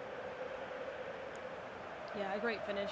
Obviously, the ball in, I think it was from De Bruyne, and you know, Haaland is just the man in the right place at the right time with the player lock, and it's hard to stop it. You know, you see him move his goalkeeper front post to try and stop it, but they just take it too quickly to be able to do that. And another chance now for Nathan to get another goal. Is he able to find anyone? No, great defending by goal poacher, and he just kicks it out of play. I mean, great game so far, to be fair. Obviously 3-1, and obviously the fan favourite, I guess, in Dossari. 3-2. Doesn't seem like there's been another goal yet, but what a performance in that game. It seems like there's goals flying in Group B. Yeah, goals left, right and centre so far, which is fantastic. Exactly what we wanted in Group B. Obviously the same pretty much happened in Group A, to be honest. 4-3 in the first game, 4-0. We saw an 8-3. We saw a 6-1, a 4-3, and an 8-4, a 6-4, a 6-5. Oh, this tournament has been absolutely wild so far. Incredible. All the players fighting for every single goal. Every game has been action-packed, and we'll have to see if this game has something to offer in terms of a comeback for goal poacher. Maybe just choking on his water a little bit there. But here we go into the second half, as Nathan is currently leading us 3-1. If you are just joining us, I'm sure you can already tell by all the boards in the background in the stadium. But this is the Esports World Cup for EFC 24. Welcome in George Overton and Lisa Manley here for this one. If you want to get involved and throw some predictions our way, go to stcplay.gg and throw your predictions in there. Does goal poacher have a comeback in store for us? Let's have a look and find out. Mbappe twisting and turning, holding on to the ball smartly. Raheem Konate moves the ball out wide to Alphonso Davies. Patient build-up play from goal poacher. Almost gets dispossessed, but De Bruyne hangs on to it. Kylian Mbappe now to Ronaldo. Back to Kylian Mbappe, but just so congested in that midfield. Needs to try and get that wide man involved at that point. Spread the play. Create some gaps in behind.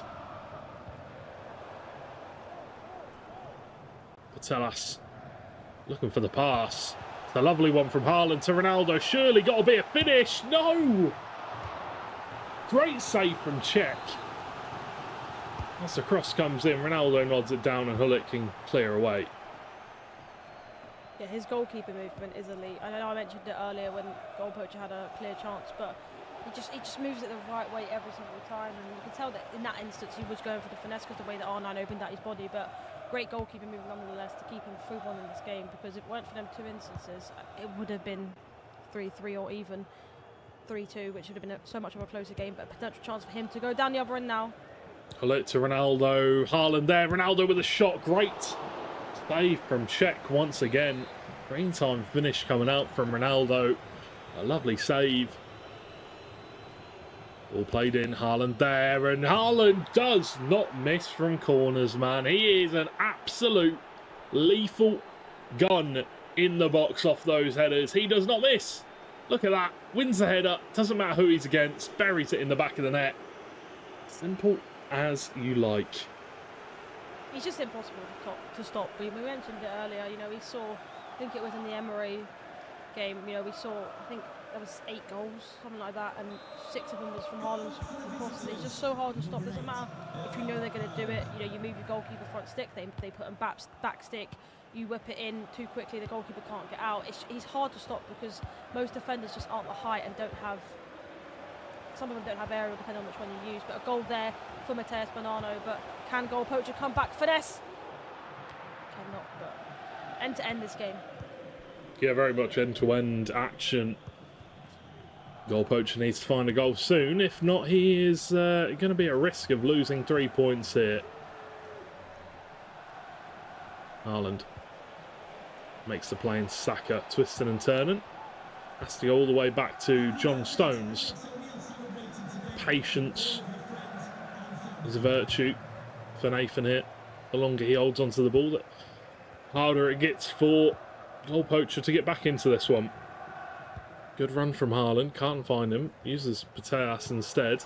Now it's Mbappe, looking for the pass, trying to go out wide maybe, no. Goes straight into the path of Haaland. Yeah, just so congested in this midfield at the moment. It doesn't seem like goal poacher is trying to go out wide.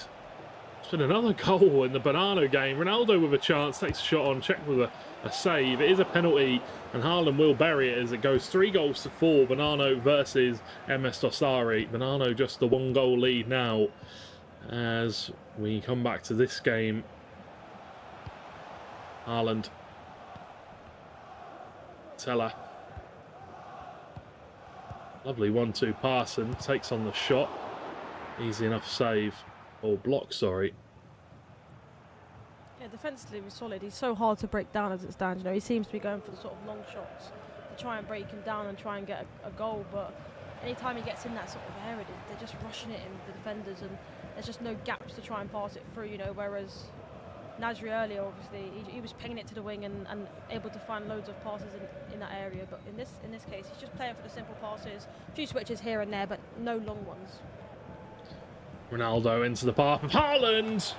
Great save from Petr Cech. I don't know if there was a time finish on that. Maybe we would have seen it into the back of the net, but a big chance. Stones gets in the way. A few corners now for goal poacher. Needs to start finding that head of Haaland in a more open position. Good tackle from Toni Kroos. Turns back inside, finds Telas. Kroos once again. Can't find Ronaldo. As Nathan has just been really solid at covering the options for goal poacher. One thing I would say, if I was to be, you know, critical of goal poacher, just needs to be a little bit more patient and move the ball from side to side a bit more. Ronaldo with a chance, and oh, that is a clinical finish, to say the least, from Nathan. Wow, what a goal. And that is a 5-1 lead now, and you can see there, you know, goal poacher's had chances. He has 11 shots to 10, but no goals, or sorry, 1 goal for goal poacher. But the defendant, the goalkeeper movement, like you said, just too good from Nathan so far. Yeah, I mean, it was a great finish from CR7, but I think, like you mentioned, you know, he has had more shots, but he's not really had like the perfect shot as such. You know, they're from distance, the finesse shots. They haven't been like an open chance where you'd shoot and think it's going in, maybe potentially going for the corners like we mentioned earlier, but yeah, Nathan's just running with it. I mean, we have to remember the goal difference is huge. You know, we saw that earlier with Gifonzo trying to get the goal difference up, and you know, being quite a few goals down could be the difference between you going home and you getting into the resurrection stage where you can potentially come back in. Yeah, goal poacher and his brother a little bit, I don't know what, lethargic, I guess, is the word to go for right now. Both look a little bit down, and justifiably so. You know, 4 goals down, very disappointed, but always a chance. There is always, unlucky, a little bit offside there. There has been a goal though, and that will be going the way of Nicholas as he takes the lead against Manu Batshaw, and that is a very, very close game. 2-1 after 70 minutes. One of the closest games we've had so far this tournament. Ronaldo, great pass to Haaland. Is he going to shoot? He rips the shot, just goes for it, but it is blocked away. The pass across might have been on. Yeah, it was a risky tackle there for Nathan. You know, if he messes that up, it's a penalty and a red card. But it worked for him and it was great defending, but a potential chance for him to counter on the other side with Haaland twisting and turning, but Kane gets back, and now time to go down the other end for goal poacher. 4 goals needed. Oh, there has not been another goal in that game. And it's Manu Batshuayi that equalises us back up once again. 2-2. What a game between him and Nicholas. Maybe it will go to extra time and we'll be able to see, but we'll have to wait and see for that one. Graham. That's Hansen, right? Hansen. And Yep. now it's Bellingham. Tony Kroos. There's not been another goal. It's Manu Batshuayi. Scores back-to-back goals. Ronaldo.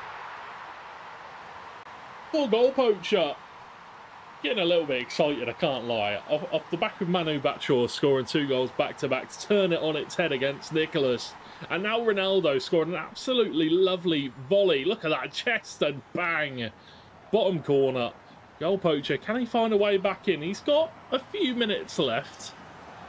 There's always a chance, Lisa. There's always a chance. My predictions get closer. I said Manu Batshuayi, and obviously Nicholas was winning at the time, but don't want to jinx it now. You know, he's just scored 2 quick goals, but obviously goal poacher there was, I guess, the perfect time to score a goal. You know, he's got 12 in-game minutes, maybe 14 if they had a couple of minutes on, but you know, he just needs to try and get this ball back and get a couple of goals, but he doesn't want to overdo it and concede so many more goals. But he's got to try and throw everything at it. It's a penalty. It's a penalty. You know what? The referee's always right. Don't disagree. Ronaldo. And that's another goal for Nathan. The penalty was called. It pointed to the spot, and you've just got to accept it. It did look like he got the ball, but maybe he just got a bit of the leg first. That's just unfortunate. Goal poacher, not his game.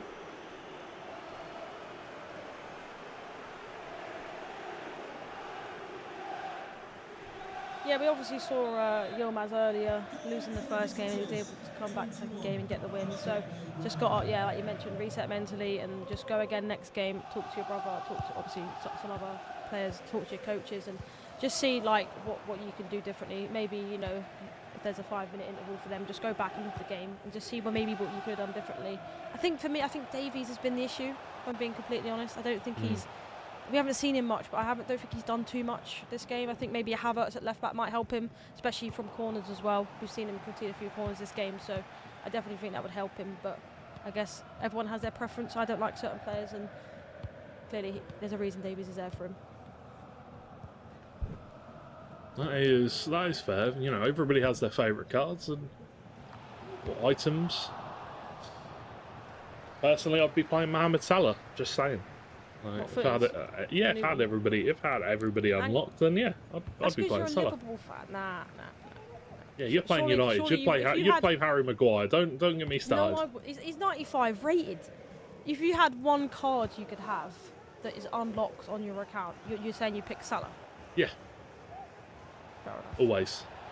Haaland though, coming into the box. Oh, I don't know if that looked like a driven shot or a pass. I'm not too sure, but either way, well played. There has been another goal, and it is going the way of Manu Batshuayi as he goes 4-2 ahead against Nicholas. The Iceman had the lead, and yeah, that is probably the reaction that I would have.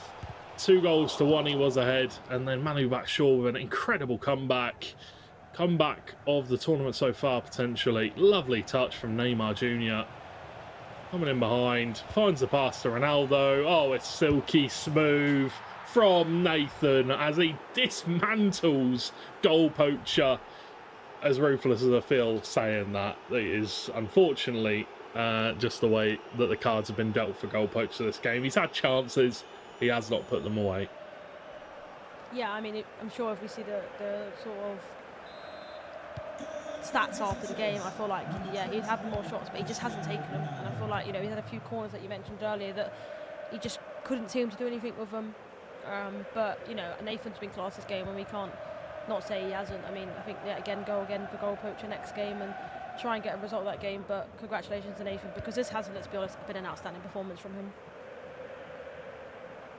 Has been a fantastic performance. And as you can see, goal poacher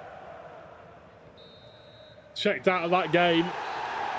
But GG's for Nathan as he picks up the win for not just himself, but for Furia. And they will go on over to Goal poacher to say GG. It looks like there are a couple of games still going on potentially. So we'll have to see. But either way, GG to those two players. It was a great game. It was a great watch. Unfortunately, Goal Poacher could not pick up the win. Conceded just one too many goals in the end.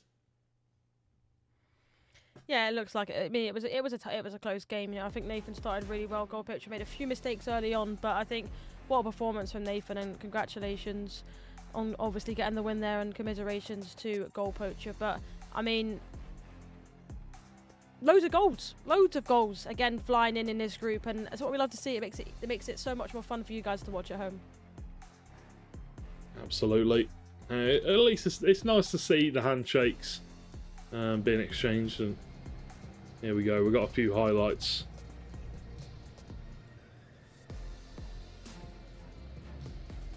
Oh, no, we don't. Not yet. I didn't realise would come to us. My apologies. Looks like the highlights are there now, though. But, I mean, it started early with a great goal from Nathan with the cross across the box into Haaland, and a great finish. But here, obviously, Saka... it was an unlucky goal to concede, to be fair, and especially when you're 1-0 down, it's not something that you want to be seeing on your screen, and that's why there was an instant pause. However, Goal Poacher's time to shine. He did a few step over speed boost there, and it was just an unfortunate clearance and a great finish from Haaland. Sort of a gift, especially after the last goal that he conceded. However, it goes to Nathan from a corner. Haaland front stick, and you just know it's going in when you get him into that position. Goals are flying in. We've mentioned this all day, and another goal from a corner from Haaland. I mean, it's just a Haaland show today, isn't it, George? It really is. It really is the Haaland show. Haaland has been absolutely going off. And, yeah, I mean, it's what you expect. 99 rated card, aerial plus, 6 foot, however, 6'6", 6'5". He's a tall bloke. I don't think that was a penalty. But either way, Nathan will score the goal, and he'll take the extra point of goal difference as we continue on forward. Ronaldo with the goal. And there you go. There you have it. That was simple for Nathan. He made it look simple. It probably wasn't, but he made it look that way as he went 7-2 over Goal Poacher. And I said I wasn't going to say it, but Lisa Manley, your predictions aren't that great. Hang on a minute. Listen, Manu Bashir, I'm pretty sure he's won. I got 1 out of 2 correct, okay? That's one more than what I had earlier. You have to allow me. Apologies, Yeah, Lisa. you have to allow me. I'm not going to predict from now on, though. 100%. We'll just stay quiet. Okay. Okay. My apologies. But either way, a fantastic game between those two sides. Let's have a quick look at the highlights from the other game really quickly. This was actually a really, really good game. We actually ended up missing it. We got a few of the highlights, but a great skill there from Cruyff, and that was 1-0 to Nicholas. He actually started this game really strong. However, down the other side, we see a mistake here from a terrible pass, and a great finish there for Manu Bashir. I don't really see Nicholas make them type of mistakes here, the Iceman, but he did in that instance. And Crouch is someone that you said you wanted to see score, didn't you, George? And he ended up scoring there to make it 2-1 to Nicholas. However, I'm pretty sure this is actually straight from kickoff. He goes and scores to make it 2-2 to him. And then, very, very soon again, George, another goal goes in for him, doesn't it? Another one. And just bounced back straight away after the going down 2-1. And there's the fourth. Manu Bashir with the goals, and what a game that was. Nicholas obviously disappointed in himself. You know, we saw through his reactions throughout the game that he wasn't very happy with that. But, you know, he'll bounce back, I'm sure.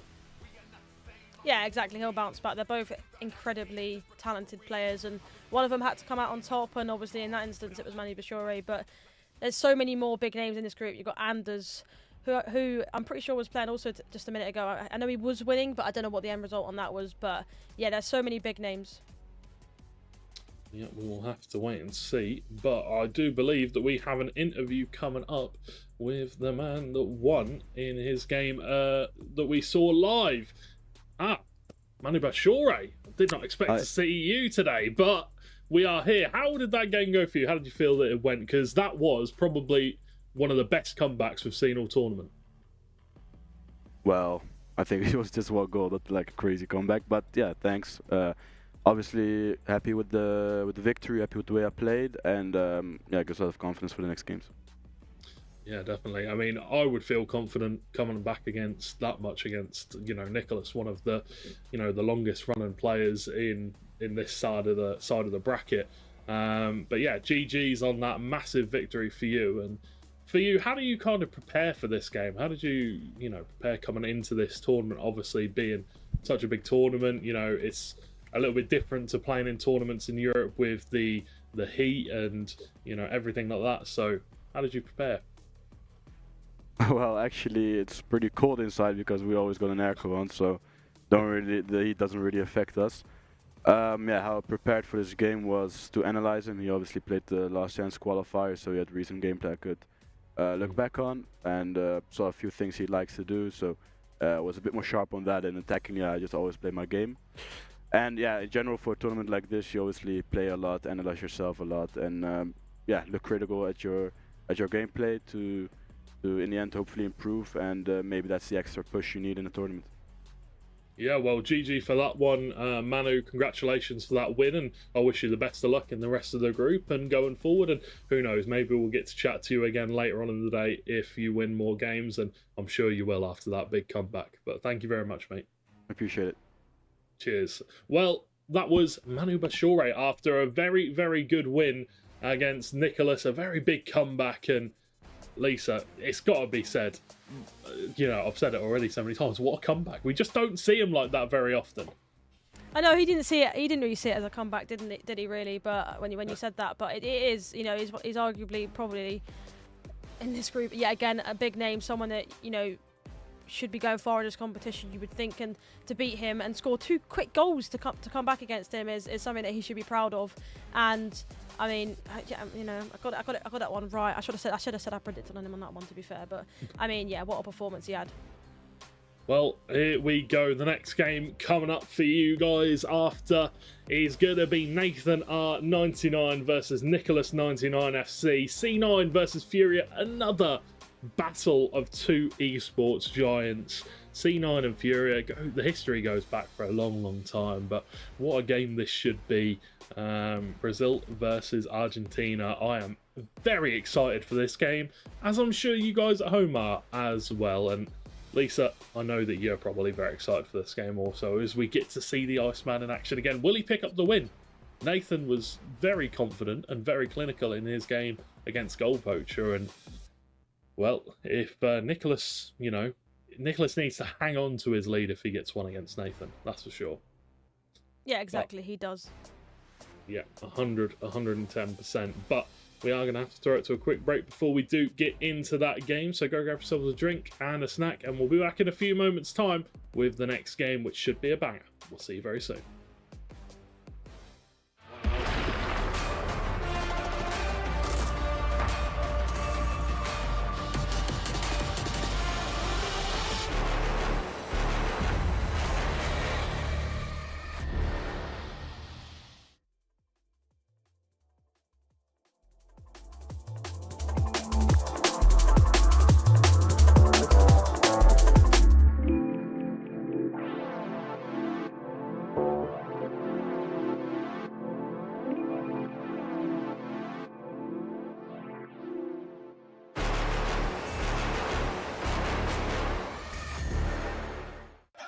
Yes, my people, it's your boy TN, and I'm here at the EWC, ready for an EAFC action-packed week in sunny Saudi Arabia.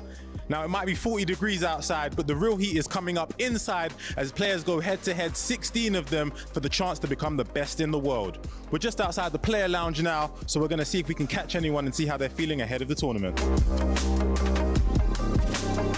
We are joined by Matthias Banana, our first player of the day. Now, my brother, talk to me. How are you feeling about this tournament? Oh, I feel confidence, obviously, and I feel really happy. I'm here in Riyadh, and it's a good experience, but I want to win the tournament, so I'm excited for the tournament. And my final question for you, Obviously, we're at the back end of the game now. You know, lots of items and players available. Who is the first name that is on your team sheet? Who's the first player you want? The first players, I don't know, Mbappe. Can't go wrong with an Mbappe. So we're here with the main man, Emre Yilmaz. How are you feeling today, my brother? Yeah, I'm feeling very good, very excited. So I'm happy to be here. And obviously, you're going to be in Group A. There's some top quality players in your group. How are you feeling about the pairing right now?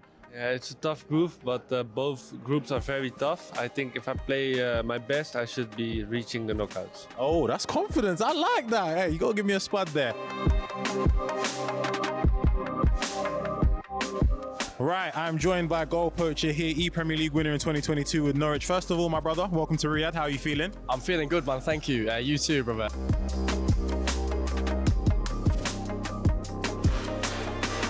Is there anyone right now where you're looking at it and you're like, I'm really looking forward to that game? Anders, again. Yeah. I played Anders to qualify in Sweden, and I'm looking forward to playing him again. If you win, what are you going to do? What's the plan? What's the mojo? If I win, we fly to Dubai straight after and celebrate.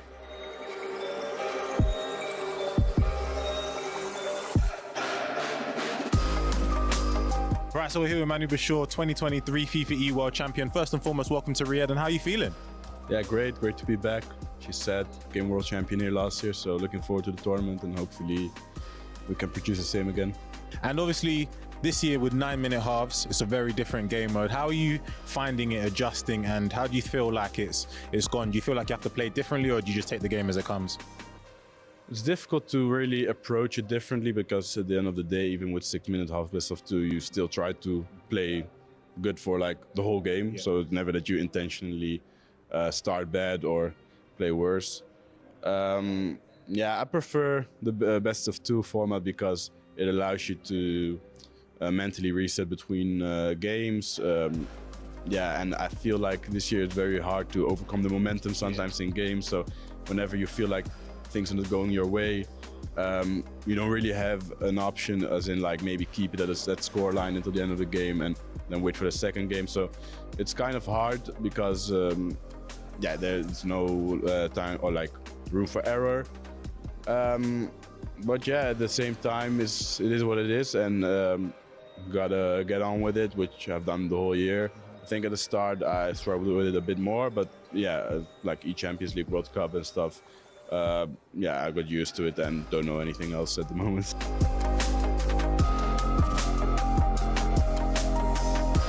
Right, I managed to grab another one. It's Australian E-League winner here, Mark. Mark, how you feeling? Amazing. Everyone wants to be here, of course, the World Cup, so I'm obviously just happy to be here. Right, so my first question for you is, obviously you've won the Australian E-League.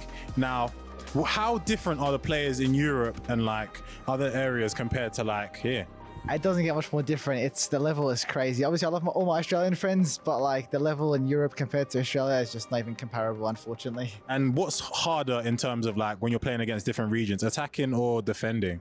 Probably defending. They've got a lot more variety in defending compared to like Australia. Everyone's just a bit basic, like they all copy each other. But like in EU, everyone's got different play styles. So that's probably the main thing I'd say.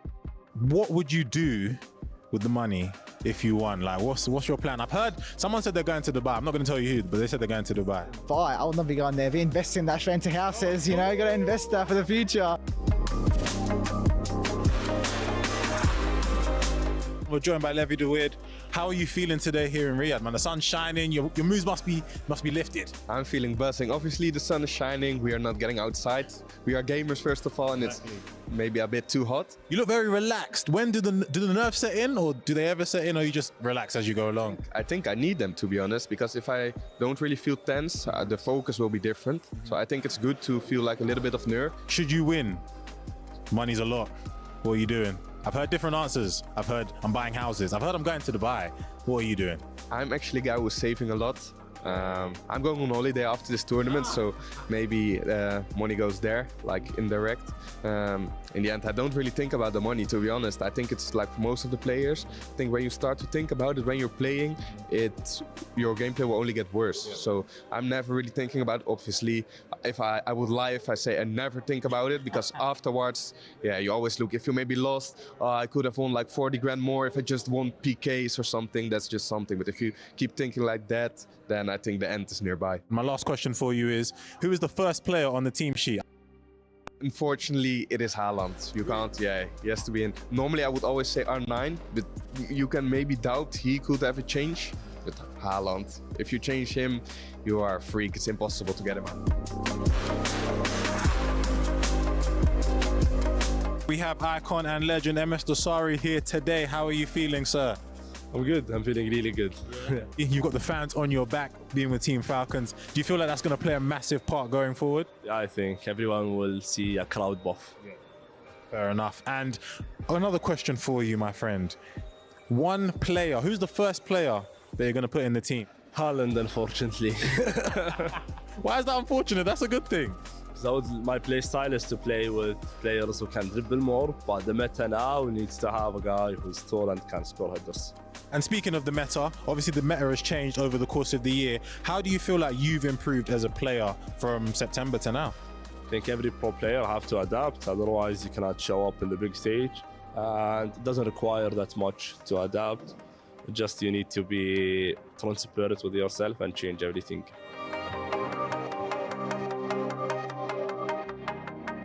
Right, I'm here with E-Champions League winner Johnny. First of all, welcome to Riyadh. How are you feeling?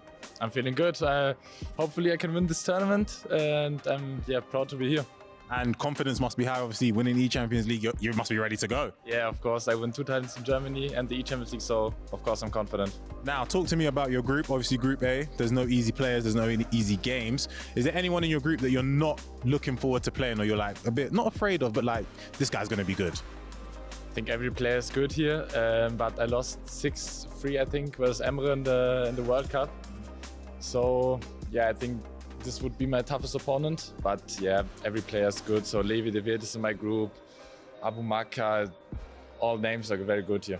And obviously 9-minute halves have been played this year. Do you think it's been any different to previous years? Do you feel like you need to concentrate a little bit more, or do you think it's just the same thing, you just keep going as you do? Yeah, I think I need to be a little concentrate more in this game, because when you have 2 games, 6 minutes half, it's way easier to play. But for me, one game, 9 minutes, it's better for me. And obviously, there's been a lot of games, a lot of tournaments happening over the course of the year from the start to finish. We're in August now. How do you think you've developed as a player? Do you think you've improved a lot, a little bit? How do you think you've improved? I think last season was very good for me. Yeah. But this season was the best season I've ever had. So I won 2 titles in Germany and 1 in the E-Champions League. Nobody expected before the season, I think. Every stage. So Anders winning the E-Champions League, or Emre, or one of these names, but nobody has say my name. So yeah, I'm proud of myself to win all these trophies. I found another one, Jafonso. First of all, congratulations on being here. How are you feeling? Thank you. Feeling really good and also confident for the Esports World Cup for this tournament. Now, you've already won here in Riyadh, so obviously confidence is going to be sky high, having qualified through the LCQ. How did you find that tournament, and how did you feel like you performed? Yeah, I practiced a lot for this last chance qualifier. Hopefully, I managed to qualify. It was really tough. I lost in the second game of the winner bracket, so I have to win, I think, I won 5 or 4 in a row, so it was tough. But yeah, I was confident, so yeah, I'm here. Now, who is the first player on your team sheet? Oof. I think it's unfair to choose one, I can say, but because all the players have a different function on my team. But I can say that one of my favorite players at the moment is Putelhas, the footies one. Fair enough. We haven't heard that one yet, so we will take that. And my final question for you is, what is your favorite play style this year on EAFC? There is a lot. A lot. I will say, I can say like 3. For me are the main one. That's long ball, obviously, finesse. But the main one for me, or the one that I most like to use, is power shot. Power shot is a solid one, and I'm hoping you can power shot your way through the group stages. So I'm wishing you all the best, and we'll catch you very soon.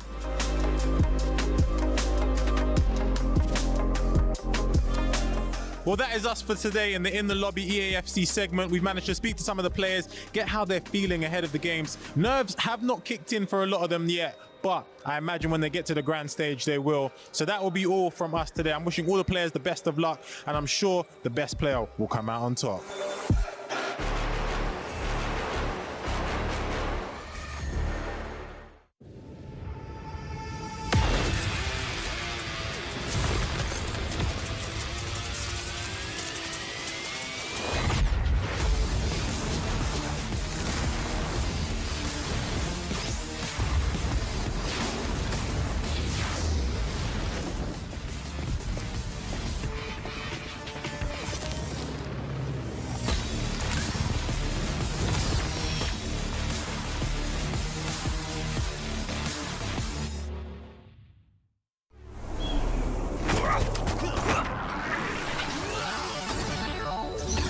Ready, set, go.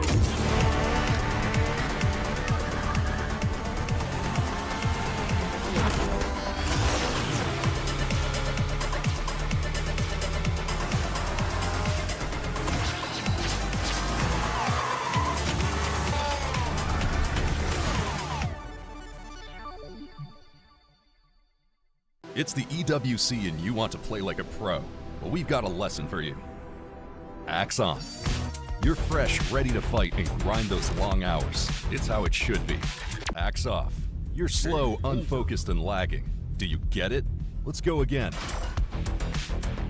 To unleash your best game, you must freshen up first. Get your axe on. Spray, play, repeat. Axe and Esports World Cup.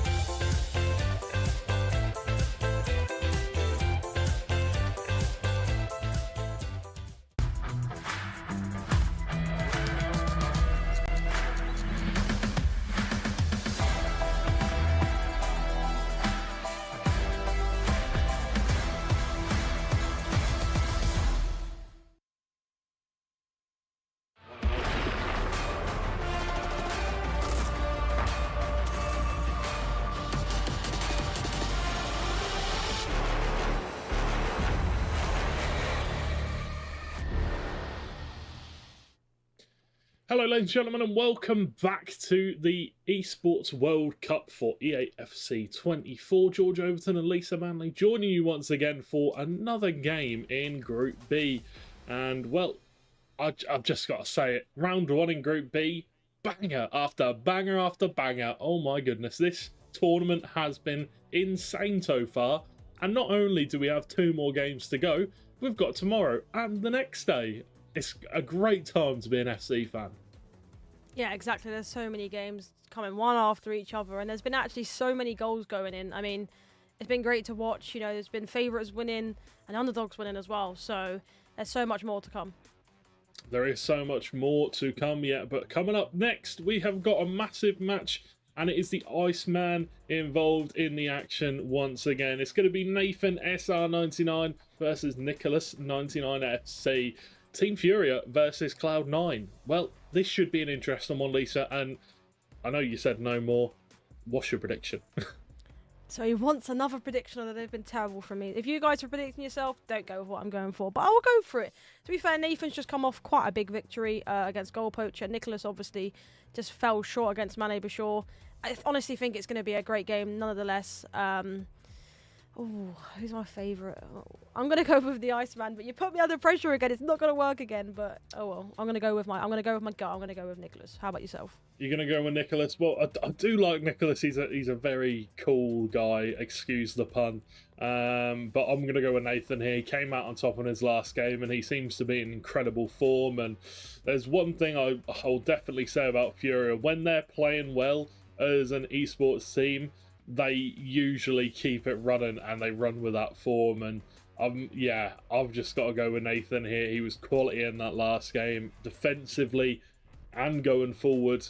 We'll have to wait and see what this game holds for us. But for me, I'm going to go with Nathan. I think he's a top player. I'm not saying that Nicholas isn't, but I personally think he will top this match in. This is Southern American grudge match, you could call it somewhat. But either way, yeah, Fury versus Cloud9, it's a very historied face-off.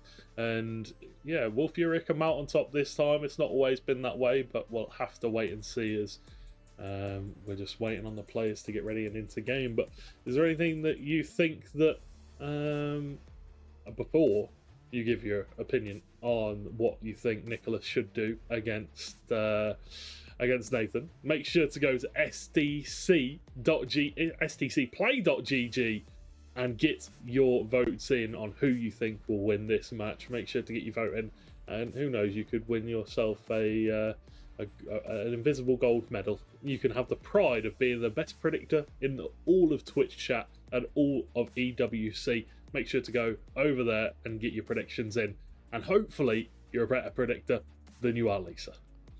He had to throw that in, to be honest with you. Unbelievable. To be fair, you can't be worse than me. I think I've got 2 right today. And how many games have we commentated on? And he still decides to ask me for a prediction. Unbelievable. But no, I think it's going to be a great game. Obviously, Nathan scored loads of goals in the last game against Goal Poacher. But Nicholas is a tough opponent. The Iceman, there's a reason he's called that. He's just too good. But can he show that? Well, he'll have to, as we are now going to move on over to the stage to see the players getting ready to get into this action.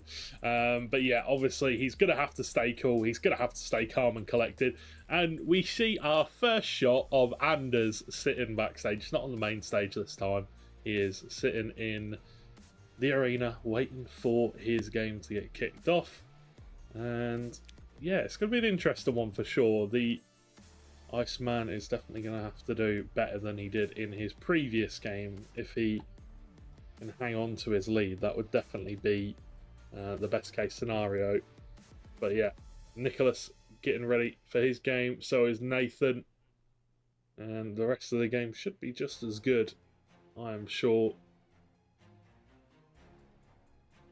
Yeah, we've got PH Zin on the screen there as well, obviously. We mentioned about him earlier. He's very, very good. I feel like last year, everyone expected him to go further than what he did. However, I think now he's got a point to prove this year, and I feel like he could potentially go all the way, but he needs to start strong in this game as well, alongside these other competitors, obviously. For us, the game that we're focusing on here is obviously Nicholas. He didn't win his first game, and we saw earlier with Johnny going 0-3.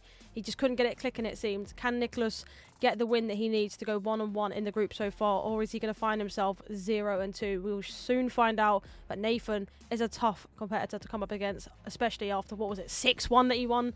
It's going to be hard, but let's see who comes out on top. You say Nathan? I say Nicholas. My predictions have been wrong, so let's see. Chat, let us know who you think is going to win this game.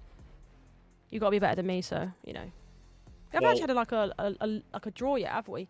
Or like a draw, yeah, we haven't had one at all. It's always been a dominant performance and loads of goals flying in. That is very true. Well, Anders, he seems to have... It's a little bit like his boogeyman when he plays against PH Zin, because he lost in the last round, 5-3 to PH Zin.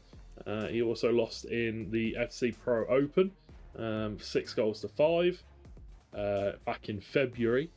So it is going to be a interesting one, this group, for sure. Anders losing his first game, PH Zin picking up the win in his first game. So we'll have to see how this group plays out, as it is definitely going to be very, very interesting, to say the least. But we do need to focus our attention on this one. Brazil versus Argentina, Furia versus C9.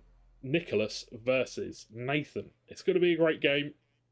I can't wait to get into this one. It is going to be, hopefully, everything we expect and more. But my prediction goes with Nathan, as all the players are getting in their seats, controllers on, headsets on, controllers in their hands, and ready to go. So should just be moments away from starting this game. But what do you expect from this one? Do you expect early goals? Do you expect it to be both players playing the cautious, slow build-up approach? I mean, it's tough. They're both very, very good defensively. They're known for it. But we know they're both also good at scoring goals, and Nathan did score loads, so it's going to be hard for Nicholas to sort of stop that, but I think he's got it in his locker. I actually wanted to mention that we saw there Mateus Bonanno laughing his head off. He seems happy as ever. Obviously, he did win his first game against Nicholas, and now going into the next game, he's got to try and win it as well. But the game has kicked off. And we are underway. Let's see who's going to pick up this one.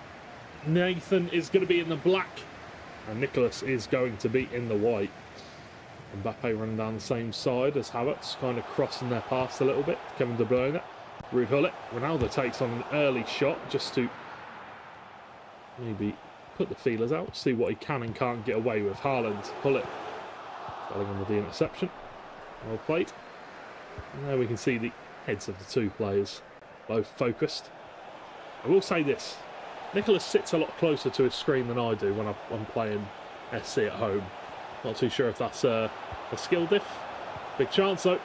Bellingham, tackle from Virgil van Dijk.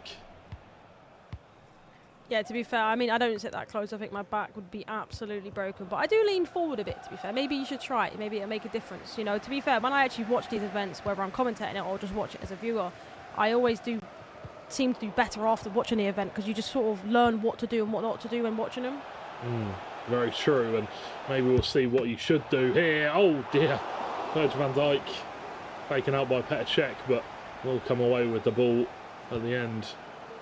And that was a big chance there for Nicholas to take the opening goal. Stones to Haaland, ball played over the top, but John Stones beaten out Bukayo Saka for pace. Good switch of play out wide, all the way to John Stones.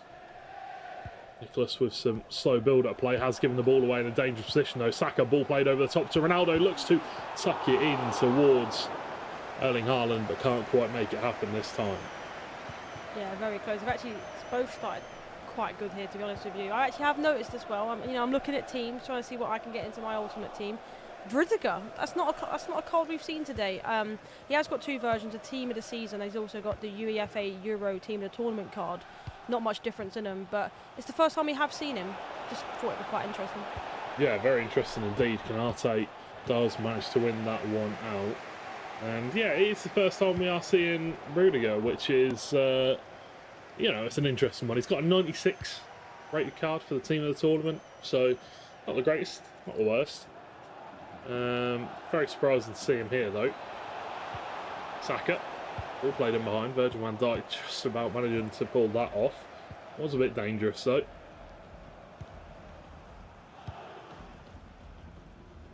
That's been a goal, and it will be goal poacher taking the lead against Anders Berggang. Very nice stuff from the Englishman, from the British man. Great start for goal poacher. See, I didn't predict on him, and he's currently winning. It's a sign, honestly, it's a sign. Sign of things to come. Lisa Manley, no more predictions. Yep. Ban me from him. Ronaldo takes the ball away from Rudiger, and now it's Haaland, gives the ball down. There has been another goal in this game, and it looks like it might have gone the way of Anders. And it has. Levels it up 1-1, as we would have expected, and as you expect, a big celebration from Anders.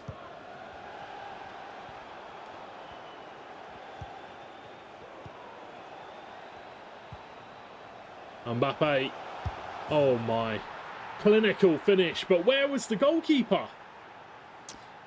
Yeah, that was a great finish from Nicholas. He saw the goalkeeper movement and made sure to go the other side. But that's what I mentioned earlier about his movement against goal poacher. It was very, very good. But the negative sides of doing that is moving him too far the opposite way, and it leaves an open goal for them. And a great finish from Nicholas and a very smart play for him. But commiserations on that side to Nathan. You know, he's watching back, it seems, and just changing a few things to see potentially what he did wrong there. But great start for Nicholas. However, it has been end-to-end so far in this game, and there's so much more time left to go. There is plenty of time left to go in this game. Plenty of time for a comeback. Havertz on Havertz action as Havertz comes out on top. Thibaut Courtois switches it to the other side of the field to John Stones. There's been a game in the PH Zin versus Bonanno game, and Bonanno looks to have taken the lead with a power shot in the near post, and Haaland with a chance. Courtois with a big save.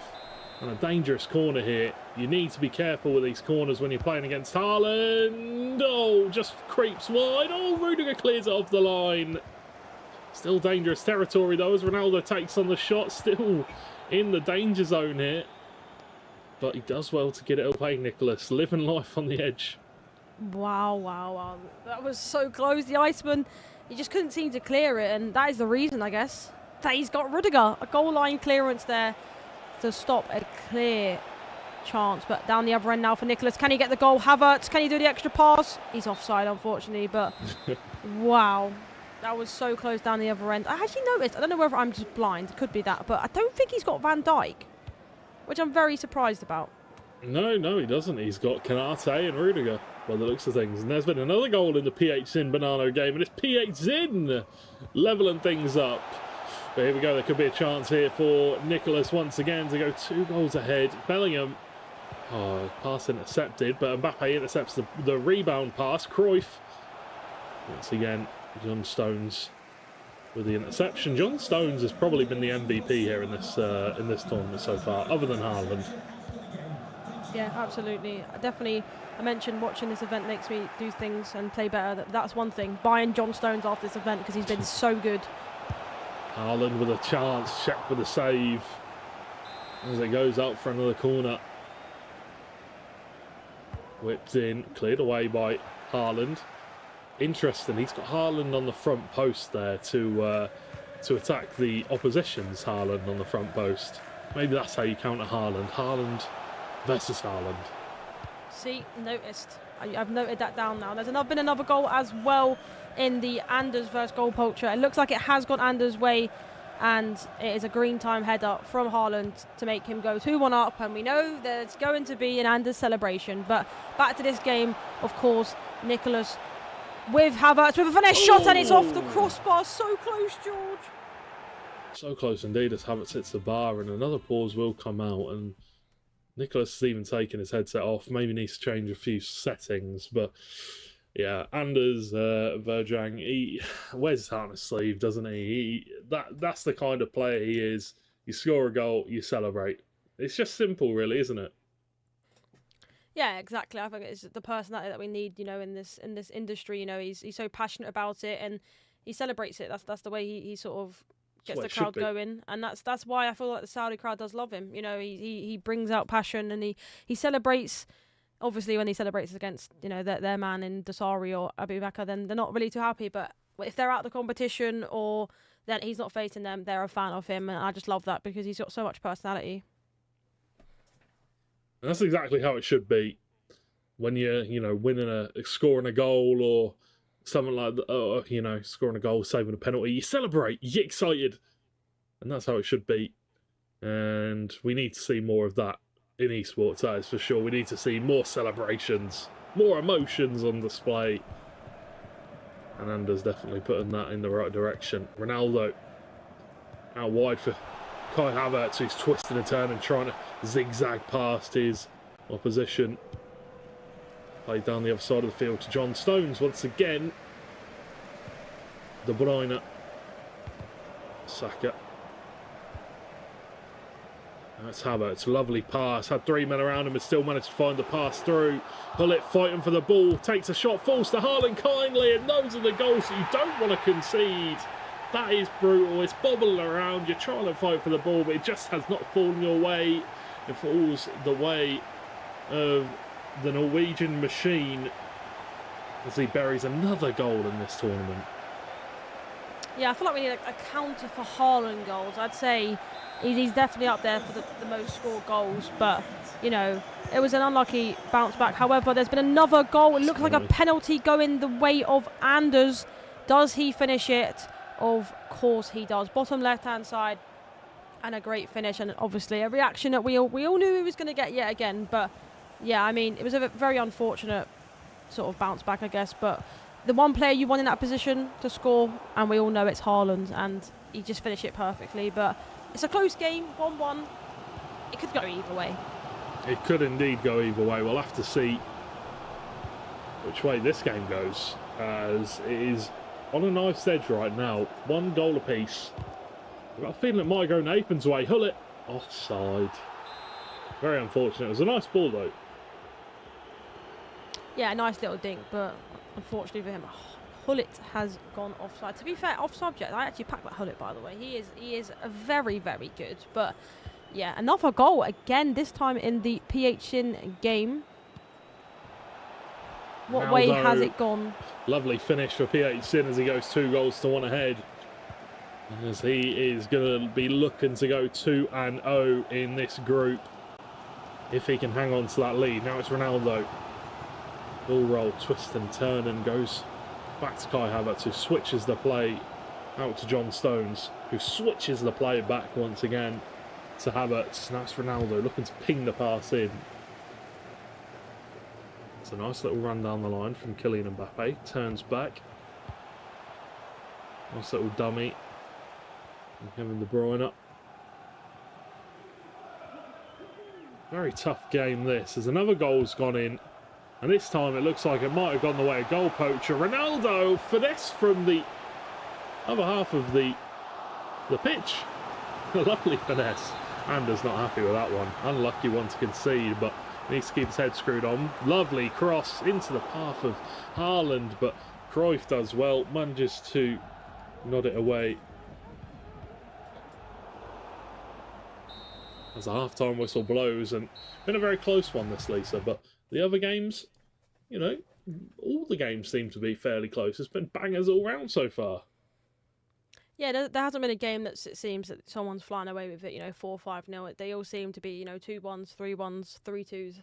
But, I mean, they're just all so close in level. You know, it's hard to pick a winner out of them because they're all so good at the game. And sometimes that's why there's not many goals in these games, because they just try and pick them apart. And it takes a while in these type of games because defensively they're so good. Going forward they're so good, and it just takes a while. But there's obviously 2 goals in this game, 1 apiece. I think it's what we expected, didn't we, really, in this game? Yeah, I think that's exactly what we expected. Obviously, we've said that both the players are very good at defending, and that has shown so far in this game. Both players finding it very difficult to break each other down, and you can probably see from the coaches here, they're both talking in the players' ears. They're both saying, right, you need to look at going down this avenue a little bit more. You need to try and get this pass played a bit quicker. You need to make this run instead of this run, and we'll have to see if that does pay off as we get involved in the second half.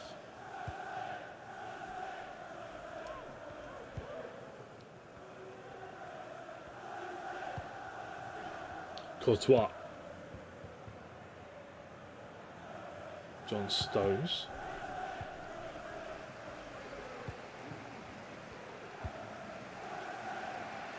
Kai Havertz now coming back inside with the double step over, looking for the pass that he wants to make. There is a man out wide. I have noticed that Nicholas, it looks like he's sending his fullbacks forward manually. Yeah, it does look like the right back is dropping back quite deep. So I'm not too sure if it's just Havertz going forward manually or whether he's got one set back, one go forward. Yeah, it does depend on the formation. You know, traditionally the 4-3-2-1, which is the formation I play, you have one full back on overlap. So for me, it would be the left back, and then the right back would sort of stay back unless you manually put input for them to go forward. But yeah, it seems like he's opted for the Havertz one to go forward. Obviously, he's probably more of the attacking player. And there's been another goal in that game. Goals flying. This time, that means it's a red card for Virgil van Dijk no. and a goal to make it 4-2. That is not the player you want to be sent off, is it, George? Not at all. And Anders with a big fist and a big celebration, a big yes, as he scores that goal. Oh, what a personality we have on our hands in FC 24. That's exactly what you want to see. The celebrations, if you're his opponent, you're probably not too happy about it, but that's how I'd be celebrating if I was a professional EAFC player. Good interception from Havertz as the ball comes the way of Nathan. Ronaldo into the path of Havertz. Mbappe making a good run. He's going to have to choose one or the other. Goes for Ronaldo, who's in a little bit of a pickle space-wise. It's a lovely ball to the back post. However, Haaland looks to take the shot on, take the header on, but couldn't quite make it. Defenders do well as, once again, Nicholas gives the ball away too easily. Yeah, it seems one-way traffic at the moment. Nathan seems to be striving. He's playing so well. Havertz, bullet, blocked away once again. Saka comes down the other end, got space to run into here. This is where Saka's dangerous, in this kind of space where he can look to execute a play of some sort. Saka, who can he find? Haaland, what is he doing? Where's Haaland running? There has been another goal in the PHC Bonano game, and it's going the way of Bonano. 3-2. Kanate heads it down nicely. His fellow defender. 30 minutes left in this one. We need a goal to separate these two sides. We need a break of daylight. I mean, if it stays the same, this score, we're both the same. We're both kind of correct on the prediction-ish. We'll take it. But a potential chance. I tell you what, you have some kind of cast a curse inside of you, because as soon as you said the biggest chance of the second half comes through, and that was so close to being 2-1 to Nathan, as you could see that he's a little bit disappointed, a little bit visibly, maybe not, I wouldn't go as far as saying disgusted, but clearly a bit frustrated with that, not scoring that goal. Yeah, exactly. I don't know which obviously Ronaldo is using. I assume it's the 30s, but I know his other cards have had power shot plus. So I think it's going to be more annoying knowing the fact that he should be scoring that as such, especially from that distance. It's not like he shot it from 40 yards out. So at least on target, and I feel like he would have felt a lot better about that. But I feel like he's been a little bit hard done by from that, because at least on target to trouble the goalkeeper to get a corner from it, but he's got nothing out of it. Yeah, it's rough. It's definitely rough. It's a difficult one to take for sure. But I do think that going into this second half of the second half, I think that Nicholas needs to step it up. Nicholas needs to really lock in here and find a way back into this game, because he really hasn't been involved for the last 20 or so minutes. Stones back towards Mbappe. Bukayo Saka now looks to the pass, wasn't on, still got possession though. Kroos, Bellingham, Stones with the tackle, and it was well read by Nathan. Haaland muscles off Stones, offside is the call.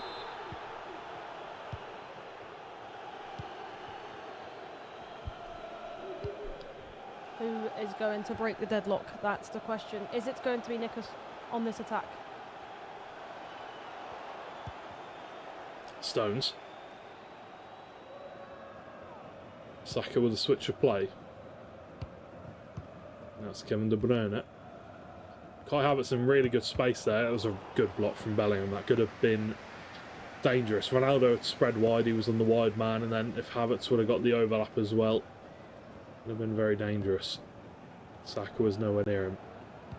Great interception from Bukayo. As he runs out wide, 2 men on him. Might need to go backwards. Tries to, as Havertz gets a touch on it, and the pause comes out once again. And what a bench to have. 99 Neymar, R9. Lovely stuff. That's actually a point. Actually, I actually haven't seen Neymar being used, not even as a sub yet. It's mainly been like Crouch we've seen coming on, CR7 coming on. We haven't actually seen a Neymar coming on. Wow. Which is crazy considering he's so much. But I did actually talking about the Ronaldo situation where he missed that and why he'd be quite annoyed. He does have finesse shot, which off subject, playstyle plus, and then obviously the power header and also the power shot. So he would have been a bit devastated for that not to have gone at least on target to trouble the goalkeeper. But this game is just so close.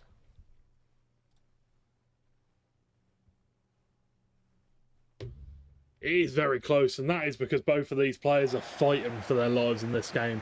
Nicholas knows that if he loses here, it's going to be very difficult for him to get into that top 3 spot and book his place in the playoffs. And for Nathan, he knows that if he wins this game, it's going to make it probably more difficult than it is. It's probably been harder to not get playoffs than it is to get playoffs. So kind of the opposite situation for both men here. Haaland. Osalute. Twist and turn and look at that pass inside. Nathan. Toy and Teasen. Meantime, Trivella from Kevin De Bruyne. If we saw that in the first month, then yeah, that would have probably gone in. Or last year. Whipped in. Haaland. Good chance. Does indeed go over. It's another corner.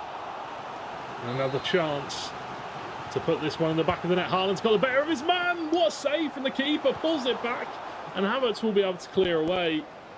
Oh my word. What a chance that was. We know he's scored so many. He scored so many goals, Haaland, in this competition from corners. But he greened it and everything. It was just he had a man on the line, which kind of made it near impossible to score from that side of the goal. But what a chance! There's got to be another goal in this game. It's been it's one way at the moment, one way traffic, and it's for Nathan. Can he get this goal that he deserves? Haaland plays it back to Saka. Now it's Bellingham twisting and turning. Great challenge by Bellingham on the other side of the field. Now it's Kai Havertz looking for a play. There's 15 minutes left to go in this one. There's got to be a goal soon, surely. Mbappe, big chance. Nicholas has broken the deadlock. Finds the goal, puts him a goal ahead. A shake of the head from Nathan. A sorry celebration from Nicholas as he takes the lead and keeps himself in this group. If he wins here, it would take it both players. 1 win, 1 loss. Commentator's curse again, by the way. I did say that the goal that he deserves from this chance, and then he went down the run and scored. I mean, it's all right. My prediction, I said Nicholas. So far, so good. No, but seriously, I mean, a great finish there. And obviously the sorry celebration. Maybe in his mind he thinks that maybe he hasn't deserved it as such. You know, he's ice cold. He's a very good player, but maybe in his mind he didn't think he deserved it, so he just put the sorry celebration up. But I mean, still more time in this game. Obviously, a big tactical pause coming in now. Obviously, where he can speak to his coach, see what he can change. Obviously, we mentioned the players on his bench. There's so many key players on that bench. Will we see Crouch? Will we see Neymar? What will we see? But something has to change for him to get back into this game, and it has to happen fast. Someone's got to give. Can Nathan do it? He's been on the front foot this entire game. Can he clutch up in this situation? Or will Nicholas throw away another 2-1 lead like he did in the previous one against Manu Bashir? I know that sounds brutal, me saying that, but that is potentially what could happen if Nathan clutches up. Stones. There is still 13 minutes in game. Plenty of time for another 2 goals. Osalute has come on. Lovely turn. Looks to come inside. Toni Kroos makes the interception, and now maybe a chance for Nicholas to put the nail in the coffin. It's Patelas. Turns inside. Looks for the pass. Finds Bellingham. Back to Toni Kroos. In towards Ginola. Haaland. Big chance.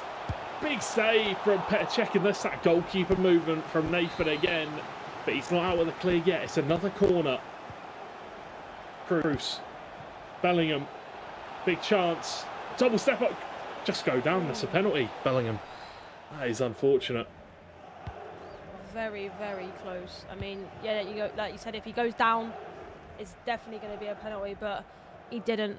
The tables currently have turned. Nicholas has started to dominate again, but yeah, again, anything can happen in these last 8 minutes. Ball played long, and Hosselu just sneaks offside. That's so unfortunate. Theo Hernandez has been brought on. That's the first time we've seen him this tournament. Yeah, I'm surprised he actually hasn't been used that much as well, considering he's It's actually quite tall. But when I used his team of the season version, I think it was the red card that I got, he seemed to just be too far up. I know obviously that most players use their left back as the attacking one, but he just seemed to get caught up top too much, and it cost me a lot. So maybe that's why. But obviously in this game he's trying to get an extra goal, a cushion that he needs. So potentially now though into Cruz. Can he get the goal? Not quite yet. Nathan needs to get the ball back. And he does. Better check. Can he find this goal right before the full-time whistle? There is not long left in this one now. Kylian Mbappe driving forward. Oh, the pass, just not the one he wanted. He can't afford to be disappointed with it though. He needs to continue pressing. He needs to continue trying to get the ball back. Can't give up just yet. There is still just a sliver of time left in this match. As the ball played out wide for Rafael Leo. And some smart play from Nicholas goes all the way back. It's not what you like to see, but sometimes it's what has to be done. 2-1 up. Could make a mistake there. Canate to Rudiger. Sliver of time left in this match. Cleared forward. And it's Ginola. Throw on goal. Probably just run it into the corner, I would assume. Goes back, looks for the pass. Takes the shot on. Petr Cech makes a save, and it will go out for another corner. And you've got to say, disappointing for Nathan. He had chances. He had big chances, but just couldn't make it happen as the full-time whistle is blown as Nicholas picks up the win. C9 take the win over Furia as this Argentinian versus Brazilian battle comes down to I don't want to say a disappointing end because it was such a good game, but I definitely wanted a few more goals. Is that selfish of me? Maybe. No, I don't think so. I think they were just so equal as a player. Like, I feel like it was so hard for them to score goals in that game. But I mean, it was a great game. Obviously, Nicholas came out on top. Obviously, you did see the sort of wasting time at the end of that game, but it needs to be done in this competition. There's so much money on the line. However, it was risky to sort of keep the ball at the back there. I feel like he was going to end up conceding because Nathan was pressing really high, but almost got a goal out of that, but it wasn't to be. But 2-1, his first win of this competition. Can he go on to get another one in the next round? Can he go on to get another one? He needs to. He needs to start getting these wins back to back now, Nicholas. And for Nathan, commiserations, but you know, I really hope he can move forward and pick up some more wins because he's been great in both of his games. But Lisa, it's time to have a look at some of the highlights from this game we just watched. For anybody that missed it. Yeah, the first goal did actually come from Nicholas. He actually started really strong. Pass into Mbappe and a terrible goalkeeping movement, unfortunately, for Nathan, which he was so good against doing against goal poacher, but just went the wrong way this time. However, a massive mistake. And Nathan was able to get the ball in the back of the net from a Nicholas mistake, which you don't really see that often. Into Mbappe, step over speed boost, and a great finish in the 76th minute with a sorry celebration. By the time he got to this stage, Nicholas was seeming to be dominated quite a bit from Nathan. However, he was able to score there, do the sorry celebration, and the rest of that game was history. He was able to come out with the win, and a big win for him, wasn't it, George? Oh, it was a massive win. It was a really, really big one. You know, obviously we saw in that last game against Manu that he didn't throw it away, because you never want to say throw it away, but it was a close game. It was a very, very close game. And yeah, I hope that he can continue on this run of form. But let's have a look at the other game's highlights, the second game's highlights. Yes, the other game was the goal poacher versus Verge Gang, and goal poacher was able to start off getting the first goal, which is something that he needed. However, only 4 minutes in game later Mbappe skipped past his defence and made it 1-1. This game had all the goals. In the 20th minute, Hoslu comes down the right-hand side as a player that Anders uses quite a bit. Step over speed boost, which we know he's renowned for. And Haaland barges Hullet off the ball. Something I don't really expect to happen sometimes, but this was the initial yellow card that he got. Got a bit unlucky there. It wasn't a red card, it was a yellow. And Anders was able to slot it bottom left to make it 3-1 to him. Plenty of goals in this game. 35 minutes in, goal poacher came back with a goal. Ronaldo finesse. What a beautiful, I couldn't even say it was that good goal that was, right, George? Yeah, that was an incredible goal, and I'm just surprised at how many goals we got in this game. And there's the red just before the half-time whistle. Oh dear, what a nightmare. And it's a straight red as well for goal poacher, as obviously Anders finishes that one off nice and simply. And that was all. I'm surprised there was no more goals, but some a range of emotions from Anders, to be honest. Head in his hands, celebrating. Come on, yes, get in. And, you know, more of the same from there on out, really. Honestly, you can't help but smile whenever you see Anders on screen. He's always a mixture of emotions. And, yeah, just it gets me smiling, at least. Yeah, he gives you joy watching him play, obviously. You know, when he scores goals, he obviously ends up being excited, doing loads of celebrations, but also, I guess, the other side of it, where he ends up conceding, and he has some emotions there as well. Well, let's have a look at the final game's highlights that we get to see, and then we will have a look and see what this one was. So it's PH Sin versus Bonanno, the last one, and we saw the highlights for this. It was fantastic, kicking it off with that green time power shot from De Bruyne. Beautiful stuff. Yeah, and obviously the third goal that went in did go the way of PH Sin, and great play there into CR7, which traditionally hasn't really started much in this competition, which I was kind of surprised about, but 2-1, Matheus Bonanno had to come back. Wout Weghorst is starting. The first time we've seen that as well, 41st minute, he normally comes on as a sub, not this time.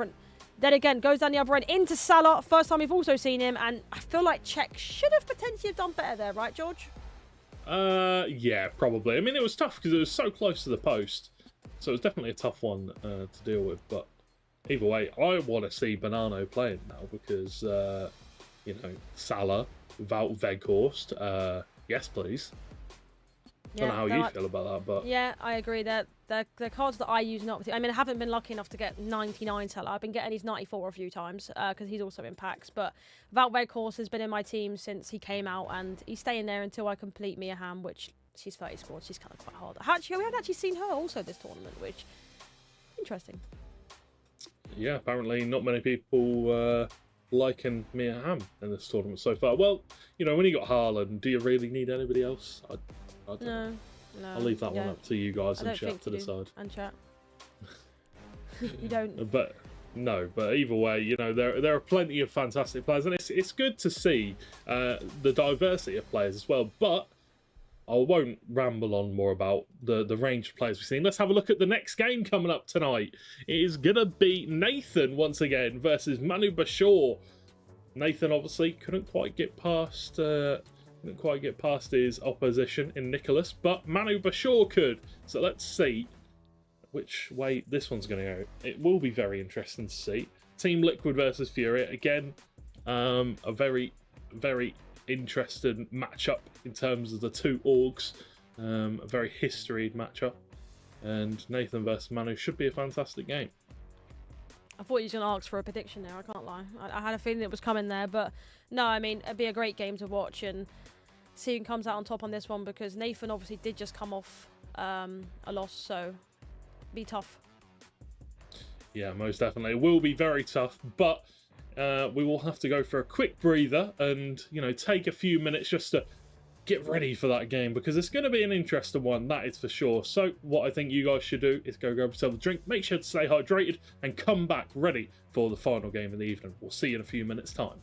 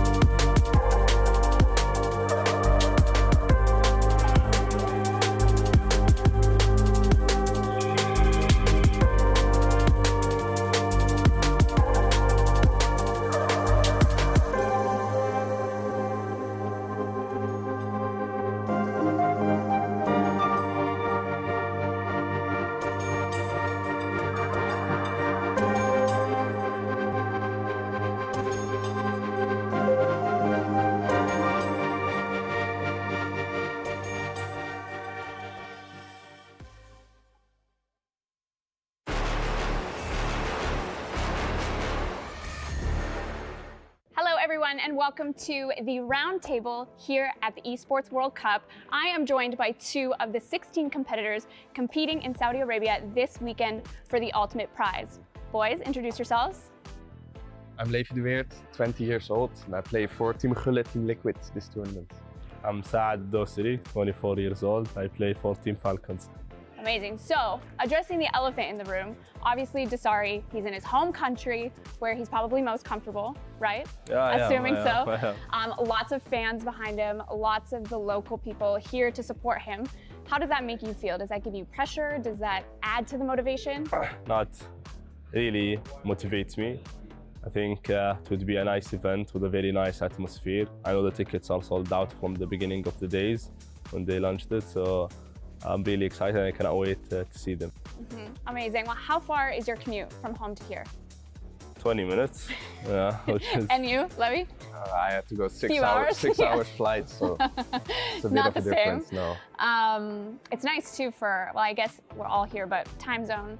In Europe, it's only for you an It's like hour. -1. It's not so bad. Yeah, so it's but not too bad. There's a little bit of an advantage. There's 1 hour. Levy, obviously, you've traveled far. Both of you have had successful seasons. You winning the EWC earlier this season with a teammate, PHZin, who now is an opponent. How does that make you feel? How do you approach that? I think we are used to it because, like, for example, also the Champions League, we qualified because we won the EWC.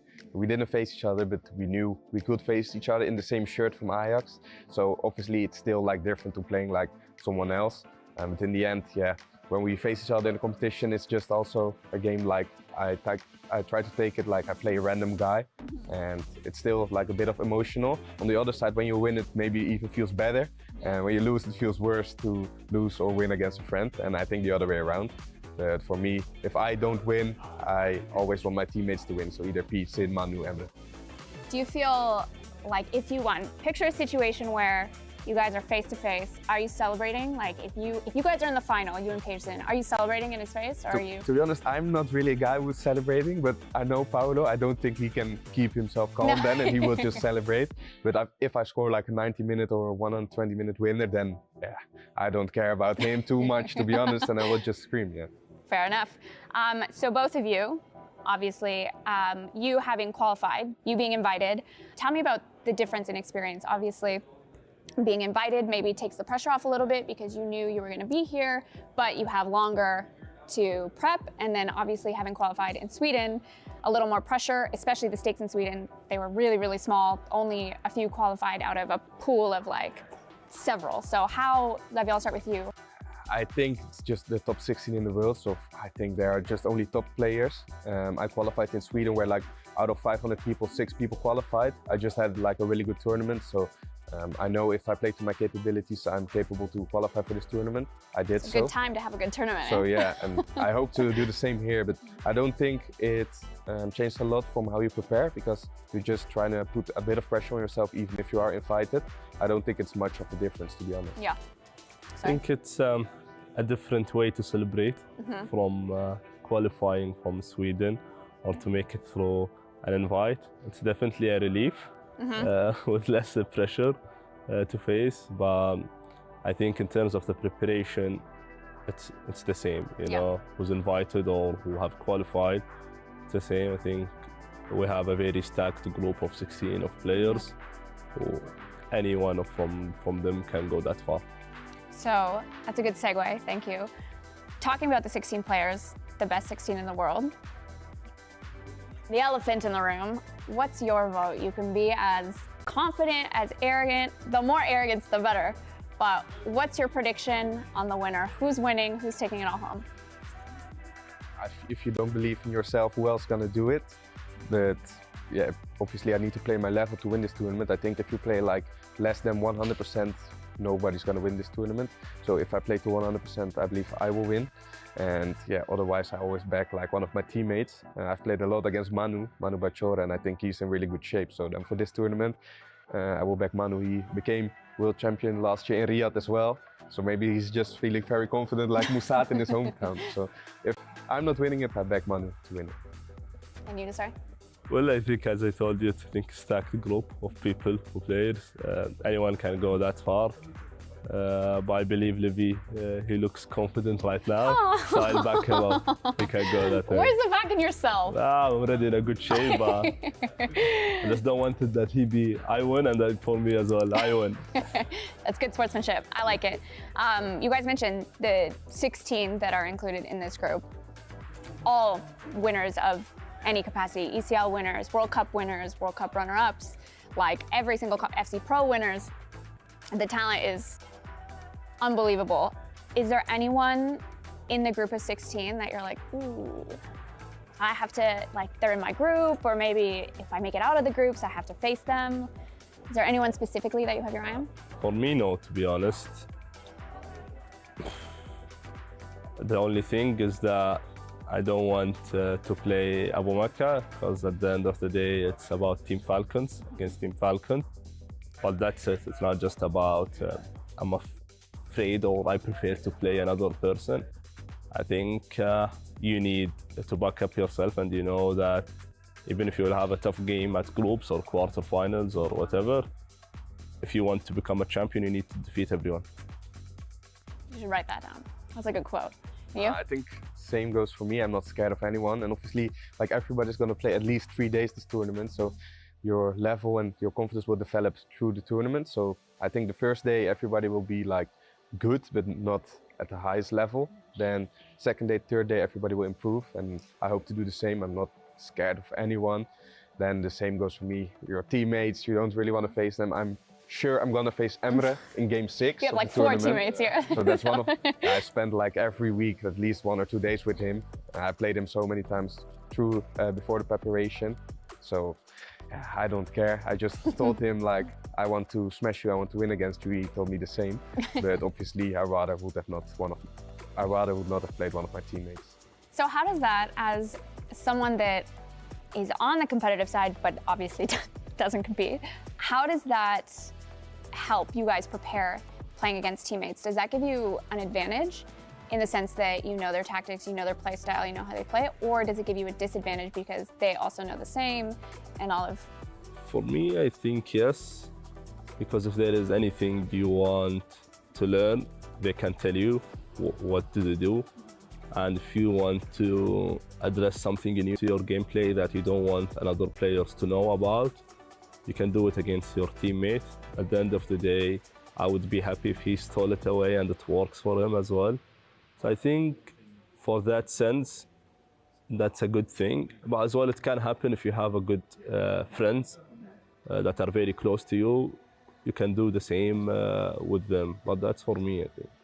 I think if I can speak for both of us, it also depends on like the person, because I think we are both players who are maybe thinking a bit more than others. And I think for players like that, it's maybe more of an advantage to players who just like play and do like maybe the same things. They don't really analyze in their mind. So I think for me, it can maybe be more of an advantage than others. But on the other hand, I don't think it matters that much, because in a tournament, everybody's always going to play a bit different than in practice matches. Totally. Well, let's shift a little bit. I have some fun questions, and you guys need to answer 100% honest, okay? Number 1, this one's easy. Pre-game ritual. Is there any meal that you always eat before a tournament? Is there anything that you do that like you have to do or else? I do. I have like an armband. I got it from my grandmom. I always like kiss. So. Before a game or before a game? Every game? Yeah.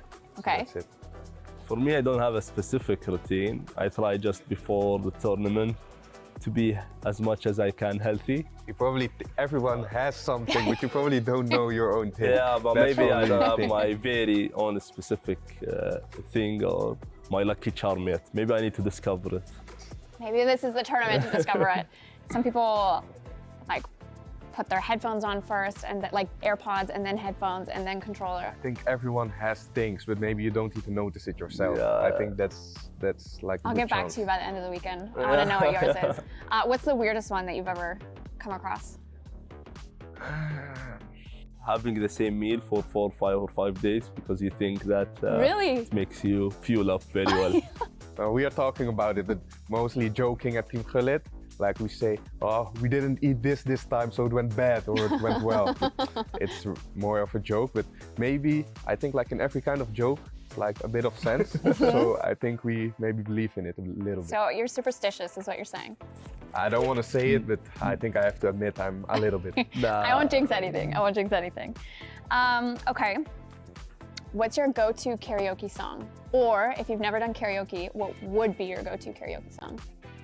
I think it's something from D-Block Europe, because I just listen to D-Block almost always when I play, and sometimes I'm even singing while I play and I don't notice. Really? So one of them probably. I think Kitchen Kings. Give us a little bit. I didn't sign up for that. So. Fair enough. Duff? I don't listen to music while I play or anything. I know there is a lot of FIFA players who does, but I would rather that just to not be too much excited. But sometimes I love to listen to music before the games to get into the mode, to get into the zone. But there is no karaoke, it's just an Arabic music that if I sing it to you, you wouldn't even know about I wouldn't it. understand. Fair enough. Well, thank you guys. That's all the time we have for today. Best of luck to the both of you. Thank you. I'll come back to you for your superstition on Sunday. And we'll be back next time with more.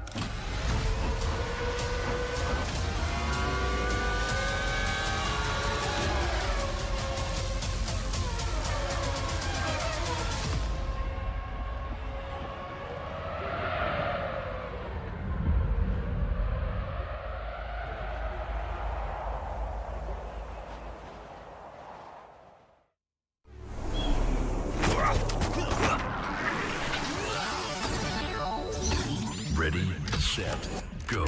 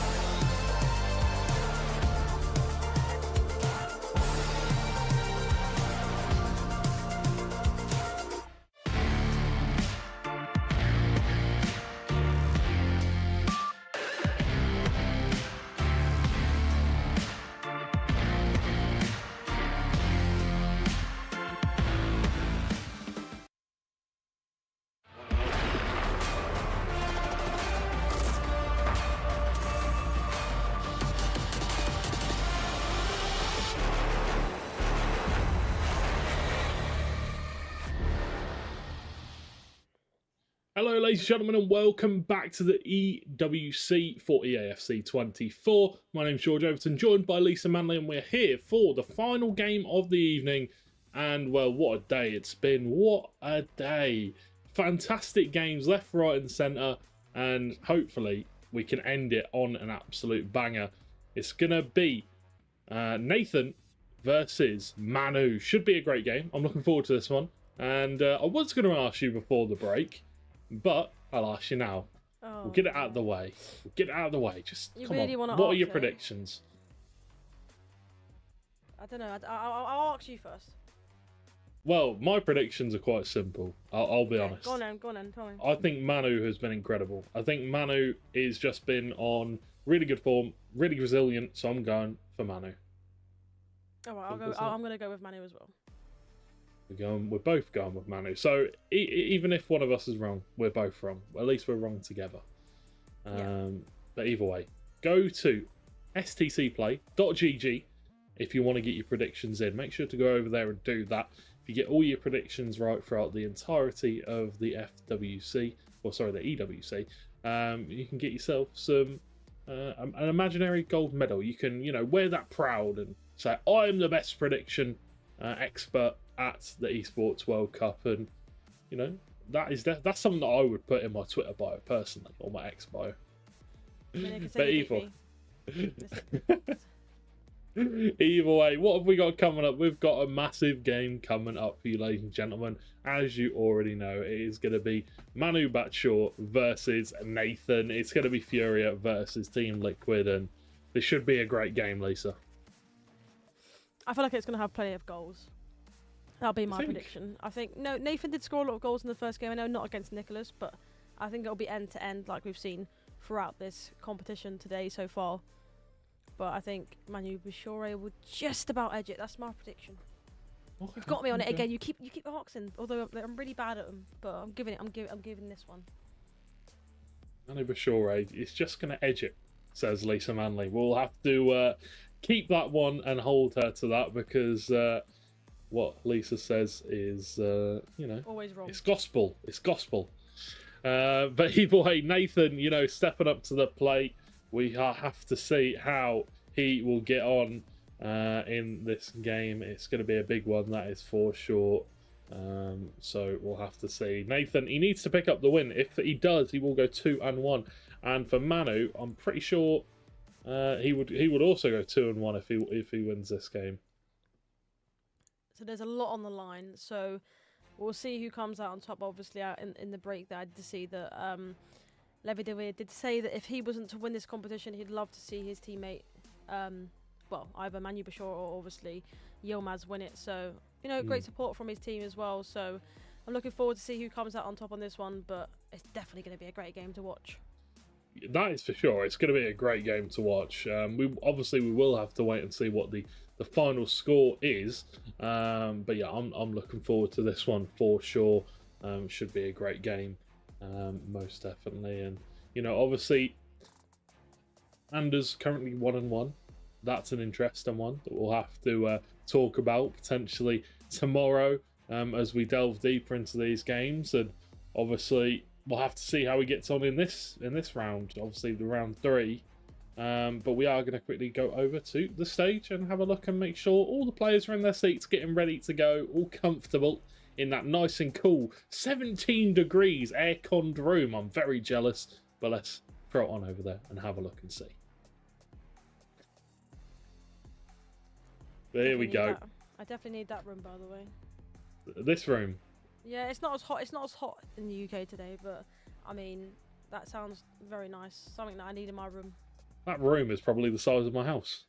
So I would also like that room for sure. Either way, all the players on their phone just getting ready, just looking through the last few tactics, this, that, and the other.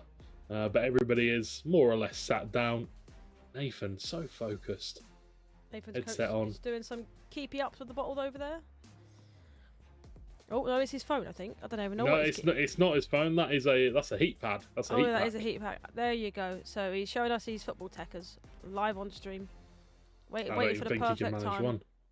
Couldn't even manage one keepy. It looked like he did a few there. It must be hard with a hand warmer, to be fair. It's used to keep your hands warm. It's not there to be kicked about. But we obviously see the players just chilling, waiting for the next game. Yep, yeah, exactly.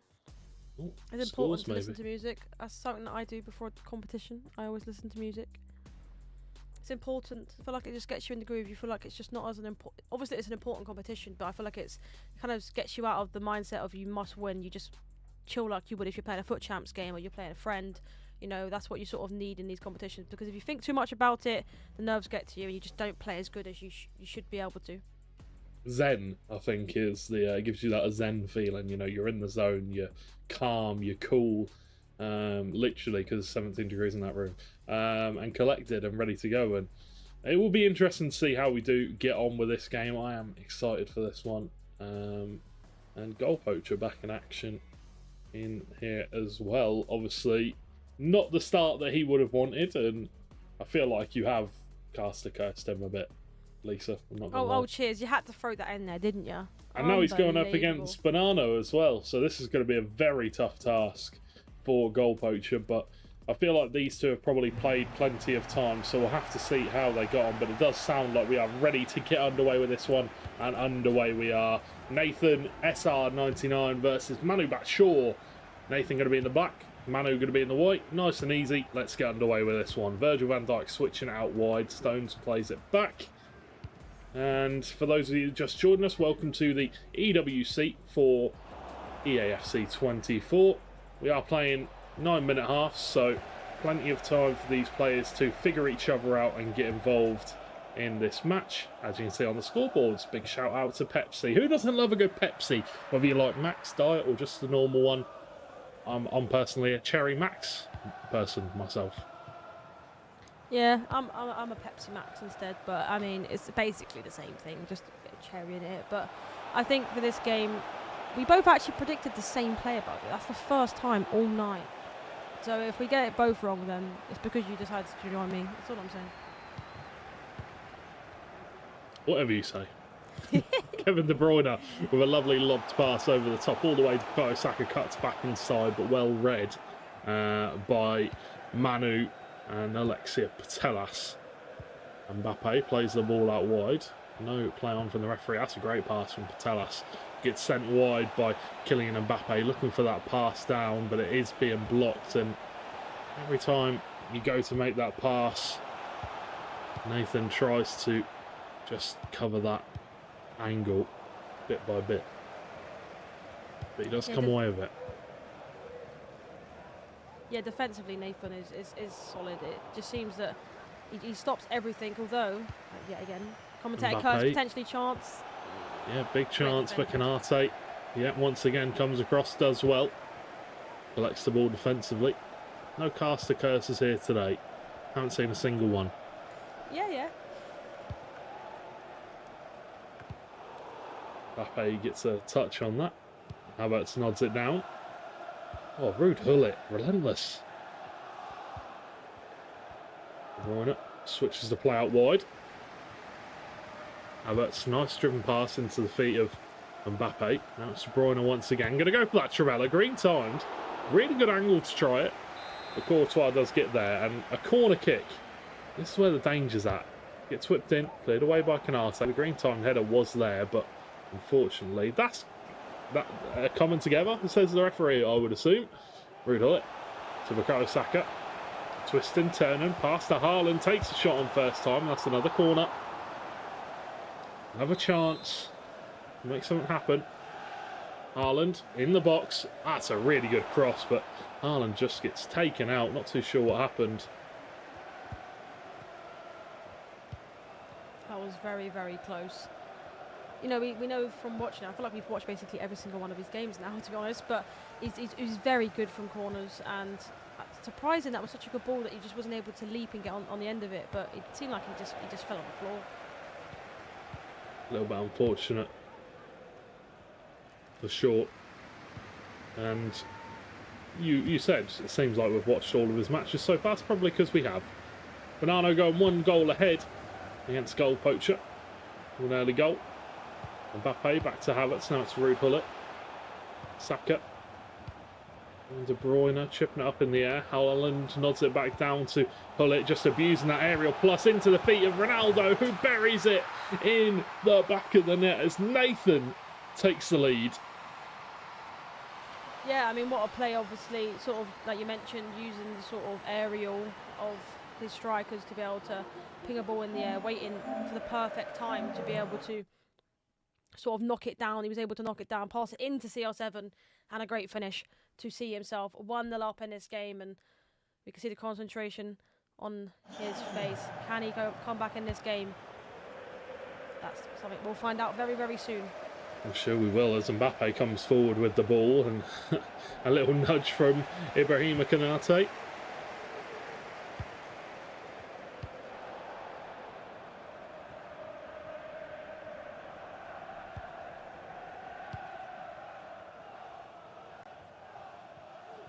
Kai Havertz.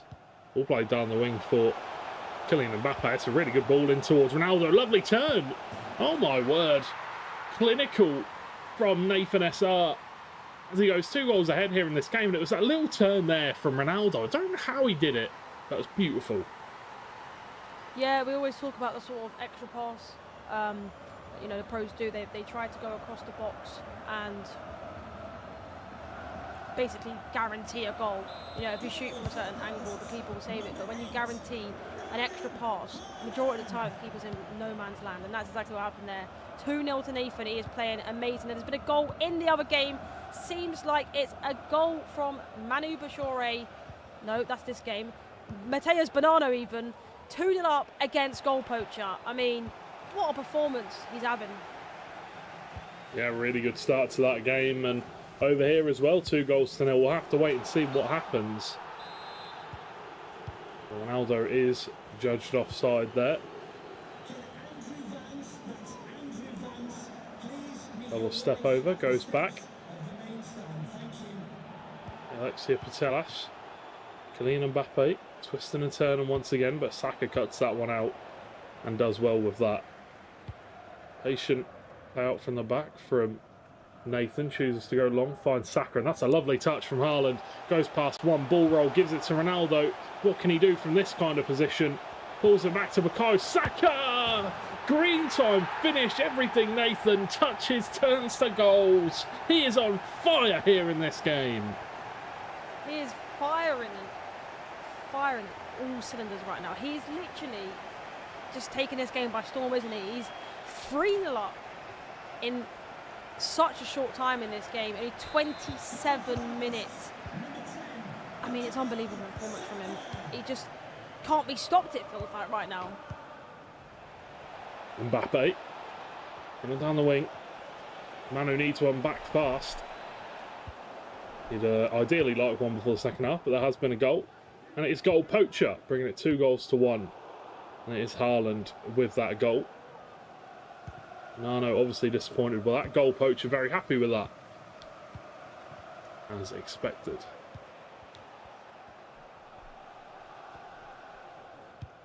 Saka with an almost interception, but Ronaldo might be throwing goal. No, Ibrahim Konate. Very well defended once again.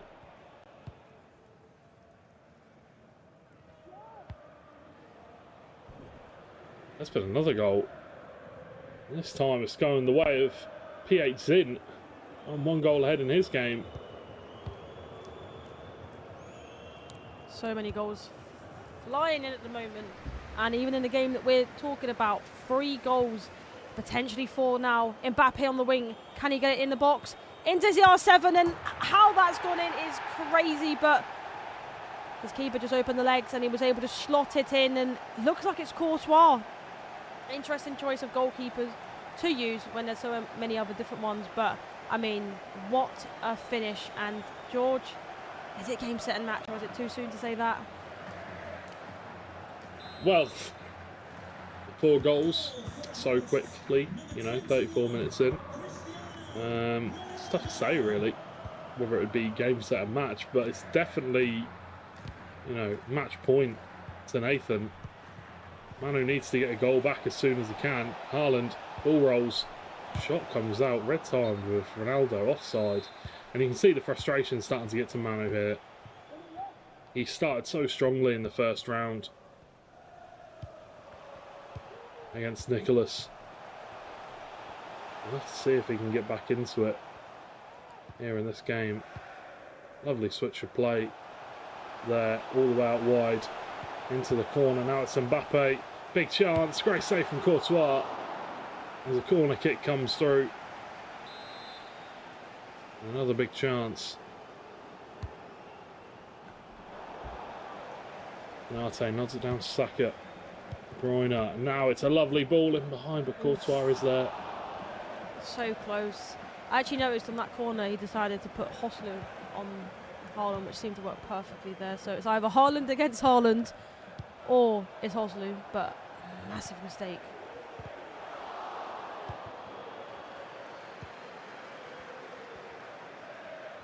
Kevin De Bruyne Virgil van Dijk playing it out from the back, and now it's Stones looking to feed Haaland in behind, and he does just that.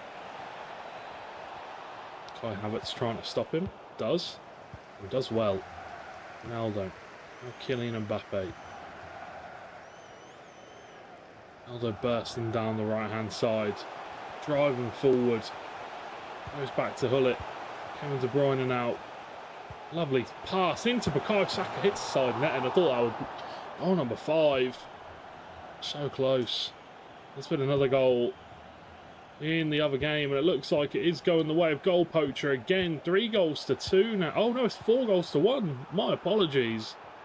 Nano scoring again. Goal poacher lost for words. Yeah, that game also at 4 goals, obviously 4-1 in that game, so 5 goals in total. But this game as well, 4-0. I can't lie, I genuinely thought that Saka chance went in. I must be blind, but it looked like it rippled the net. But great chance there, but potential another one here. But John Stones and Havertz, so the 2 cards I've noticed so much defensively in this tournament. I mean, Stones I'd say the most, but Havertz has been played as right back, which you don't really see too often. Obviously, he's a left back, his team of the season card.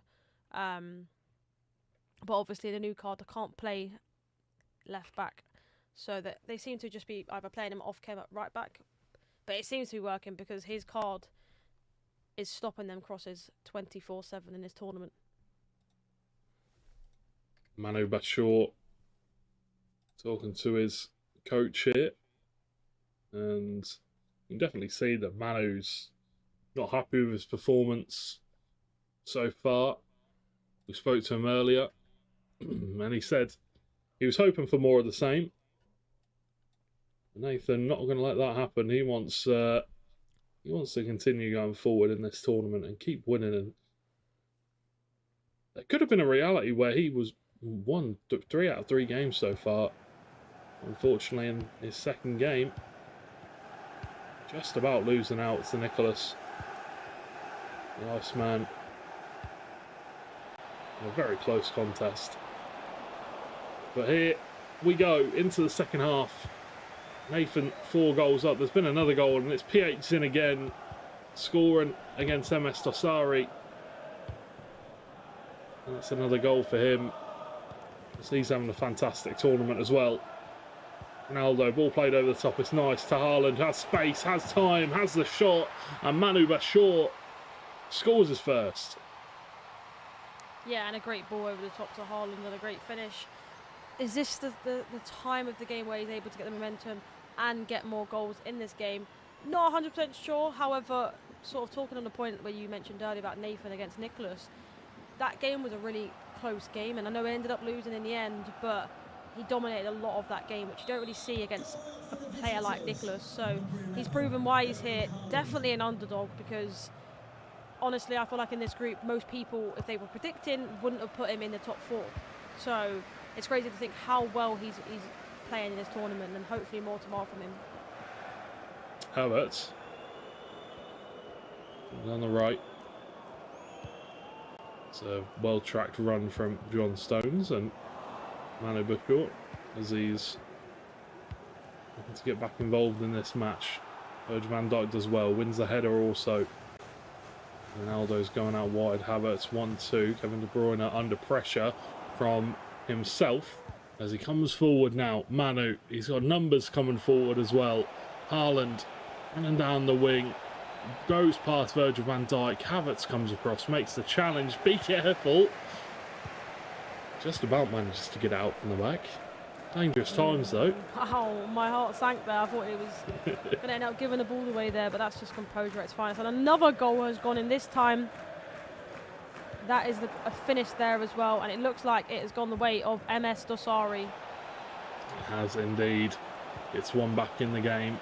Still plenty of time left in all the fixtures for anybody to try and turn things around. Goal poacher obviously will want to try his best to do that. He's not had the greatest of starts here in the opening 2 games, but as we're in the 3rd now, can he do just that? Lovely pullback to Ronaldo. Great block from Ibrahima. And De Bruyne in a bit of a jostle with R9.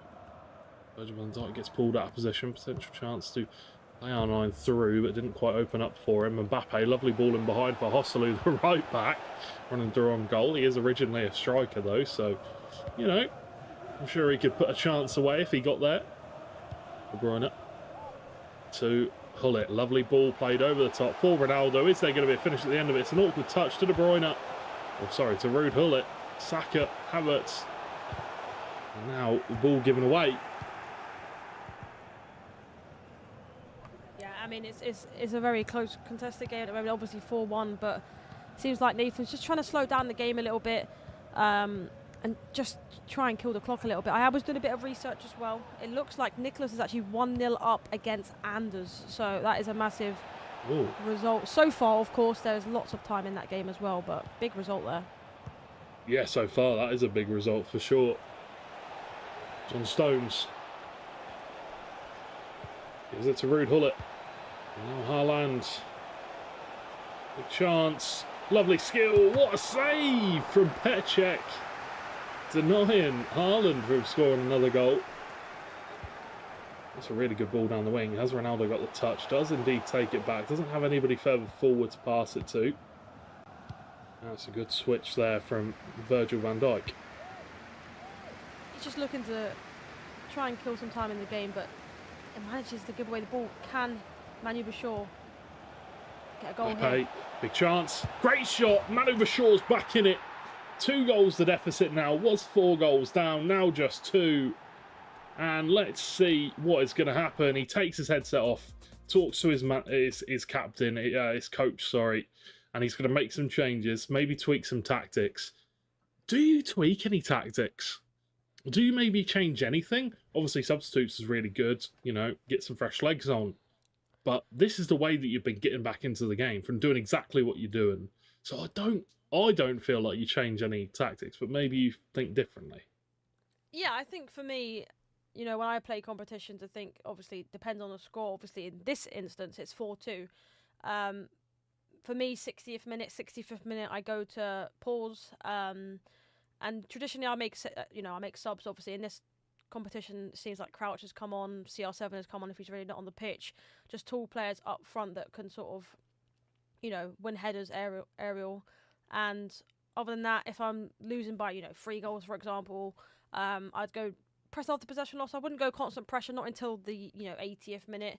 Sometimes it's worth just making an attacking or an ultra attacking custom tactic, because you never know if you'll get that pause in time, just so you can actually go constant pressure if you still are down in the game. Yeah, most definitely. All given away there from Nathan. Stones out wide, but De Bruyne dispossesses. And the main reason why I say you don't really want to make any tactical changes, because when you've got the momentum and you make a few tactical changes, you know, you maybe change depth, your width, maybe change a few things like that, it can really take the wind out of your sails.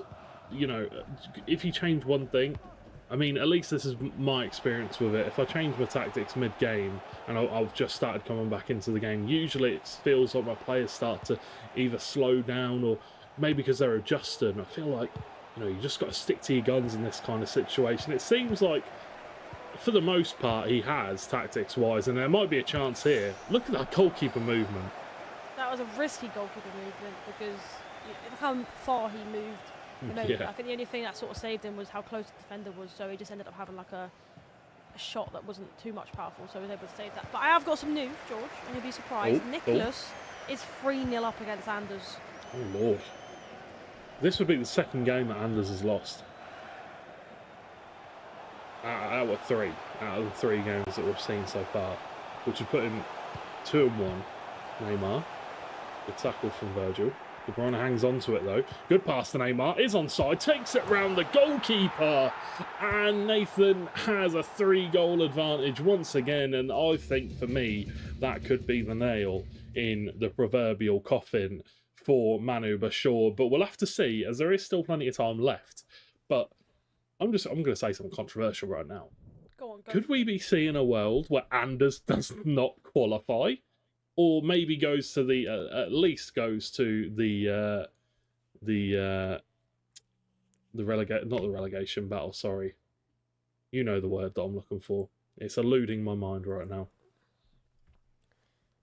Yes, indeed. I think there is actually a world that he does go to that, because realistically, I think that would probably mean that he's lost two games if I'm not wrong. It's the resurrection stage as well, but yeah. I think he'd end up going to that. But I think, like, it's crazy to think that. You know, I think, you know, I've seen a lot of posts on Twitter prior to this event thinking that, you know, Anders has won this, he's won that this year, he is going to win this competition. And there's some names that has come out. Even Nathan, he's beaten the champ last year 5-2 in the group stages. Like, no one would have expected that neither.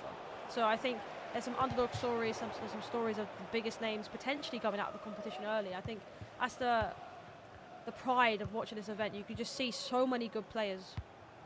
Absolutely, and talking about a good player, Nathan's looking to increase his lead again, and it's Ronaldo, and it's just so simple. Nathan is putting on a show for us, and Furia are bringing us some of the best FC football we've seen, maybe even this season. But this tournament, they have been absolutely fantastic so far, and Nathan, this will be him going 2-1 in the table, which will take him up to match the likes of Nicholas and is Bonanno 3-0? I think Bonanno might be 3-0, no? He's currently very winning close. that game. He's either 2-0 or he'll be 3-0 off this set of games. So he's doing very well for the City boys. Of course, with Tex not being able to be here today because he wasn't able to qualify. So he's lifting that flag very, very high for City. Ronaldo offside is cool. I still can't forgive Tex for leaving Liverpool and joining Man City, by the way. So that's still a very sore subject for me. I'm a United fan, so you know, here we are. So you must be a big fan of Tex then. 81 minutes through this game, 6-2 is the scoreline for Nathan. Is there another goal maybe just to bring the goal aggregate? Sorry, not the goal aggregate. My brain's going blank. We're getting towards the end of the day. The goal difference back in favour for Manu and Bashort. We are getting. Oh, that's a lovely ball. Mbappe, yeah, feed it through to Ronaldo. Not sure about that one, Nathan, but he wins it back. Oh my word, what is going on in this game? Another goal for Nathan, 7-2, and if Manu Bashir hadn't lost his head already, I'm sure it's gone now, because that is a crazy goal to concede. Yeah, I think initially Nathan should have scored prior to that because he did one too many passes, but he was trying to make it a guaranteed goal. However, Manu Bashir just lost his head a little bit, I think, and he just made a mistake and gave Nathan the goal. But I feel like this is something that he needs to try not lose his head over, because the amount of goals he's now conceding because of losing his head as such could be the difference between him going to the resurrection stage or even going out of the competition. So he needs to try and, I wouldn't say go for it because I feel like it's over now anyway, but try and not concede any more goals, or on the flip side, try and get a goal back but not concede because of going for it. No, absolutely, I couldn't agree more. Does need to get himself back in the game just to try and save his goal difference, but also doesn't want to lose his head too much, because obviously still plenty more games to come over this next few days. Mbappe, great tackle from Saka.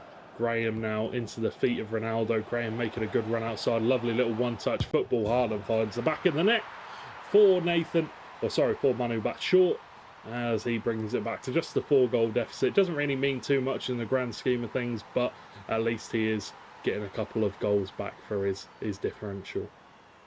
Yeah, a great green time finish, like you mentioned. Doesn't really mean too much as such, but goal difference is huge. We heard some players actually earlier in the interview saying about goal difference and making sure that not only is he winning, but he's also getting the goal difference up, because that's the most important thing. And I mean, 4 goals in this game, like you mentioned, it is over, but you know, he can take pride out of the way he's played. Nathan, he's been so good. Absolutely, offside trap there, goes a miss. Oh, thought that was going straight in, you know, from Neymar, but it goes out for a throw-in. Ibrahima Konate on the ball as we come down to the final few moments here in this game. Might be one more chance in it for Manu as Frimpong comes down the right, cuts inside. John Stones with a great challenge, gives the ball away. Full-time whistle will be blown as Nathan wins this one by a considerable margin, and unfortunately for Manu, he cannot find his way back into the match. But GG, love to see the sportsmanship between the two players and the coach and staff, and hopefully we will see more of those tomorrow.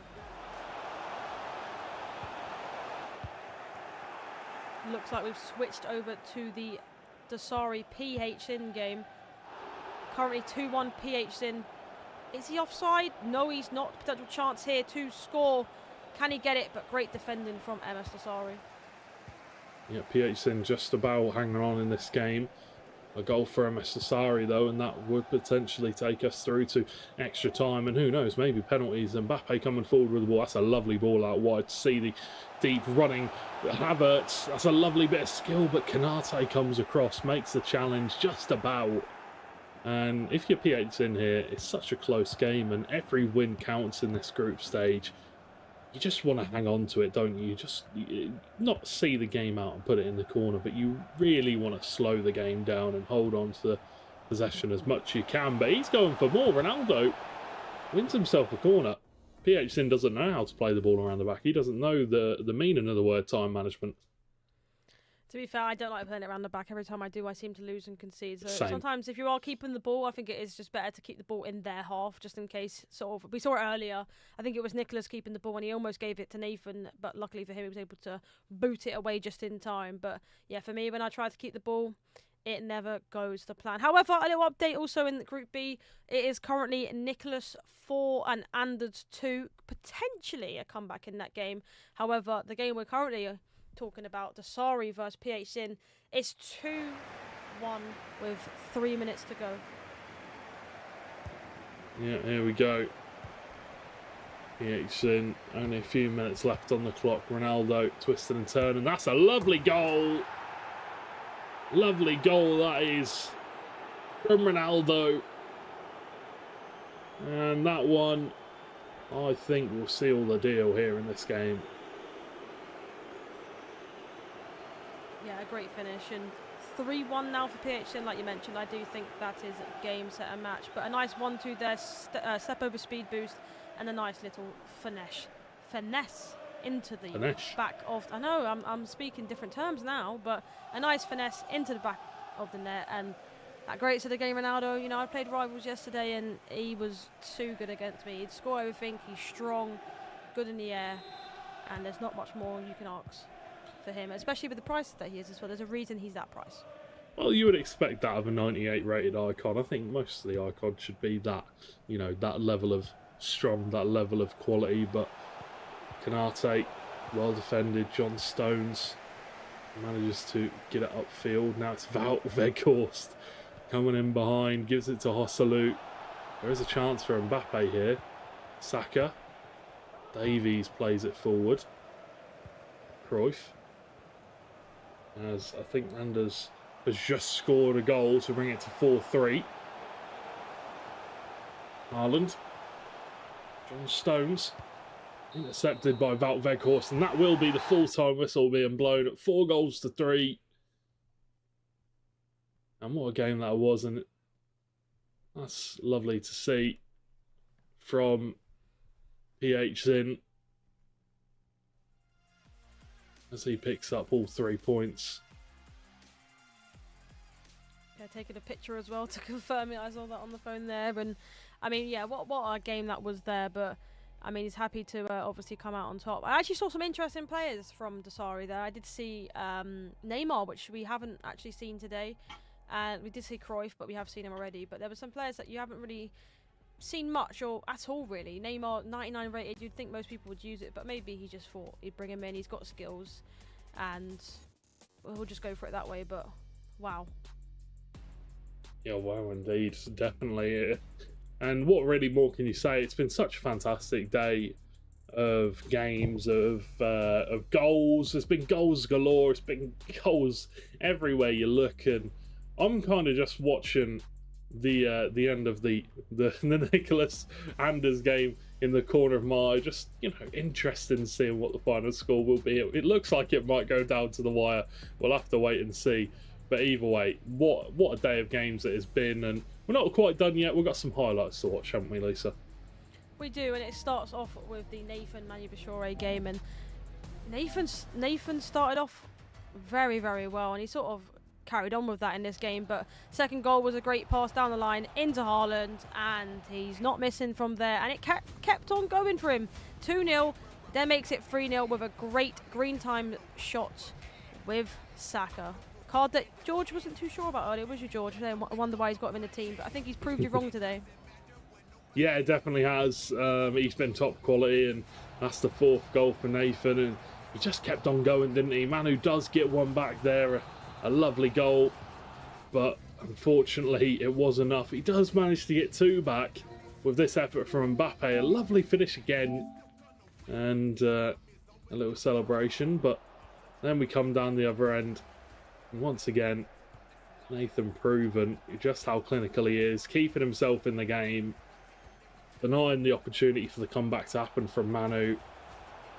There's another one from Ronaldo. Nice bit of skill. Again, the double step over coming in clutch. This is the one where we were like, oh, I mean, you've got to score those, but then the ball given away, looks to launch it away, comes off Canate, straight into the path of Ronaldo.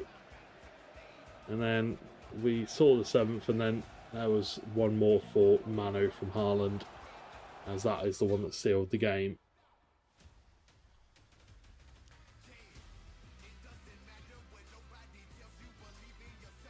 But what a game it was, for sure. Right?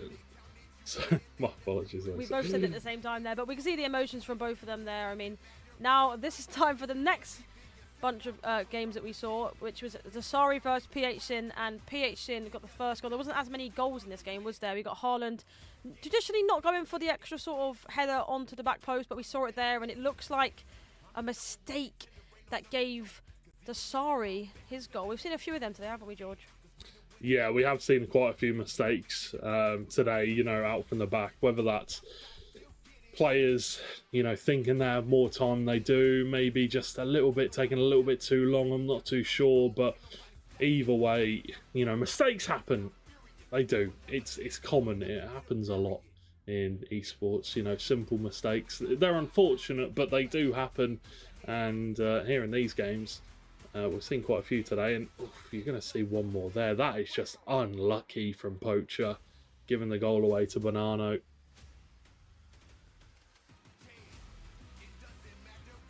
Yeah, I feel like a lot of his sort of goals that he's conceded today, Poacher, have been quite unfortunate, to be honest. There's been at least 3 of them I can think of, but he ended up getting himself back into this game with no other than a Haaland header, but it wasn't much longer then after that Mateus Bonanno ended up getting another goal, this time with De Bruyne, and I also packed him as well, just putting it out there. But another chance there, De Bruyne whips it in, a header, unfortunately rebounded, but it went in, and this time another goal from R9. I mean, 6 goals in the first half. Would you say his head's just gone? You know, I don't want to say that his head's gone, because that is harsh, but you know, not goal Poacher's best day today. Obviously still got day 2 to try and find a way back into it, and I hope for his sake that he can go on a bit of a streak tomorrow, hopefully. Lovely finish there from Ronaldo to bring him back 7 goals to 3, but yeah, it's unfortunate from goal Poacher. I'm glad that he did get a few goals back at the end, but you know, it was never going to be enough, unfortunately. Yeah, a lot of goals going in from that last game, right? So many goals. I mean, that game there, 11 goals I think it was in the end, 7-4. So, I mean, the last game was great along all of them. Absolutely. I think that there from goal Poacher, you know, he just a shake of the head. I think we saw it before on stream. He just kind of looked puzzled, like, what is going on here? Because yeah, it's one of those, you go a few goals down and it is a little bit unfortunate, but what a day it's been. Fantastic games all across the board, goals galore. You love to see it. I was really hoping that we'd have plenty of goals in this tournament, and it has not disappointed. But before we do anything else, let's go have a look at the group standings, because we haven't done that in a while, and we want to see where everybody stands, where everyone sits. And as you can see, on top of Group A with no losses is the Brazilian player Young with 9 points, 3 wins, no losses.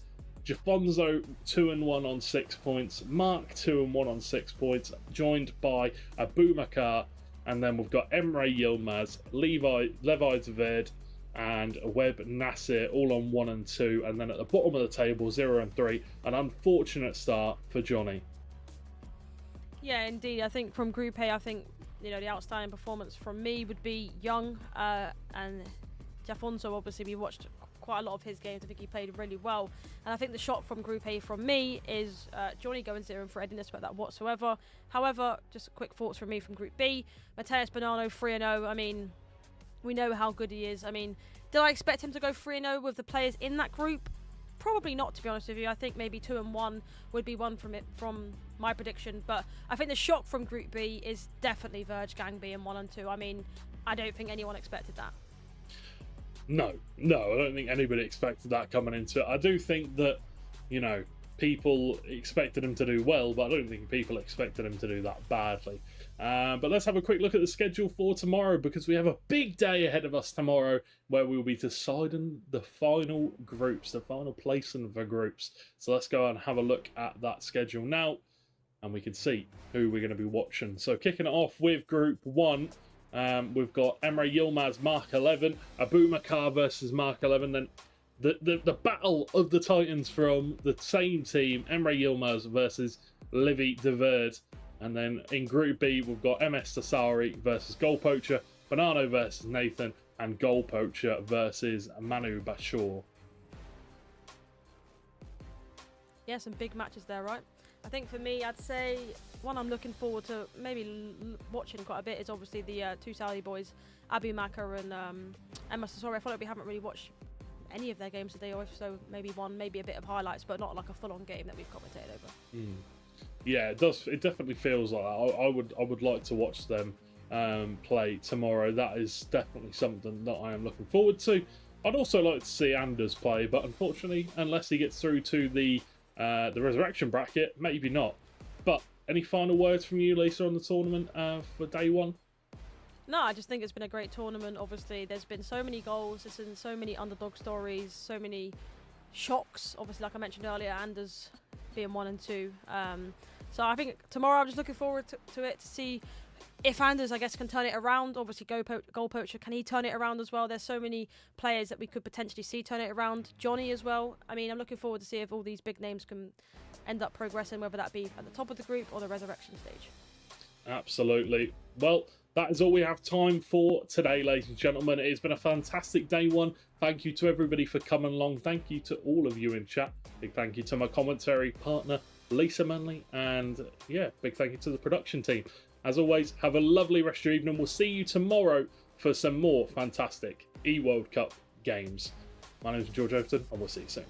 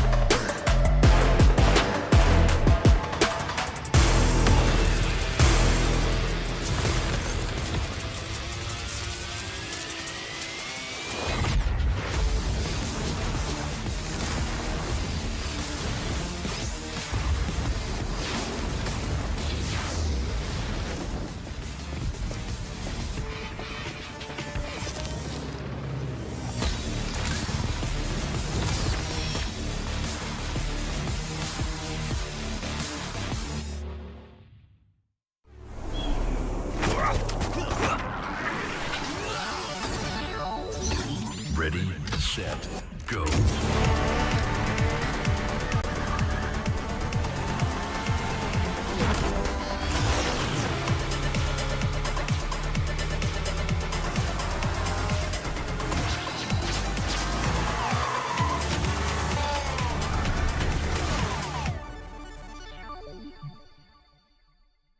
It's the EWC and you want to play like a pro.